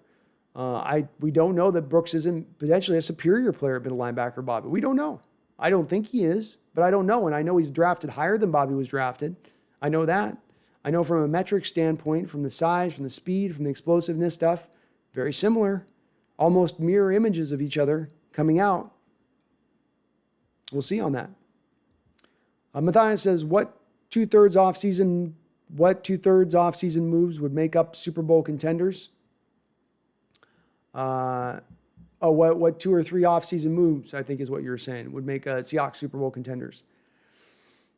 I think getting a left guard in here that would be a Pro Bowl level type guard instead of just a guy that's old and breaking down like Mike Iupati would go far. I think adding another legitimate pass rusher as a bookend to Carlos Dunlap would be my second move. And my third move would be bringing in a tight end, bringing in a dynamic tight end, like an O.J. Howard type who might be available from the Tampa Bay Buccaneers in trade. Looking at a guy like maybe that. Brendan says, trade Wagner, slide Brooks to the middle. I like Chaz Surratt as a mid-round weak side linebacker. Having those two guys flying around would be so much fun to watch. I watched a little bit of Chaz Surratt today, Brendan, and he is definitely a guy, some of the best closing speed at the linebacker position in this draft coming out. I mean, when he hits the turbo button and decides he's going to go in a direction, he gets there really, really fast. Reminds me a little bit of Kenneth Murray out of Oklahoma last year in the draft and the way that they move like that. He's a little bit of a longer guy.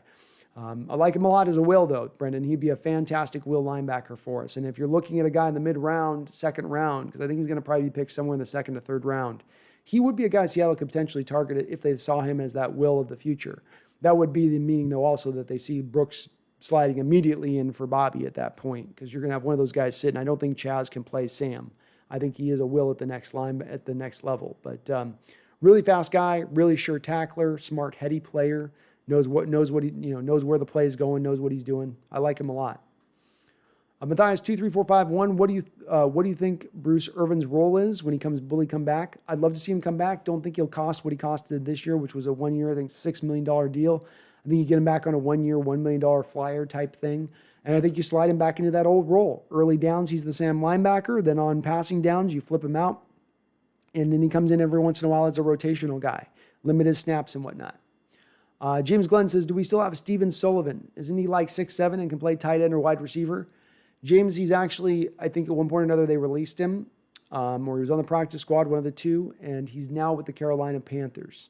So Seattle didn't seem to think of him much as a tight end or a wide receiver. They brought him in for that eventually, and then they switched him over to defensive end, which was an odd move. And to me, that's a sign when they do that on a player that they just don't see it. And this guy had a lot of opportunities at LSU, never really cracked in at LSU, didn't crack in with Seattle. I don't think that there's really going to be, other than his measurables, other than having longs, arms 40 inches long, nah, it just ain't there. Braden says, Bobby isn't the same as he used to be. He's really just an above-average linebacker who's really only good versus the run, also aging. Yeah, I think it was tremendous this year for him to be rated as he was by Pro Football Focus as the top-rated linebacker in the league, I think, or one of the top, not the top one of the top. But I certainly think he's lost a step or two, and that's understandable. He's got a lot of football he's played. He's getting older. I'm okay with running another year with him. But if they were to move on from him and slide Jordan in there, I again don't think that's going to be a far drop off, and I think Jordan has the potential of giving you a little bit of upside there. Wheeler, I don't see Bruce Irvin coming back. KJ and Bobby have lost a step, but they are better than Barton. We have stacked linebacker starters, but we don't have great linebacker depth. I don't see Wheeler or KJ coming back. He's saying he's wanting to be paid at commensurate to his value. You already paid him at $7 million last year. You're not going to pay him more than you paid him last year, which potentially is what he could be asking for. You just don't have the money, Wheeler, to spend on KJ this offseason. You just don't. There's not the money available there. He would have had to come back on a discount. Jeffrey A. Thistle says the NFC West is an arms race. Show me the money. Man, it is that for sure, buddy. It is that for sure. Shane Hafner, rumor has it that the Lions' Marvin Jones wants to play for the Rams to reunite with Stafford. He'd give him a good player with that, but where are they going to get the money to do that? He's going to have to take a big-time discount if he's going to want to do that. Isaiah says, I agree with you. I don't see Russ taking a big pay cut to help the team. He has a wife, and they're trying to build a brand. True. I don't necessarily begrudge a quarterback for taking every last dollar. The NFL is what it is, and if you can get paid that, you can get paid that. But Isaiah, if you're going to ask to be paid every last cent, the key I come down to is then you need to elevate the talent around you and not expect the talent to elevate you. That's the way that works at that point, and I don't know that at all times, especially in the back half of this season, we saw Russ elevating the talent around him. It looked more like he was reliant on the talent to be upper level around him for him to be elevated. And if that's the case, I'm not paying my quarterback that amount of money. Nas, I feel like Pete's problem is he's found a few diamonds in the rough, Baldwin, Russ, etc. And now he thinks that's the place you find diamonds. All he does now is just trying to make something from nothing. I could feel a little bit of that, Nas. I could feel a little bit of that. I think there's a little bit more than Baldwin and Russ here. They've had a little bit of and maybe some of it is that the examples we have are older, but Byron Maxwell was a diamond that you got in the 5th round. Richard Sherman was a 5th round diamond. Cam Chancellor was a 6th round diamond. Chris Carson was a 7th round diamond.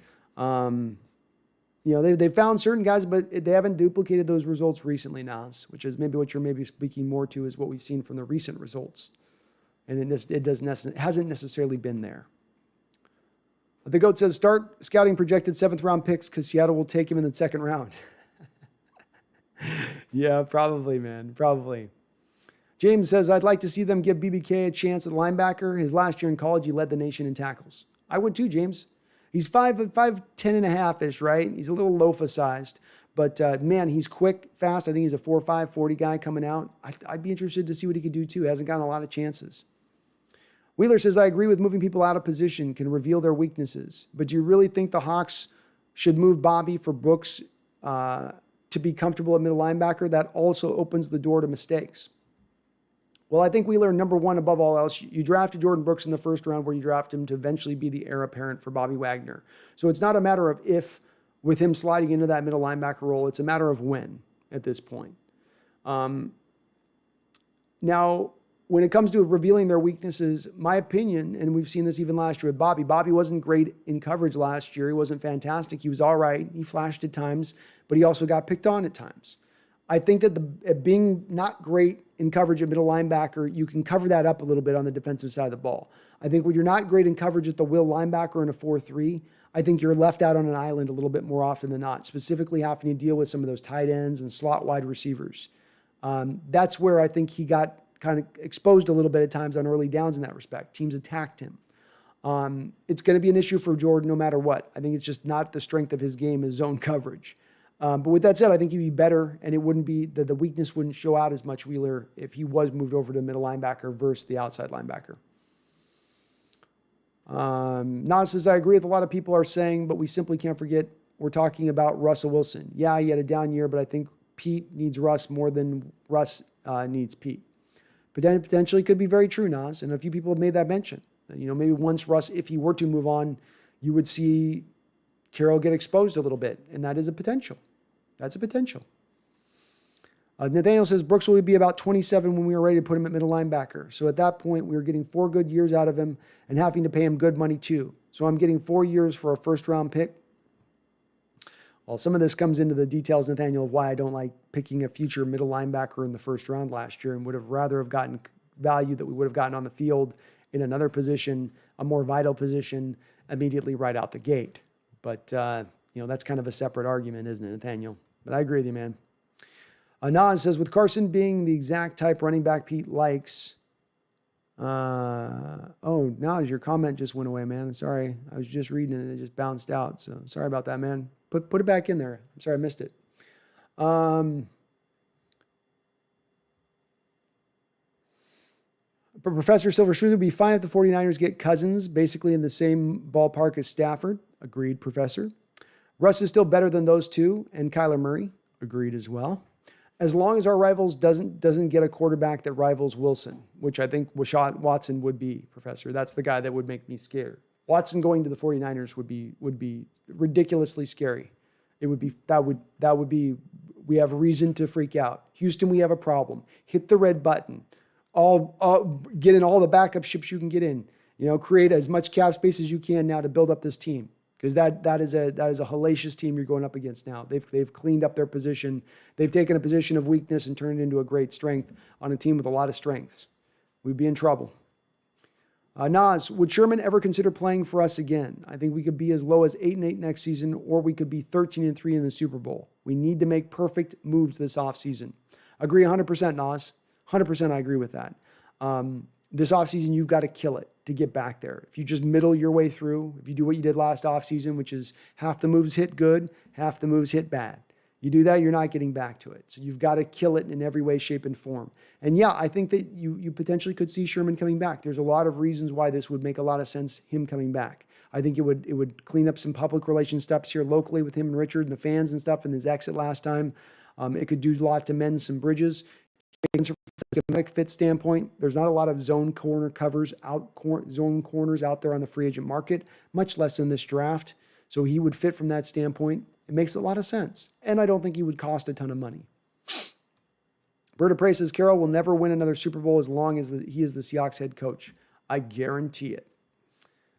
I understand, man. I understand. Isaiah says, I thought Collins looked good. That's our running back, Collins, I think you're talking about. Looked good when we gave him a chance. He did look good. And the guy ran really well for the Ravens a couple years ago before he was kind of just out of the league. Had a really good season for them. For some, I think he had a couple of off-field issue things going on too, which kind of, I think, kept him out of the flow of things. But if they want to bring him back and potentially look at him in competition with whoever they brought him back in, you get him back in, he's not going to cost you a lot. But I'm okay with it as a competition. I think he certainly is a better running back than DJ Dallas and Travis Homer. I think he's more talented than them. He's going to get you more yards, especially between the tackles.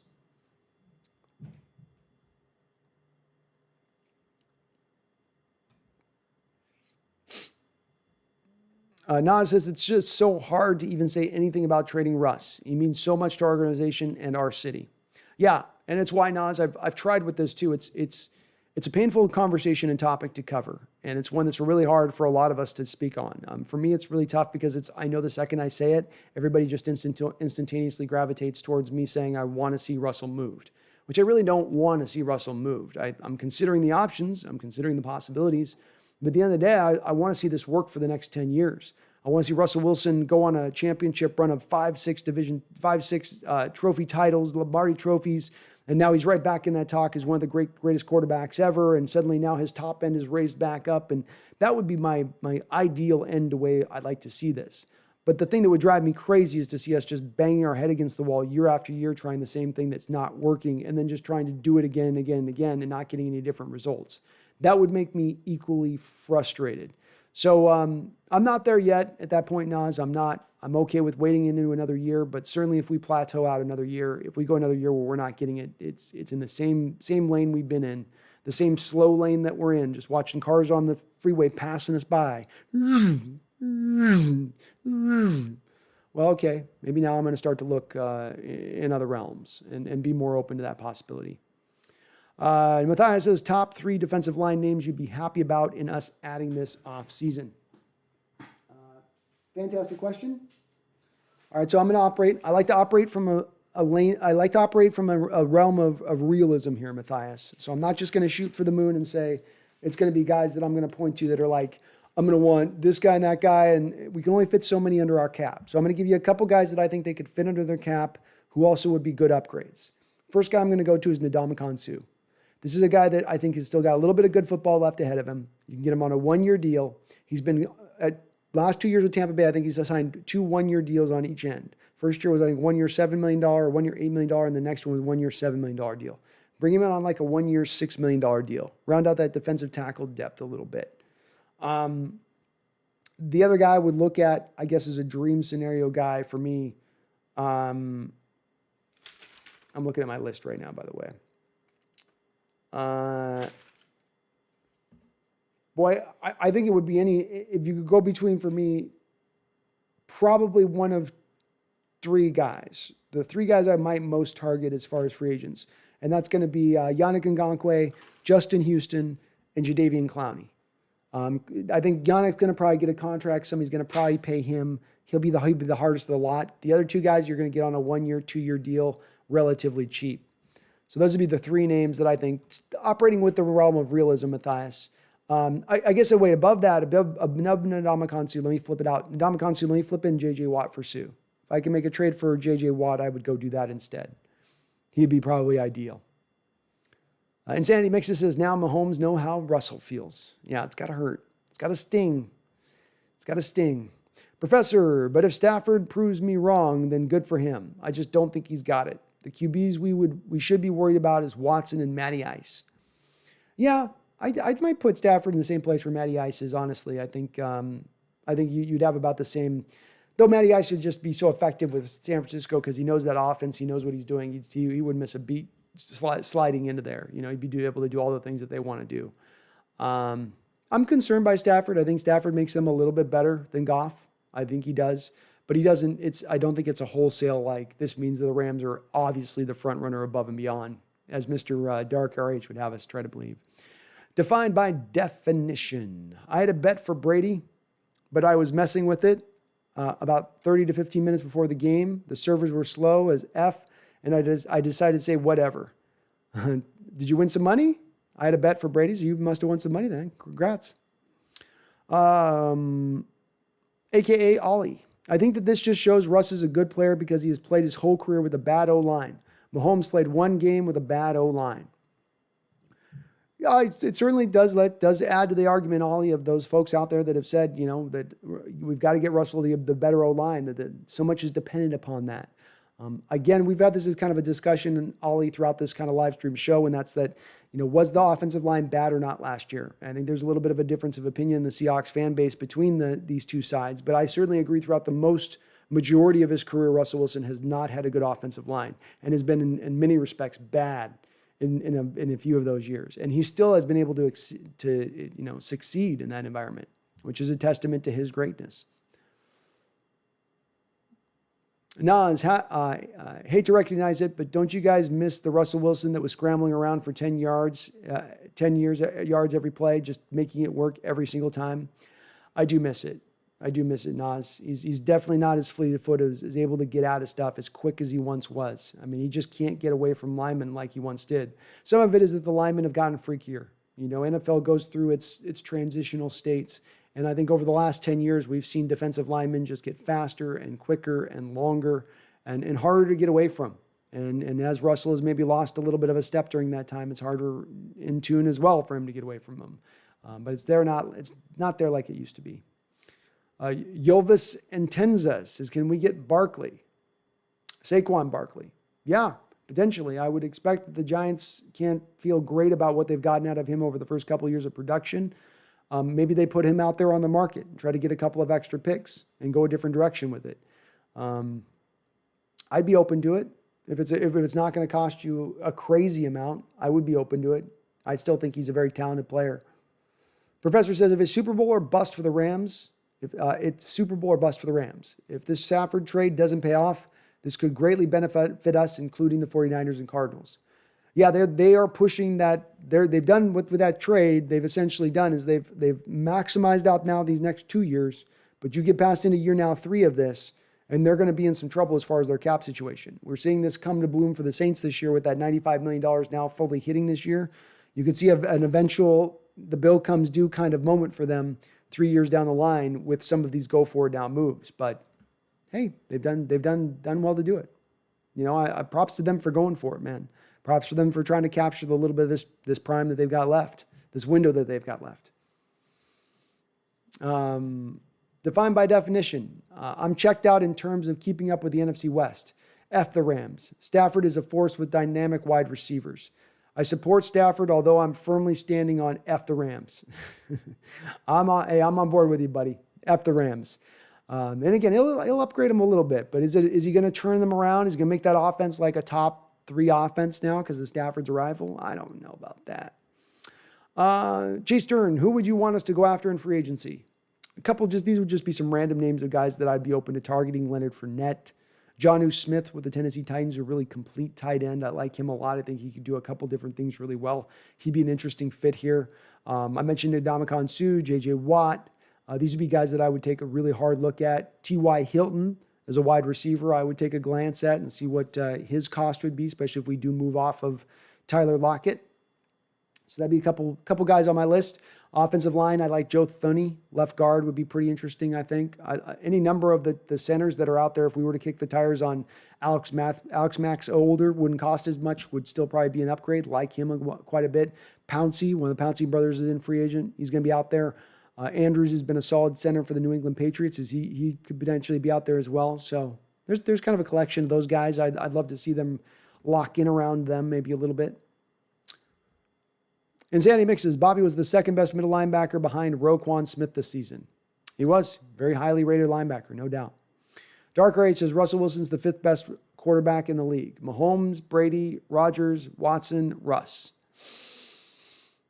I don't know. On that.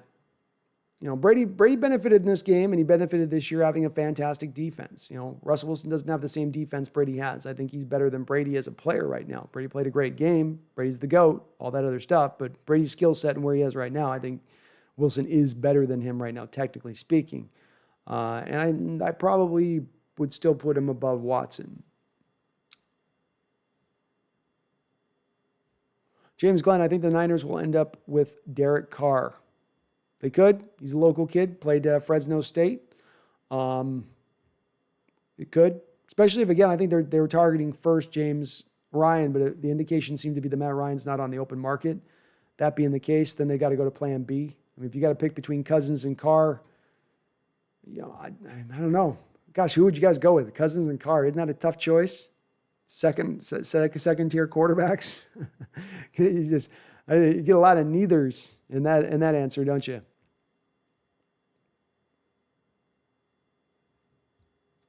Professor, well, good night. And in words of Marshawn Lynch, take care of your chickens and take care of your mentals. Thank you, Professor. Great to see you in the chat. I appreciate you, brother. The Go 209, you just reminded me of the zigzag theory you talked about months ago. That's right. When everybody else is zigging, you zag. You know, don't be the team that goes along with everybody else and does what everybody else. I mean, this is part of how we captured greatness before. Specifically, look at the corner situation. 6-foot cornerbacks back in 2010. If you had a 6-foot cornerback, you were crazy. They can't change. They're too tall. They can't flip their hips fast enough. They can't change direction. They're going to get burnt like toast. What are you doing? And Seattle went out there and they outfitted a whole secondary of 6-foot cornerbacks. They made that their standard. And now every single team in the league has got a 6-foot cornerback. You look to find the places that you can get the little bit of, edges, and find it. Again, conversely, 10 years ago, teams were really going hard on that 3-4 scheme, that multi-dimensional blitz-heavy scheme, 3-4, coming at you from every direction. Seattle was coming in with that 4-3 under. Nobody was running 4-3 under defenses at that time. Now, you've got some Seahawks coaches in the league running defensive coordinators. You've had Rashad, you've had Gus Bradley, Dan Quinn. They're running that Seahawks scheme, So now there's more teams competing with you for the same players for your scheme. You want to find something that you're doing that's zigging when everybody else is zagging. When the majority of the league's running a 3-4, you want to run a 4-3. When the majority of the league is infatuated with 5'10" cornerbacks, you want to find the 6-foot guys with some length.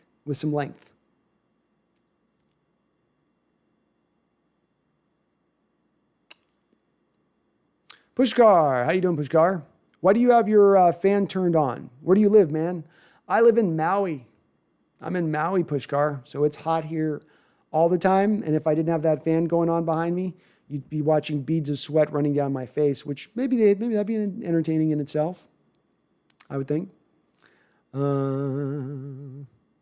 Isaiah, give him and his OC at least 2 years. That will be a key on this, Isaiah, because there's always that first year where it is a little bit tough between the first year of the offensive coordinator and a quarterback.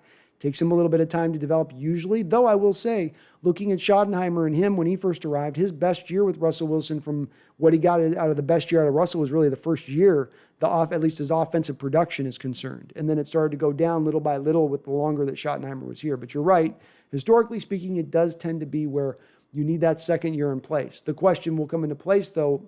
The real question here, Isaiah, is if they have a 6th year where we top out again at the same place, and Seattle's looking at that going, man, another year where we're 1 and done, another year at 10-6, or 9-7, 11-5, first round of the playoffs, and you're out of the playoffs. God, is it now time for more of a major move?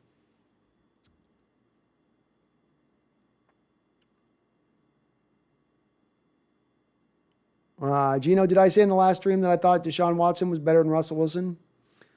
Maybe I said that. I don't know.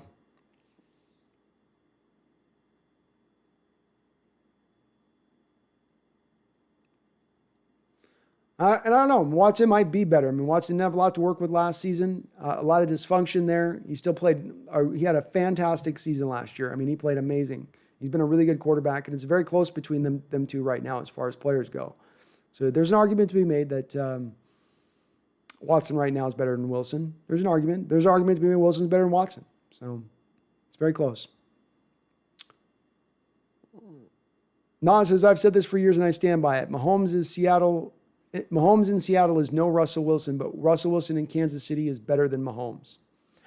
I'd probably be open to agreeing with you, Nas. I think people have given Mahomes this pass on all the talent he's had on having this upper-level offensive coach and mastermind that he's gotten to work with, having the same offensive coordinator throughout his whole time there.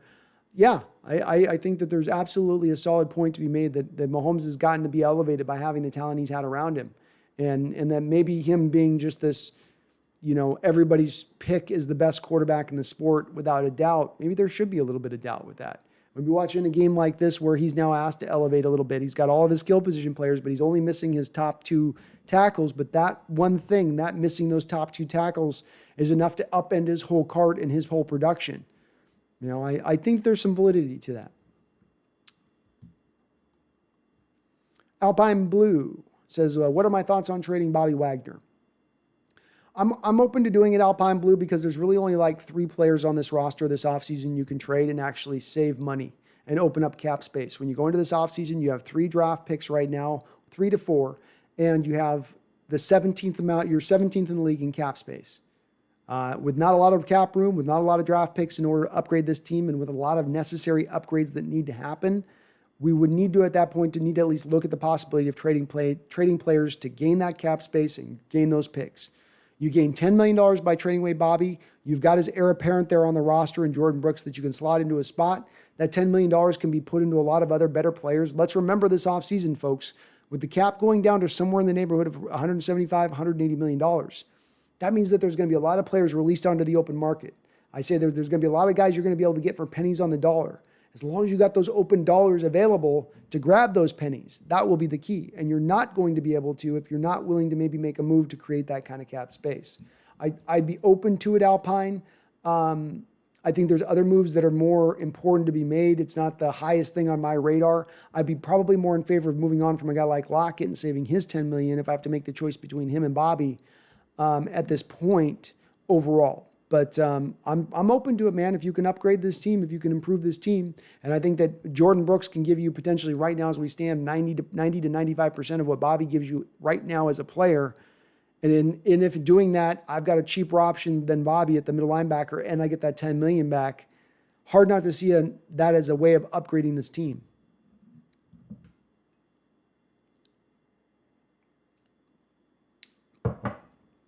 Dark says, so are we just forgetting that the Seahawks have a big contract with DK Metcalf due, and they have a $35 million contract with Russ, and they traded 2 first-round picks for Adams?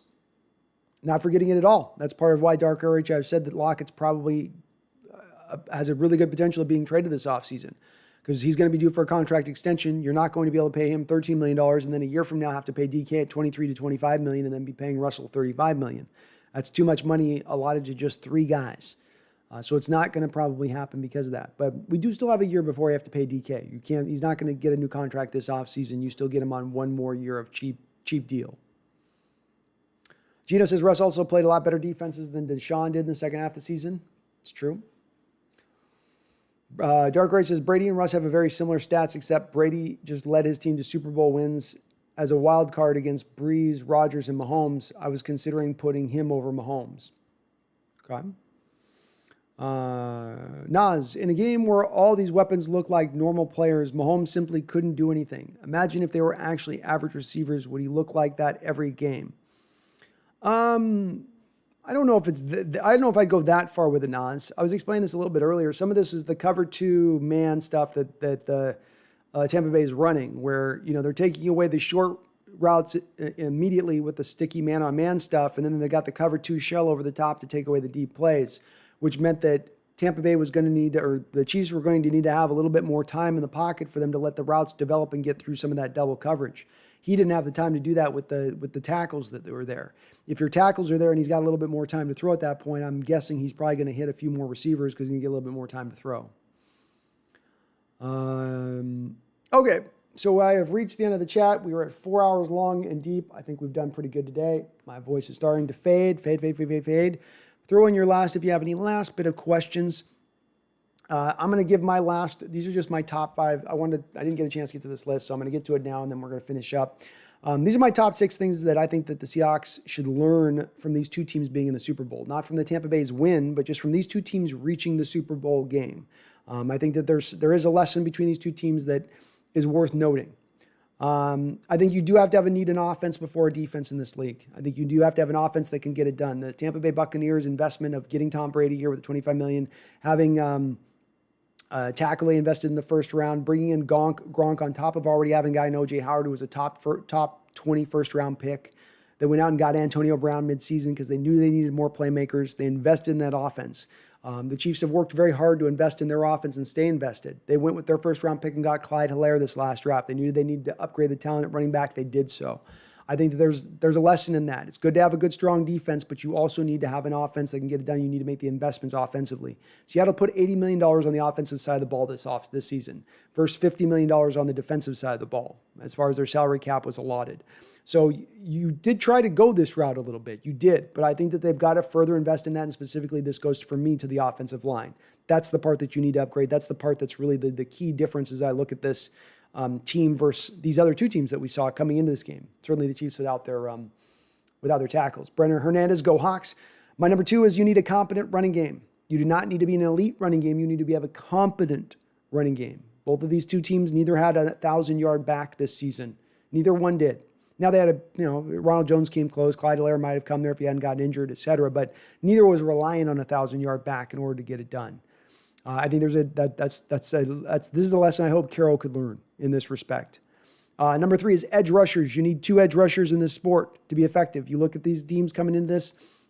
Chiefs have Chris Jones, not an edge rusher, but him and Clark kind of serve the same kind of deal for them that Tampa Bay has with Shaquille Barrett and Jason Pierre-Paul, two guys who can get it done on the edges and get after it in the outside. Because just having one ain't enough, in my opinion. Just one guy can be neutralized. One guy can be double teamed, as we saw in Jadeveon Clowney in his 1 year here. You need to have the two guys to keep those offenses honest. My number 4 rule: it's hard to get to a Super Bowl with a high-priced quarterback. I've already talked about ad nauseum about this, about no quarterback making more than 14.5%, but we saw it with these two quarterbacks who made the Super Bowl. Aaron Rodgers, he was sitting at home again this Super Bowl, a guy that wants, just like Russell's wanted throughout his career, to be paid at every turn the top of the mark. And now he's sitting on the Super Bowl, can't get back there. Drew Brees, a guy who insisted at every turn to be paid top of the market throughout his career, could not get back to the Super Bowl after the one he won. I think there is a certain lesson to be learned here where if you're going to ask to be paid this top of the market at a quarterback, 20% of the cap, you're probably not going to get back to the Super Bowl. Number 5, stopping the run is important. Stopping the run is important. This is something that Carroll gets knocked for, but maybe he shouldn't be knocked for it as much. When you look at this, you look at these two teams coming into this, or I guess that's more a question, is stopping the run important? I think it is. Tampa Bay was number 1 overall in this sport, this league this year, in stopping the run. We saw today that there was times Kansas City was able to run, but they couldn't really lean on it. They weren't able to be consistent with it, even with Tampa Bay running their cover 2. They couldn't take advantage in that running game, despite the fact they didn't have the extra man in the box. I think that this showed stopping the run is still important. Being able to stop the run is important. Kansas City's 22nd in the league in stopping the run. And in this game, there was a couple times Tampa Bay was able to control the ball and keep Mahomes off the field because Kansas City couldn't stop the run. I think it's very much still comes back to being kind of a key as we look at the sport. My last item, we'll finish up with this, is passing yards matter. Passing yards do matter. When you look at throwing passing yards this year, Kansas City was number 1, Tampa Bay was number 2, Buffalo was number 3. In Seattle, who started out in the first 8 games of the year on a record pace for throwing for yards, ended up 18th in the league in yards thrown. So having an offense that can throw and throw the ball around the field, maybe even, not even maybe, is more important than being able to run the ball. And so this was where we come back to having a plethora of pass-catching targets, getting a good top-end tight end, getting another receiver, getting another offensive lineman, putting the resources in the right place. Take that $7 million that you invested on Greg Olsen, invest it on Joe Thuney. Put it in the right spot. So those are my 6 keys, lessons I think the Seahawks should learn is at these two teams getting the Super Bowl. Let me check on these things here. Meme the Penguin this year was especially disappointing. We could still use a better offensive line, but we have so many great players: Russ, Lockett, DK Adams, Dunlap, etc. We just felt dull playing the Rams. We did, man. We did. We should have gotten more out of the talent I think we had on this team, Mame. I think we should have. Nas, we should have gotten Antonio Brown when we had the chance. Yeah, we should have. You didn't know what was going on with the Josh Gordon deal. It came down to, I think we weren't willing to add an extra $1 million or whatever that the Tampa Bay was willing to add to bring him over there. That was the difference of it. He could have made a bit of a difference. Him over Brett Swain, him over Moore. I think that would have been an upgrade. All right, well, we've reached the end, 4 hours deep. This is another just awesome show. Again, for you, those of you, we might disagree. I know there's a little disagreement here between some of us and Russ and some of this. I do just totally welcome that here on this channel. I welcome absolutely all of you guys with differing views on this. I don't expect everybody to come in here and agree with everything I'm saying or just be yes men with it. Disagreement is part of what helps grind and strengthen our arguments and strengthen our stances on what we think and we believe. So I do appreciate all of you coming in here and willing to have some fun back and forth on this, on kind of looking out the outlook of this team and where we're going and what we're going to be. Kill it this offseason. We can get back to this Super Bowl top. You certainly can. You still have a Hall of Fame quarterback in his prime. You've got one of the best wide receivers in the sport. You've got talent on both sides of the ball that's percolating. You do need to kill it. You do need to drive this one home this offseason, but the Seattle Seahawks team is in that position to do so. You're going to play in the toughest division in football. The schedule is going to be harder than it was this year. Those things do remain true, but you still got a chance, man. You still got a shot. My name is Brandon. I appreciate all of you for tuning in and watching. I know we go long, but you guys all hang in there, and I thank you very much for that. Thank you for everybody who donated. Thank you for my mods, always making sure watching over and keeping the chat clean and rolling along tight. Please, none of you ever forget, even this year, as we don't get the Super Bowl again. I know it dismays the heart a little bit. It hurts a little bit down low. But don't you ever forget.